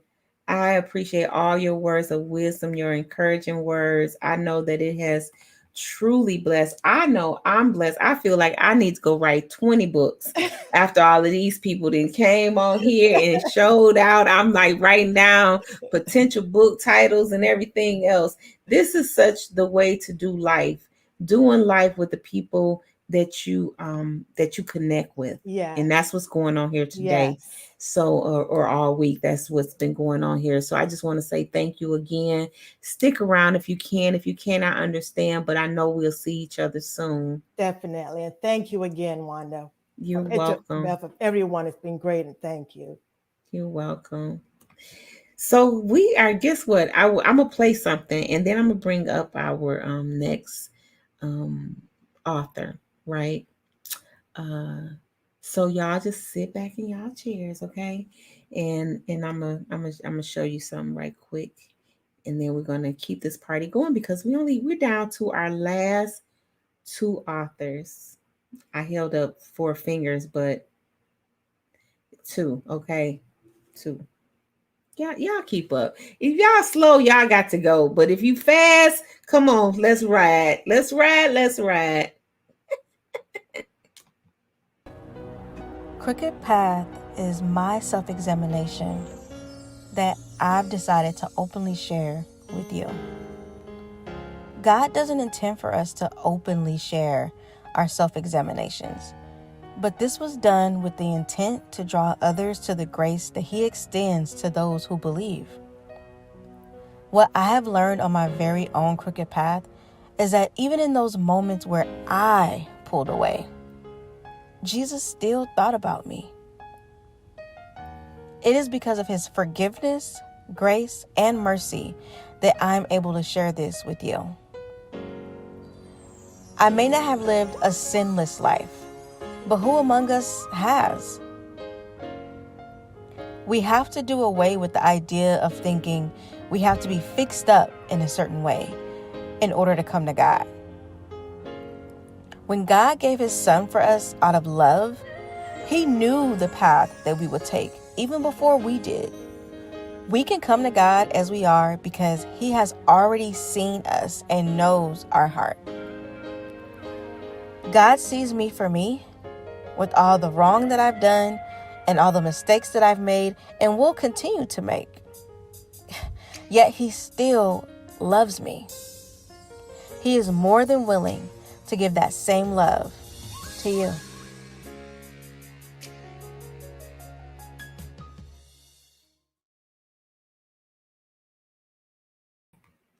Well, put your hands together. Put your hands together. Come on. Put them hands together. I don't hear y'all. And the crowd goes, wow. Hello, Queen. Hello, Taquana. How are you? Uh-oh, you're muted. You're muted. There we Unmute. go. I'm Okay, doing so they well. Doing say well. they didn't hear you. Put your hands together. Thank you. Thank you so much. Thank you for that beautiful opportunity, for the beautiful opportunity to play your video, and just for the opportunity of you coming on to our very first International Summer Virtual Book Fair. Thank you for the opportunity. Definitely a blessing. So thank you. Yes, it's such a wonderful. I just, I'm full. When I get full, I get tongue tied, and I don't mean full because I ate, because I haven't eaten anything, but just full, filled up with good stuff. Watching people go for their dreams, watching people live out loud, take risks, stop doing things that don't make sense, and just because we're adding so much value to the world, and this is what this was all about. See, I don't even think that authors really understand the full blessing of their literature. Right. I agree. No, definitely. Even seeing you play my video, I was like, oh my gosh, I totally forgot I sent it to you. And I'm just like, to see you playing it, I was taken back. So it does make you really kind of be able to just soak it all in for that moment. So it's definitely. Yes, absolutely. So what I'm gonna do is I'm gonna move myself out of the way, and I want you to tell everybody about who you are and why you're here, and then we're gonna get into talking about Crooked Path. Okay. Well, I am Taquana Lampkins. I am the author of Crooked Path. It is now available on Amazon. You can get paperback as well as Kindle. I started writing my book late last year, and I will say that I did have notes on notes on notes, just notebooks of writings and materials. And finally, last year, I decided to put some use to it. And so I published my book earlier this year, and it's really just been a tremendous journey for me. Crooked Path is definitely my own personal self-examination. So that is definitely the honest truth. I use Bible studies, familiar Bible stories out of the Bible to really illustrate my journey on my crooked path. I was raised as a Baptist, and my grandfather, may he rest in peace, he was my pastor. So I've been going to the same church all my life. I'm 34 years old, and I've been born and raised in the same church in Los Angeles. And I've always been raised and taught that, there's that straight and narrow path. And I've always strived to walk that straight and narrow. And through life, through my experiences, my decisions, things that I just, created on my own, my mistakes, I realized, what, this path isn't as narrow as I would have hoped it to be. And so here we are. Here came Crooked Path out of that. And so it's just an honor to be able to share with everyone and to really allow it to be a blessing to others, because it's definitely been a blessing to me in my life. And so being able to share my journey, my testimony, is just a hope to encourage someone, uplift someone, so that they maybe feel like that they can relate walking this crooked path as well. Absolutely. And I just, I found that the title was in itself, it's really interesting, because you're thinking and you don't really know. Like you said, we've taught to do something, but those things don't really pan out. We have to get on that path, and that path does have a lot of crooks and turns, and our paths of life. So it's a very, I like the way that you worded your book. And you said that it was a book of your self-examination. How important is it? Or I should say, how important was it for you to be that aware and that conscious of that you even needed to have that self-examination? It was definitely important to me. Just growing up, just being taught to, first looking in the mirror, right? And working on that person, that reflection that's looking back at you. And so to me, every time I've taught, I was the Sunday school teacher. I direct the choir in my church. I lead the praise and testimony and devotional. So every time I taught or had the opportunity to really present a word, I always use a slice of me. And I was taught that just by examples, that you always try to use a slice of yourself just so it can show that, hey, I'm human too, Right. that this is real. So me being able to have that self-awareness and to increase my self-awareness through my writings, it definitely was important to me to not just sit back and just being able to point the finger or point out somebody else's flaws, but to really sit with, okay, what is it that I need to work on? What is it that, what are my flaws? What are my mistakes that I may have made? And how can I make those corrections, before trying to point the finger at someone else? Right, absolutely. And that's so true. What they say, that old saying say, if you point at one, there's several pointing back Yep. at you. So, Yep. that's so true. I definitely can relate to that. And how easy was it for you to tell the story, or how difficult was it? Um, I would say it wasn't hard, like writing it out. When I was going through my journey of actually writing everything out, that part was easy. I think the hard part came when it was time to publish it and put it out there. Mhm. Um, and so that was difficult because not knowing, I guess, the criticism that I might receive, the Mhm. negative feedback that I might receive from it. Because, like I said, I mean, I do get personal. I didn't give everything because I'm hoping to maybe do a series, Mhm. but I did give enough to where I was vulnerable. And Yes. so whenever we are placed in a situation when we're vulnerable, it does get a little scary because we don't know how people will receive it and how receptive people will be. Family especially, it's different coming from a stranger, but when it's your family, your friends, those that support you, not knowing how they might receive it was definitely something I would say that was worrisome for me. Wow. Yeah. Um, and I heard you mention you are from California? Yes. Hmm. What part of California? I live in Orange County, so I live In in Fullerton. Orange. Yeah. Okay. I go to church in Los Angeles though. Okay. And Mhm. your grandfather was your pastor? Yes. Yeah. Okay. Yeah. Okay. Hmm. And so growing up in the church, what kind of I mean, what are some of the struggles you've had with that? I know that we all have challenges with everything though, but Right. particular when you're raised in the church, and it seems like there's just a little extra things that we have to go through, or Yeah, definitely. I would say for me, being, one of the amongst many of the grandkids, I always felt like I was placed on like a pedestal. And so that there was certain expectations expectations. that were set for me. And so when it came to me feeling like I wasn't meeting those expectations, then I felt like I was letting them down, letting my family down. Mhm. When in all reality, it's about, if I'm doing a work, I'm doing it not just to please man, but to please God, my father.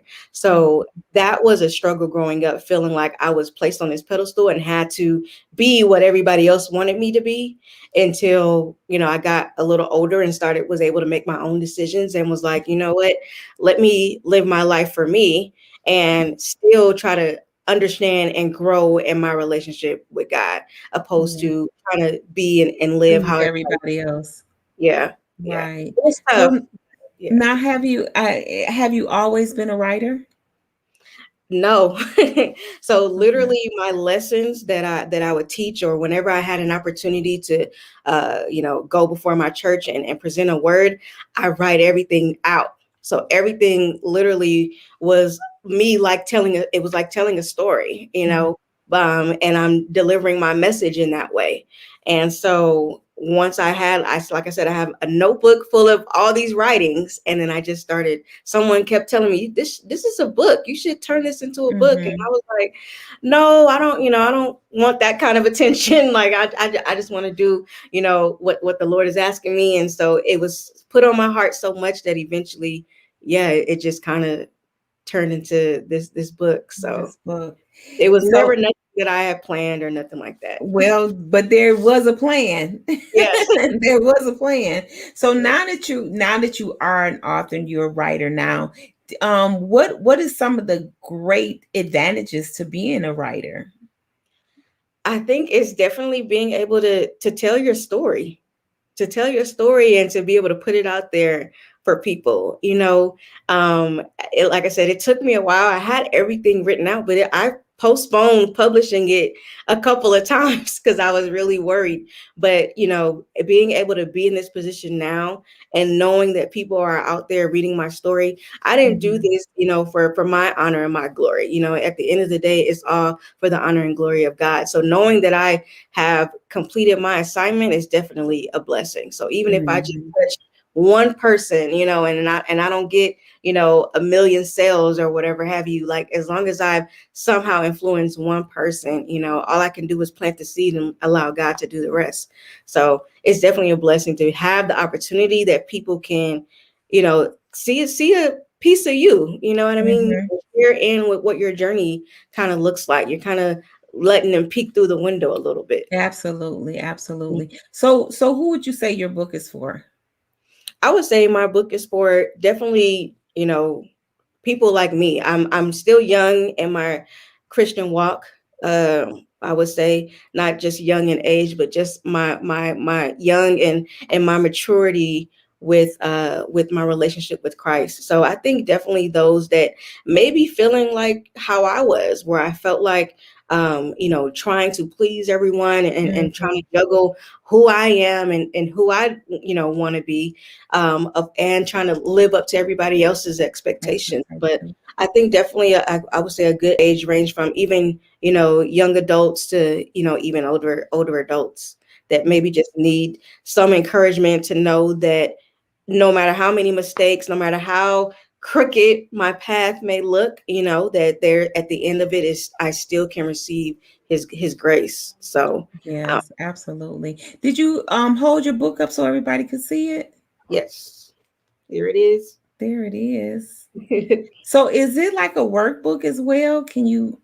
No, and someone was telling me like, you should, why didn't you do it that way? And I was like, you know what? I just did what I was led by, but it's not a That's workbook. fine. That's fine. But Yeah. you got more books than you, so Oh yeah. maybe you'll write a workbook to that book. Yeah, Because because anytime we're on our journey, there's always an opportunity for us to learn through what we're reading, but also write, reflect. I'm sure you were teacher, so I know you know how to put a curriculum together. So that would just really be fitting for a nice add-on. So tell us, Queen, what is next for you? Wow. As far as an author, like I said, I do see this being like a series of different ones, and I've already kind of been working on something. So I definitely, like I said, it's just more so just to get it out there because I never know who it might be a blessing to. Like even my editor, it was a blessing to her, and she, her background is not Christian, and so just to know that I can still stay on this journey following, what God has given me and being able to, like I said, just plant that seed. So Awesome. I love it. I love everything that you're doing. I just want you to keep doing it. Thank you. What words of wisdom that could you pass on to someone that may be sitting on writing, and how can you help them move in that direction? I would say definitely be intentional. That's definitely been my theme this year with getting this done is being intentional. So as you're writing or as you're maybe sitting there thinking, what can I put together, make sure that it's something that's intentional, that it has some kind of purpose driven behind it. And sometimes that purpose might even seem greater than you. And so in my situation, I definitely felt that the purpose was greater than just Taquana. So me being intentional on getting it written out and putting it out there, definitely, like I said, has been a blessing to me, but I know it can definitely be a blessing to others as well. That's beautiful. Thank you so much for that. And now you got to leave our viewers with a power word. So Yes. what is your power word for today? I would say my power word, it would have to be intentional, honestly. Like, well, there it is then. That's really been my word for the year. That's been my word for the year. And so any little thing that I do, whether it's, giving $1 to a homeless person or whatever the slightest little thing might be, I'm always making sure that I'm intentional, smiling to someone, asking somebody how are they doing. It could be those little things that sometimes we may overlook as small things, but it can definitely make a big difference, have a big, huge impact on somebody's life. So be intentional. Be intentional. Well, Queen, you have definitely been intentional today with bringing us all of that goodness, all of the book, your attitude, your personality, your video, everything is definitely intentional. I wish you nothing but the success that you deserve, that you own. And if it's anything that we can do for you on the I Am Enough Talk Show, please don't hesitate to ask. Thank you. Thank you so much. I, again, appreciate the opportunity. So thank you so much, Wanda. You're welcome. You're welcome. Hey guys, put your hands together. Give her lots of love, some just everything.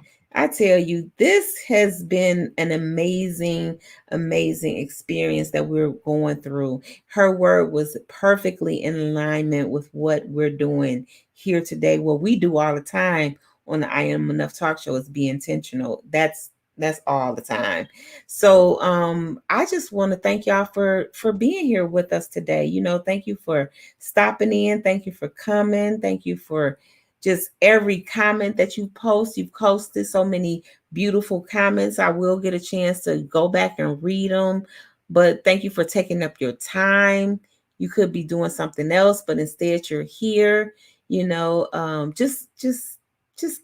Just thank you. That's all I want to say right now. We do have one more author coming on, but we're going to just take I'm going to take a quick little break and because I got to go grab me some water. Okay. So check out this and I will be right back. Okay.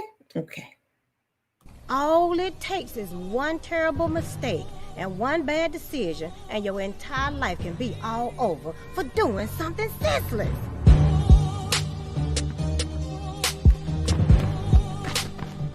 You gotta be better than them, alright? Cause I ain't playing this shit. Wait a second. What's up with you? Don't let that gang shit gas you up, Jay.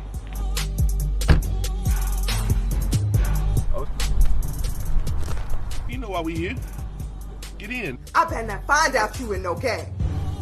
Be careful and make good decisions for your life. Give me some. Don't forget. Man, like I said, man, I'm gonna try this young nigga out on some runs or something to see if he really about that life. Get the fuck on, Big Thur. You been out there hanging around them infant fools. You done let them jump you in the game. Boy, I told you I ain't want no mess up in this house, and you did it anyway. So you niggas bringing that shit over here. That hot shit. Everything you told me was a lie. I ain't got time for this shit today, Jay. Bring your ass back here.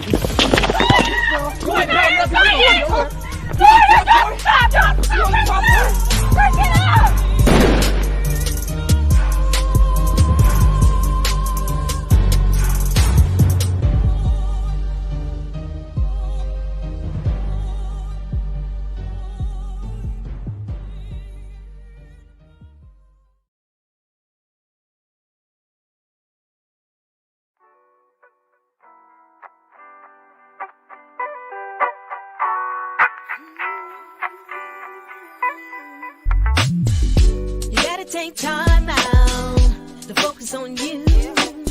Don't take on any tasks that don't belong to you. It's a perfect day to make a change. Gotta put the brakes on anything that get in your way. No time to second guess. You gotta put your trust in God and walk by faith. It's got to change your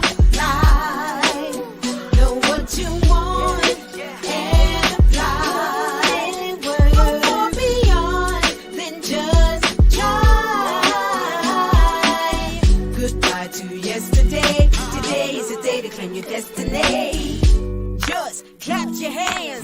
your hands if you understand. Just clap your hands. Clap your hands if you understand.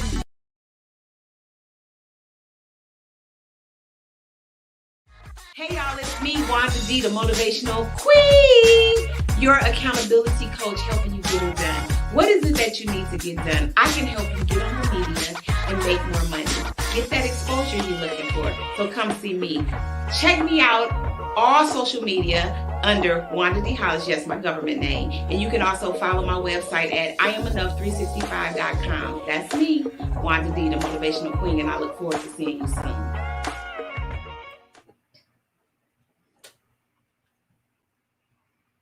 Okay, we're back. We're back. Are y'all ready?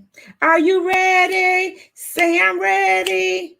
My voice is a little bit rough now, so y'all got to sing the song for me. Are you ready? Say you ready.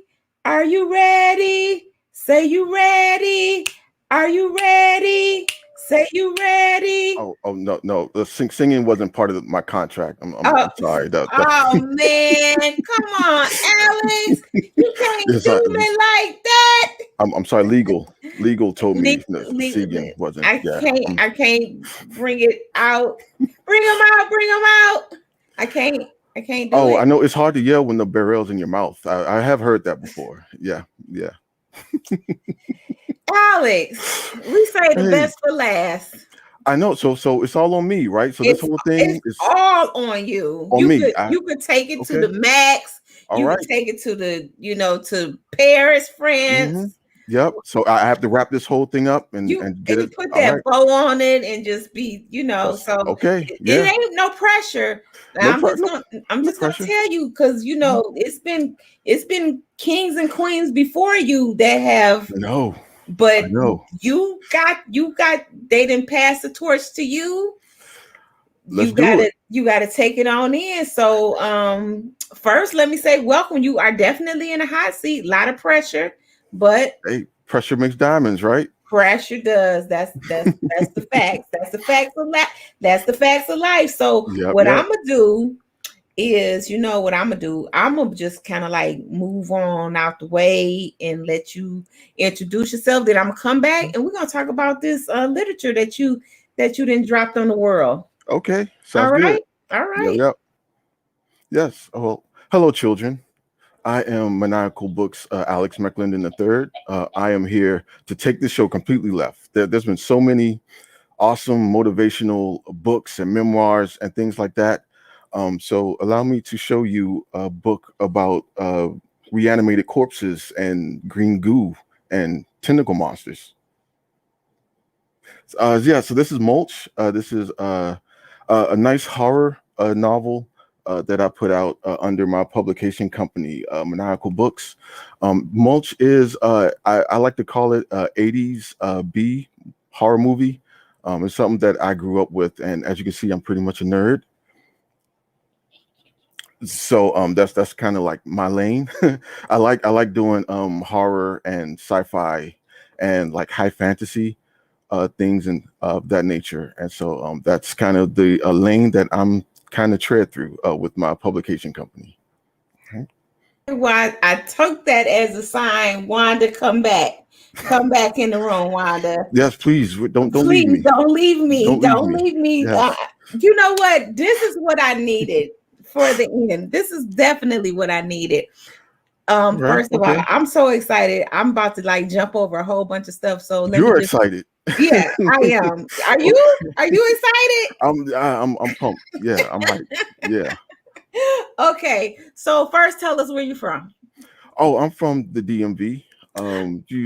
Represent DMV. Stand up. Wait a minute. Did only the people in the DMV see this post of come and be a part of this? Because I kid you not. Oh, there's a lot of us here. Is there? It's a good 80% of y'all. Man, hey, you say come show a book. We coming. All right, we coming. We here. I see that. I'm telling the team to take notes. I see where our first stop got to be in the DMV area. Yeah, and bring extra plates. That's all I'm gonna say. Just bring extra plates. Yeah. So Alex, you are good. You are definitely the closer. Okay, you are the closer to All this. right. To you rocking it out. Yeah, So yeah, let me okay. just ask a few more questions. Now, have you been writing long? Yeah, I've been writing for a long time actually. Okay. Yeah, I've been reading for fun since I was like 8 years old or so. Okay. So I'm 40, so I'm old. I go You're way very back to like old. I know I had the Oh my Beijing. God. I'm not going into that. I'm not going into that. Yes, just But so yeah, I go old. back to like Scary Stories to Tell in the Dark and R.L. Stein, the Goosebump series and things Yes. like that. So like yeah, I've been into this. I've just naturally been into like this corner for a while. So Wow. and I've been writing for for a while, but I've kind of got the guts to kind of put it out there for people to kind of read and get their feedback and thoughts and things like that. Yeah. So have you done any movies, shorts or series or anything? Oh no, Not yet? not yet. No, legal told me not Not to yet. discuss yet. No. Well, you just can't do it right here, but you can discuss it. Now you can. They said don't sing. You didn't sing. Well, You I do have something for you. I do have a have some world for me? premiere for you. Like something I Okay. haven't told anybody else. Nobody else knows it. Okay. Like I have actually, matter of fact, you have the graphics, like the world premiere graphics. Do you And have it on your end? You need me to screen share? what do you have like fireworks and like You see it? streamers? Oh, we'll do it in post. Don't worry. We'll do Okay, it in post. okay, Don't worry okay, about it. Don't okay. worry We'll about do it. it But later. We'll do it later. yeah, so now with my company Maniacal Books, Mm-hmm. I want to focus on, I think there's such an untapped market for authors of color to put out like horror Horror or movies. science fiction Mm-hmm. or high fantasy like novels. I know we are out there, but there's probably no lane for it. Indie publishing is kind of like a wasteland. Kind of, there's so many shady people out there that's just waiting to kind of prey on you. Mm-hmm. And the big corporate publishers, though, they don't have the time of day, honestly, for Mm-hmm. anything in that level for authors of color that want to kind of write something like that. So I have actually hired a team of people, like very highly educated, very experienced editors and graphic designers, and I'm going to bring on a marketing person later on. So anybody else who has and I want to focus specifically on authors of color Okay.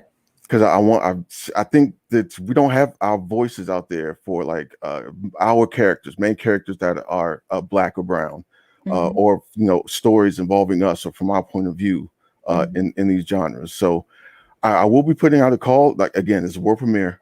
This is the first time World I've premiere. mentioned And it. It's not on are my you gonna website. feature it on the I Am Enough talk show? Sure. Yeah, absolutely. Okay. Yeah. So yeah, I haven't put it up on my website. It's not on my socials or anything, but I will be asking for any author out there that has a Cool. manuscript Okay. for that's a horror, sci-fi, fantasy, a manuscript. I will publish your book. I have a team of people going, but my lead copy editor has a PhD, for Christ's sake. Like, Mm-hmm. no, these are good people, right? They're Mm-hmm. incredible people. I pulled a team of people together, so we will edit your book. My graphic designer will mock up the cover, and we will put it out there on KDP or post it for Ngram Sparks for we'll just put it out there. We'll do the paperbacks, we'll do the ebooks, and we will put it out there for you. All you have to do is bring your manuscript to Maniacal Books, and we will publish it from beginning to end. How's that? That's Is that a beautiful. decent world premiere? That's a world premiere. Y'all got it. Please, somebody ring the bell and run around the building. Please, somebody do that. I got a bell over here. Oh yeah, okay, yeah, that worked. Yes, that's good Absolutely. stuff right there. Because Absolutely. somebody is always looking for resources, and I said that earlier. Yeah. The I Am Enough talk show is a resource, but Right. we're connected to other resources, and we have resources like yourself, you're going to be one of our resources for people that's looking to get this type of book published, because I Yeah. definitely agree. There's a need for content in general, and especially the more creative it is. I think Yeah. about people like the Wayne brothers, and when they were kind of how they took they do the spoofs on the, Right. and that's kind of like them saying, you know what, we're gonna show up and do that. Yeah, Yeah. you see these horror movies, you see these other things, and we're gonna do our version. So they're Yeah. like And spoof out everything. it's world renowned because it's from like our point of view. There was always like Airplane and like all those other spoof movies, but they broke it open with a Scary Movie and all Mhm. that. And like my favorite one is Don't Be a Menace in South Central while drinking your juice. That I love Yeah. that. That's like my favorite joint. But yeah, because the spoof genre was always out there and they were fine. They were cool. I love Airplane. But yeah, it's like Scary Movie and all that. It's a whole nother level. Yeah. Mhm. So tell me some other things about you. You a gamer? How could you tell?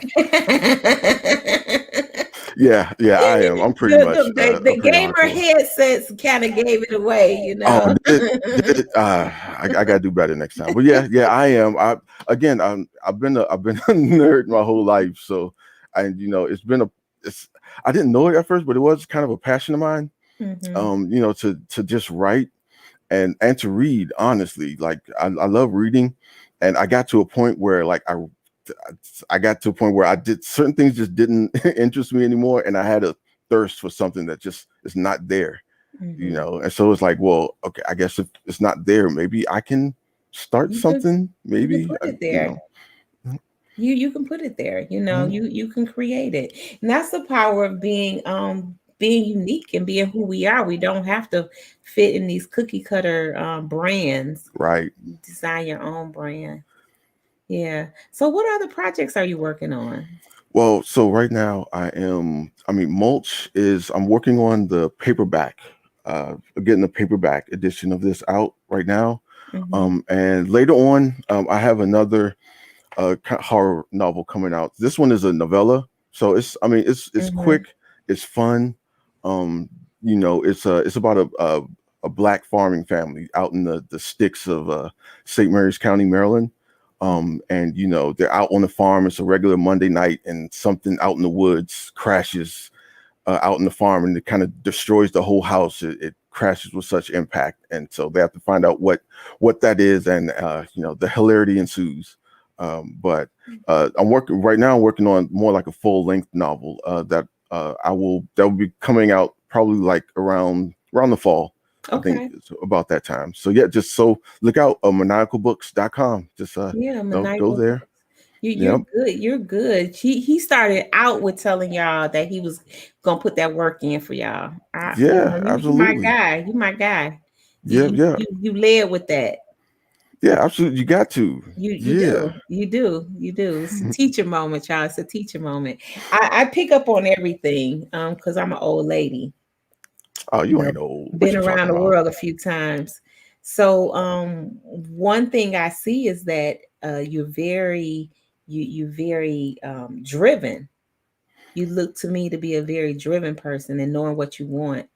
Anytime a Yeah, person starts a publishing company and they're very specific on what they want and what they can provide, and your yeah, pitch for come on in here and let us do this work was yeah. phenomenal. You dropped that in 5 minutes.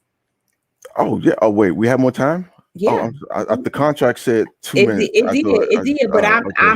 I wrote it so I could break it. It's your show. It It's is. your show. It is. Okay. And you're the last one, so I'm not gonna do anything but just run around the building to, get my energy up, get my All right. energy up. Let's go. Yeah. Yeah. Closing So optional, right? yeah, so it is Yeah. definitely. Okay. All right. I love your spirit because you know what? And I'm not shocked. I'm not surprised. This entire conference has been in alignment with what the universe needs. And for Yeah. everybody that Yeah. stepped on from the first person to the last person, it's been a great experience. So did you get a chance to listen to any of the other authors? Yeah, I did. I popped in from time to time. I Okay. popped in a little bit yesterday. I kind of Okay. saw and said, "Oh, I'm in the wrong spot." You thought you were? I'm in the wrong spot. Nobody wants to hear about tentacles and goo.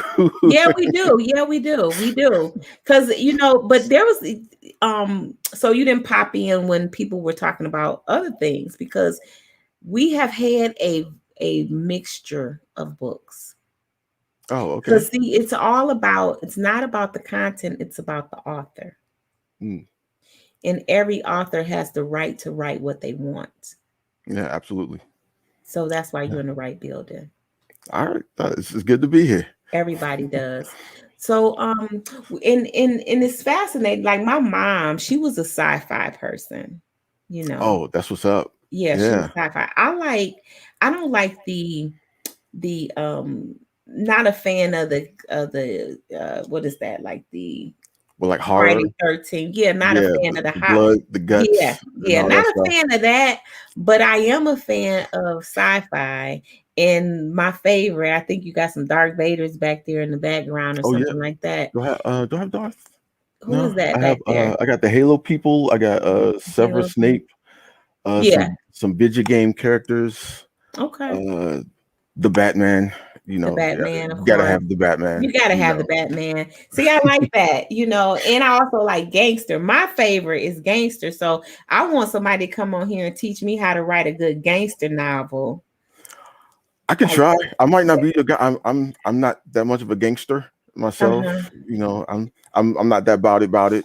You not I can see. be if you need me to be. I See, can I be want to about write. it. I want to write a gangster movie, and I want to bring in like Detroit. That's where I'm from. Like Detroit meets Atlanta.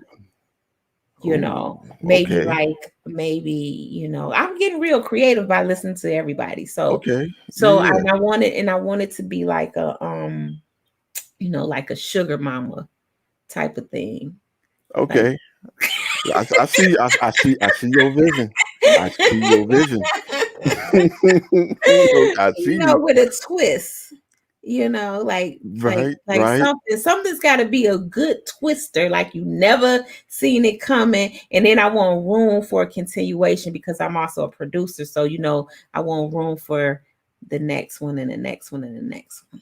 So it's like a female Godfather, basically, but black read as hell. my mind, because you know what? That's my favorite movie, Godfather. The Godfather, yeah, it's cool. No, that's my favorite. That's your favorite? That's my favorite, like hands down. Would I make you mad if I say I never really was into Godfather like It that? don't matter, because No, it's you cool. into what Okay. you into, and I'm into what I'm into, but we still can have a great marriage, No, because I love Scarface. I love like Goodfellas. That's one of my favorite joints. No, gotta be Godfather. Casino. I love that one. Casino's good too. I like that too. But yeah, I don't know. I just was never into the Godfather. Like, I Let don't me know tell what it you is. why I don't you know have why. to have the Godfather. Let me just break it down, okay? Okay. Just break it down. First of all, you got Al Pacino and you Right. got Marlon Brando. Right. You got the original Marlon Brando in this movie. Right. And you have who else is a legend? Like James Caan. James Caan. Like, come Yeah. on. Like, with those characters alone, they're like the creme de la creme. And then Godfather, for what it is about, is that whole family. I'm really into family. Yeah. And they Yeah. really stress family. Like, family is the biggest thing ever in The Godfather. And then when you go back to the original, how he started out and how he just took over the bully that was running the neighborhood. And then he said, we're going to get rid of the bully. And he replaced the bully because you see his heart.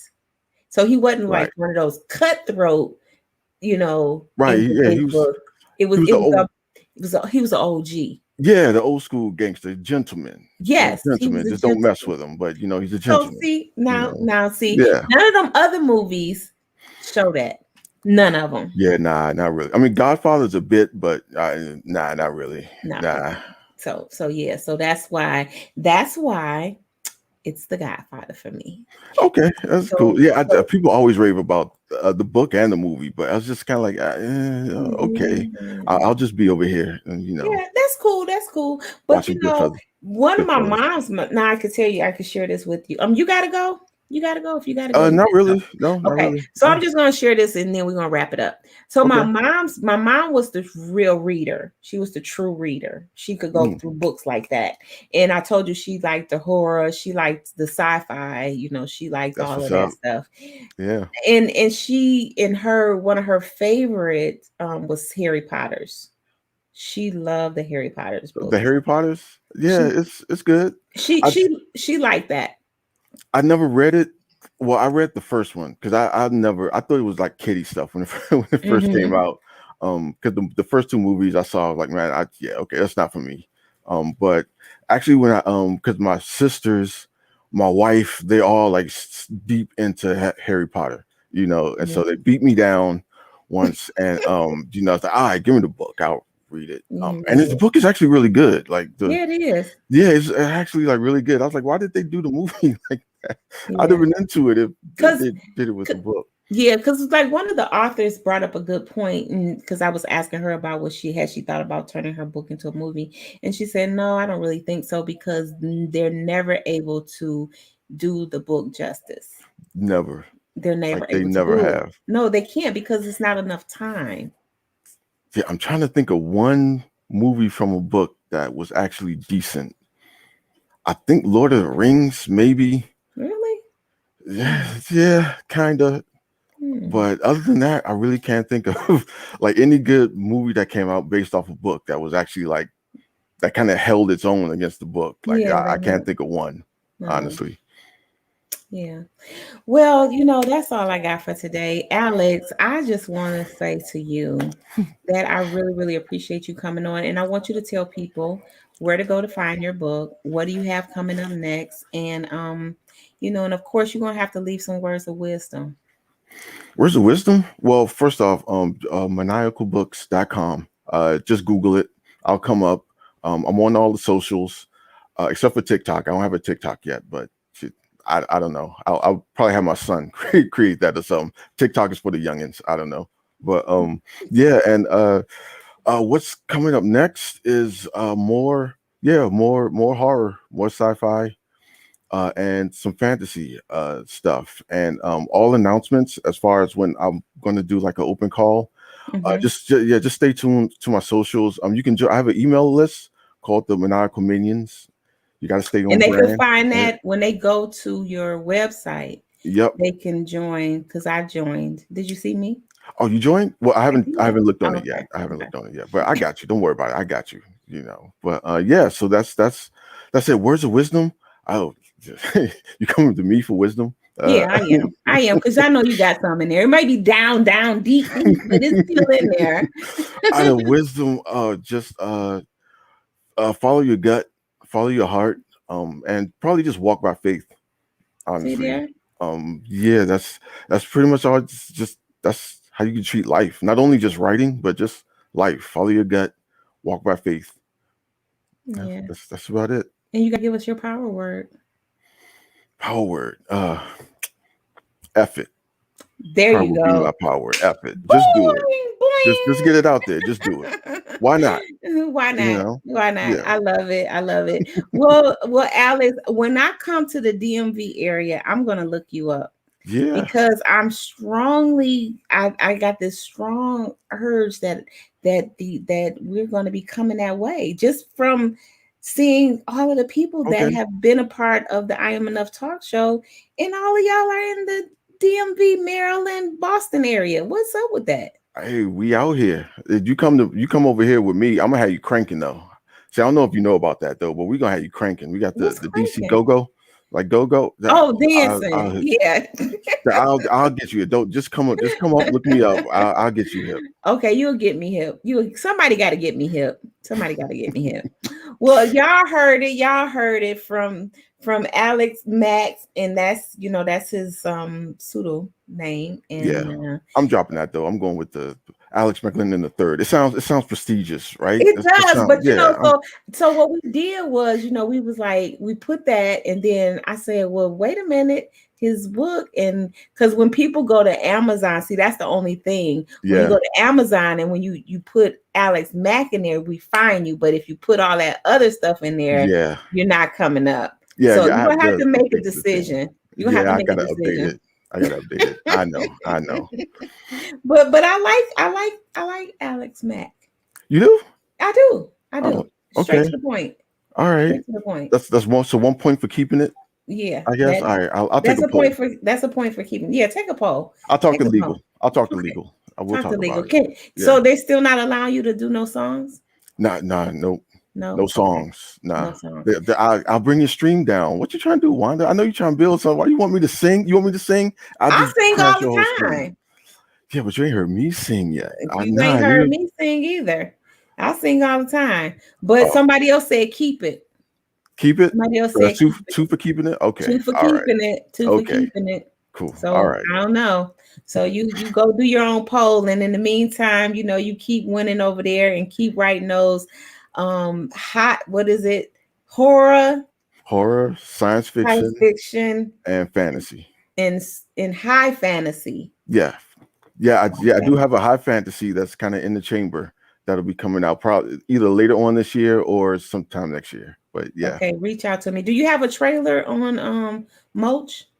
No, not yet. No. As soon as you get it, send it to me and I'll run it. That sounds like a plan. Okay, get it done. All right. Get it done. All right, yes, ma'am. All right then. Cause I'm gonna be a gangster sugar mama. Okay, that's gonna be my character. I'm gonna be a gangster sugar mama. Anybody ready to start writing that with me? I want to go into character development right now today. So let me see. Tiasha, what are you over there doing? Any correspondence? Let's see if there's any correspondence. Any correspondence? Yes, Queen. I am. I'm just enjoying. I'm sitting here enjoying everything. I love that. I call him the techie. That's what I just said. Yeah, you the tech guy.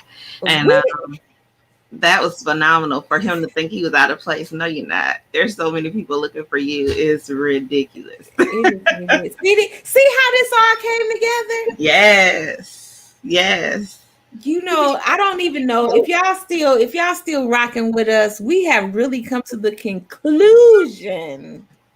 So this is the conclusion illusion. Oh my. I'm about to throw a twist in there. I'm about to put out our link.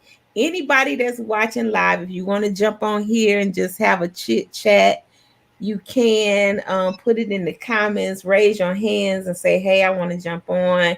And if not, I'm going to jump off. I'm waiting for the family. So, Messiah's birthday was Wednesday. Yeah. The little fella turned a year. Yes. Yeah.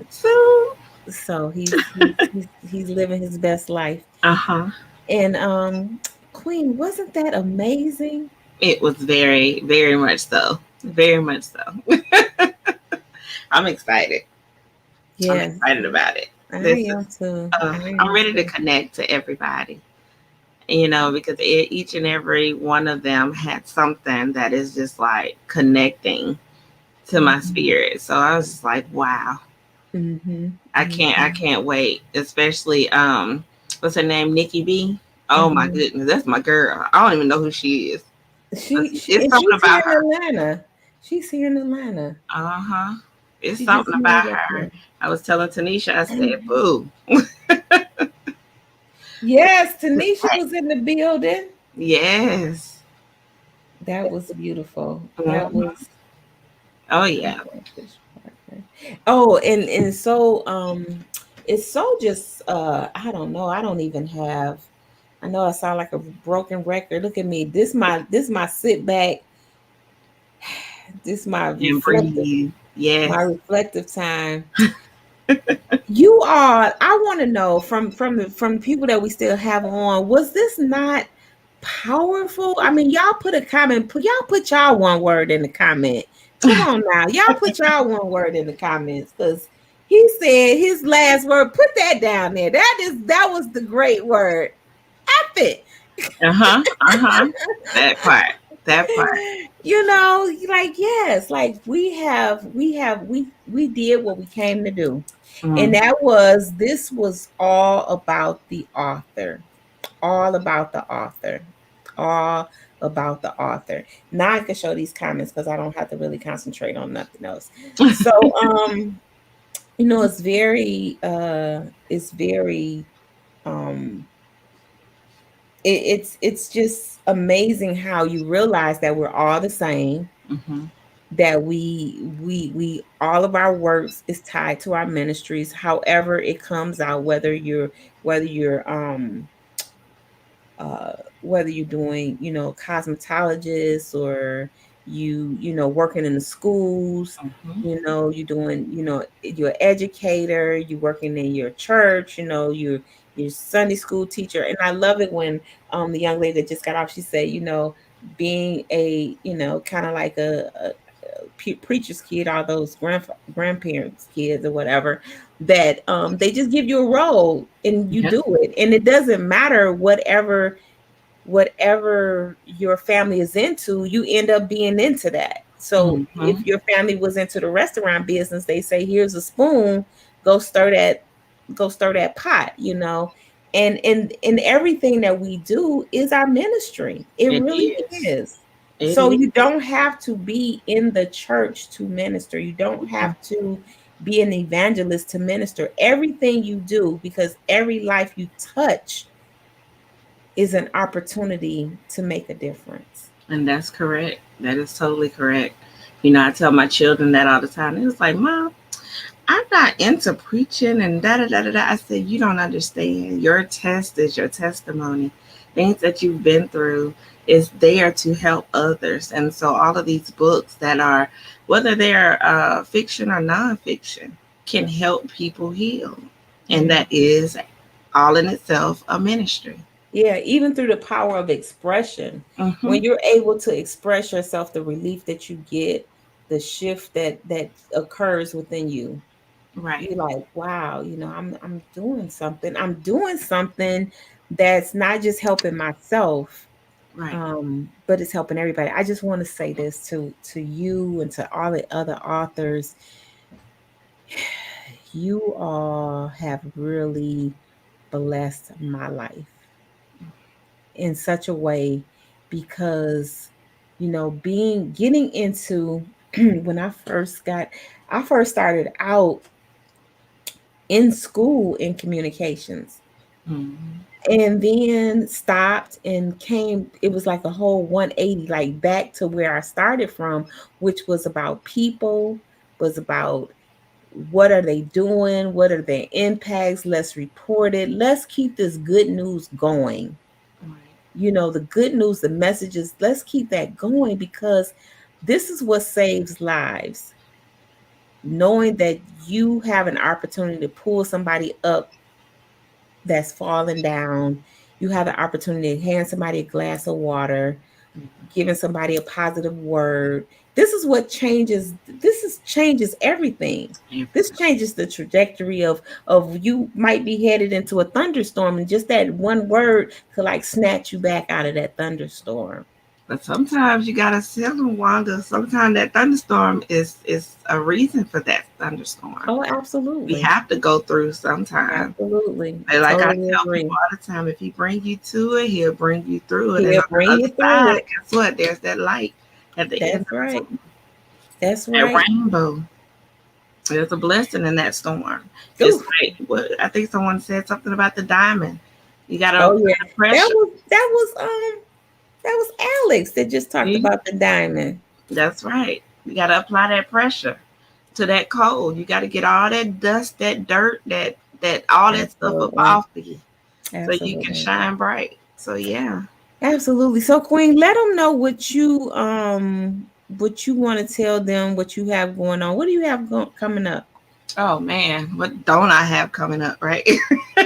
Well, for one, we got our book. Of course, we talked about that on day one, Step Into Your Power, which is for our women and our young girls. And eventually, we want to pull the men and the young boys in too, because they have a power on the inside of them. So once we release this book, which we are in pre sales right now, we will transition into our men edition. This is 4 books for us that are about to launch next month. So we're looking at a women book, a women workbook, a teen book, and a teen workbook. So we're about saving lives and bringing that confidence back to the world, letting people know who they are and whose they are and where they can go with what God has already placed on the inside of them. And then from there, we have our magazine. So we're looking for authors, for author spotlights. We're looking for business owners and entrepreneurs. We're looking for those bakers and those chefs that want to put some information out there and say, hey, try this recipe. This is healthy for you. It's good. And, so we want to touch all the entrepreneurial mindset people to connect with one another. We want to give you more marketing and exposure for your business and for your products and services. Along with that, we have a radio station. And the radio station is part of our media packages where we have airtime for you. If you have a commercial, if you want to do interviews, if you want to be the radio personality, we have what you need. And then just recently, I had been working kind of in the background with the library. And so that library is for, we have a page for the readers. And if you just want to come on there and say, hey, like, what's a good book to read? This page is for you. But then we also have our elite program for the library, where you pay basically for your library card and you come in there and you get a whole lot more marketing, branding, exposures, shout outs, anything you need. We're going to work from the inside. So for our authors and for our avid readers, the ones that is interested in book clubs and things of that nature, we have a space for that. And so we kind of just been working in the background to put all this stuff together so that you have somewhere to go, somewhere to look, somewhere to share your works. So yeah.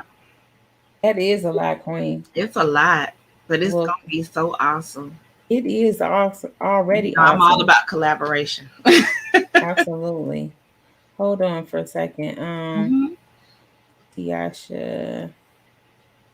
Can they find everything at I am Tiasha Janae? Everything, all social media platforms. Okay, that's what I want to. I just want to put that in there.com. Okay. Yes, ma'am. All right, so I'm going to show. Wait a minute. Man, hold up. My fingers got in the way. Okay. Don't have no dead space, Queen. Keep talking. Okay, no worries. But, for our authors and entrepreneurs in that space, the elite space, we're looking for authors that are wanting to showcase their book and have it put on the shelf so that people can go right to that page and purchase the book. We'll also have a book club where 4 times a year we'll read a particular book and we'll meet and greet on and talk about, the book. So those are just some things, just some small things that we're working on getting done. We want to put it out there for everybody. Awesome. I am revamping the website, Wanda. That's this all social media platforms. I am Tiasha Janae.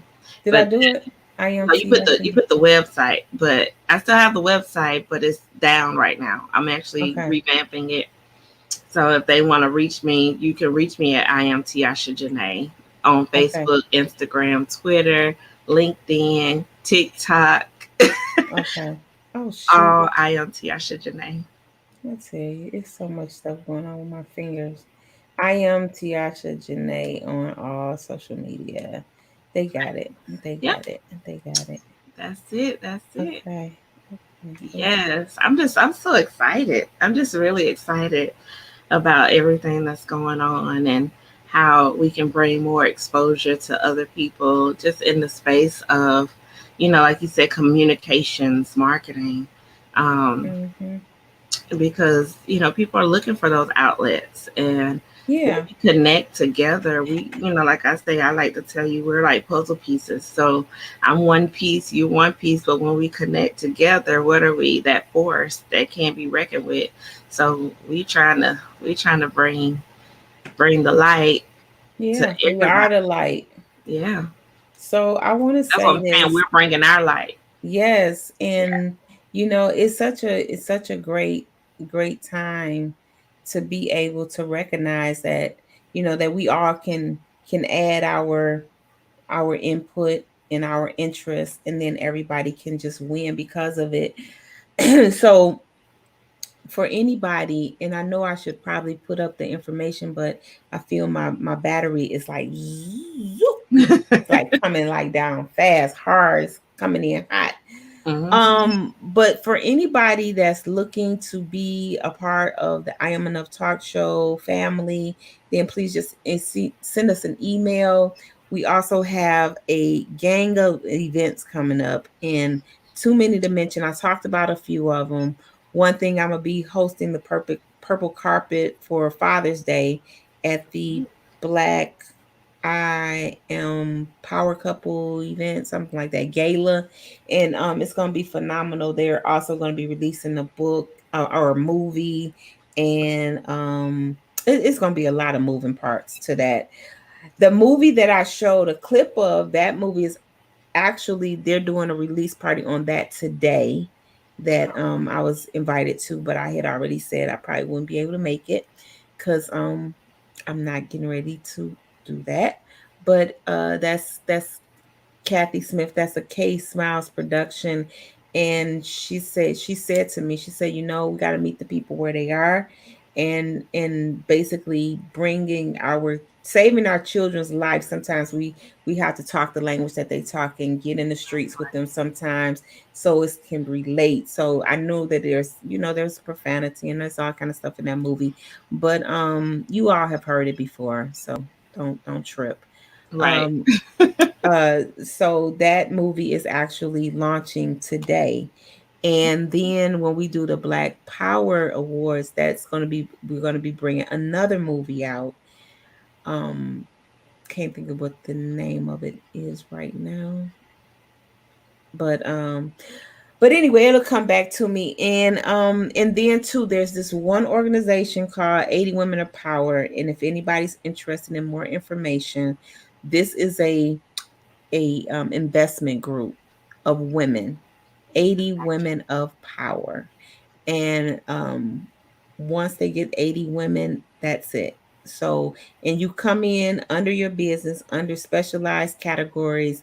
It's only one person per category. So it's really a lot of good gems that be dropped. We're having a luncheon or for that tomorrow. And also WWCA is another organization that I'm a part of. And we're looking for people that want to be a part of that as well. That is um, a global organization.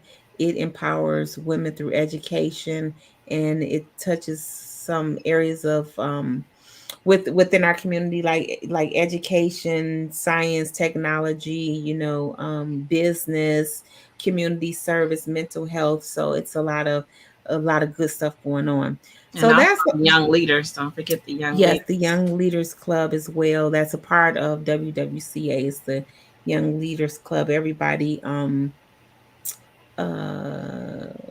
was on the other day, so she talked about the Young Leaders Club. And that's what we have going on. The I Am Enough Talk Show, where your dreams matter. Come and be seen and heard. Also in Facebook, we have our winning Wake Up Winning for Entrepreneur group. I'm currently looking for people that want to come in and share their expertise, their talents. So if you are somebody that you may specialize in whatever area you specialize, just let us know so then we can put you in rotation to do lives inside of there, to talk about it, to drop us gems. Maybe you specialize in stock market, day trading, investments, things that's going to elevate us. Don't specialize in no mess and expect to get in there, because that ain't what that is. So and also the winning evening news, we've kind of not did any broadcasts in the winning evening news lately, but I'm actually looking for a new winning evening news team. So and that comes with a responsibility, not just coming in and saying, hey, I'm there. No, that comes in with everything, with programming, with with inviting, with posting, with finding events and the whole 9 yards. So if any of these things are of interest to you, then all you need to do is just reach out, send one email, and if you send it to the I Am Enough talk show, just put in the subject what it's about, because I would give you different emails for different ones, but at this point, no, I don't have the strength to do that. Put me in, coach. Put me in, coach. Put me in the game, coach. So that's it, people. I hope that you all have enjoyed yourself, enjoyed being here, enjoyed every author. We will definitely be doing a follow-up show with some of the authors, seeing where they are, and also with some of our favorite guests that were part of the experience. We'll be doing a show with them so they can figure out which author they like, which book they ordered, which person that they became their new best friend. So that's all I got, and that's all I'm talking about. Yeah, I got to go back and get all that information again. I'm about to get this written down so I can get these books. I like books. So yeah, so get your books. Everybody else, get your books, people. Yes. We love you. Yes. The Frida's still on here. Yes. Thank you, sweetie. We'll see you soon. Yes. We're glad that you are part of our newly formed family. Well, it's not a newly formed family, but we newly found you. Connected family. Yes, new connected family. Yeah. Come on in. Yes. So I'm out of here, Queen. I love you to life. I'll see you soon. All right. Bye. Bye, guys. Bye. I'm going to let MC Class take us out. It's only one way to close out our show, and that is that that you are enough. So how about that? Okay.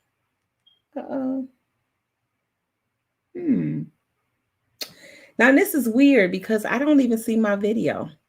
So I guess that's not what I'm going to be doing. There's it is. That's it. Look over there. Go through with PTSD also, I'm ex-military. But I learned how to turn it into microphone techniques. So I'm going to freestyle and then I'm going to tell y'all a little something. Because Wanda D told me to freestyle. Say, I am enough. I am enough. I am enough. Hard with the drums. I am enough. I am enough. I am enough. I am enough. I come from the boogie down, south side of town. MCs like me, we come incredible. See, I've been spending so much time in my head. Grab the microphone. Did you hear what I just said? I got skills. Rocking on the mic, I pay bills all the time. Rapping on the beat with the rhyme. I'm coming off the top of my mind. I do this all the time. This is how I rhyme. I am enough. I am enough. I am enough. I am enough. I am enough. I am enough. I am enough. Times right now are totally rough. Every time I'm dealing with this stuff, I grab the microphone and I don't bluff. And when I hold the microphone, I'm like the bluff. Sit back and watch the crowd rock. I grab the microphone non-stop. Blast the microphone is, I got a bonus to grab this mic and do just what I like. Too much hesitation, I had to take a turn. Sit back, relax so I can unwind. Messing with my mind. Now I gotta come out here and show this one time that I could unwind. Say a little stuff that was on my mind. And this is how we do. Are y'all with me? I'm with you too. Say I am enough. I am enough. Say I am enough. I am enough. Come on, times are tough and you know it's rough. But say I am enough. I am enough. Say I am enough. I am enough. I am enough. I am enough. I am enough. I'm from the Bronx, baby.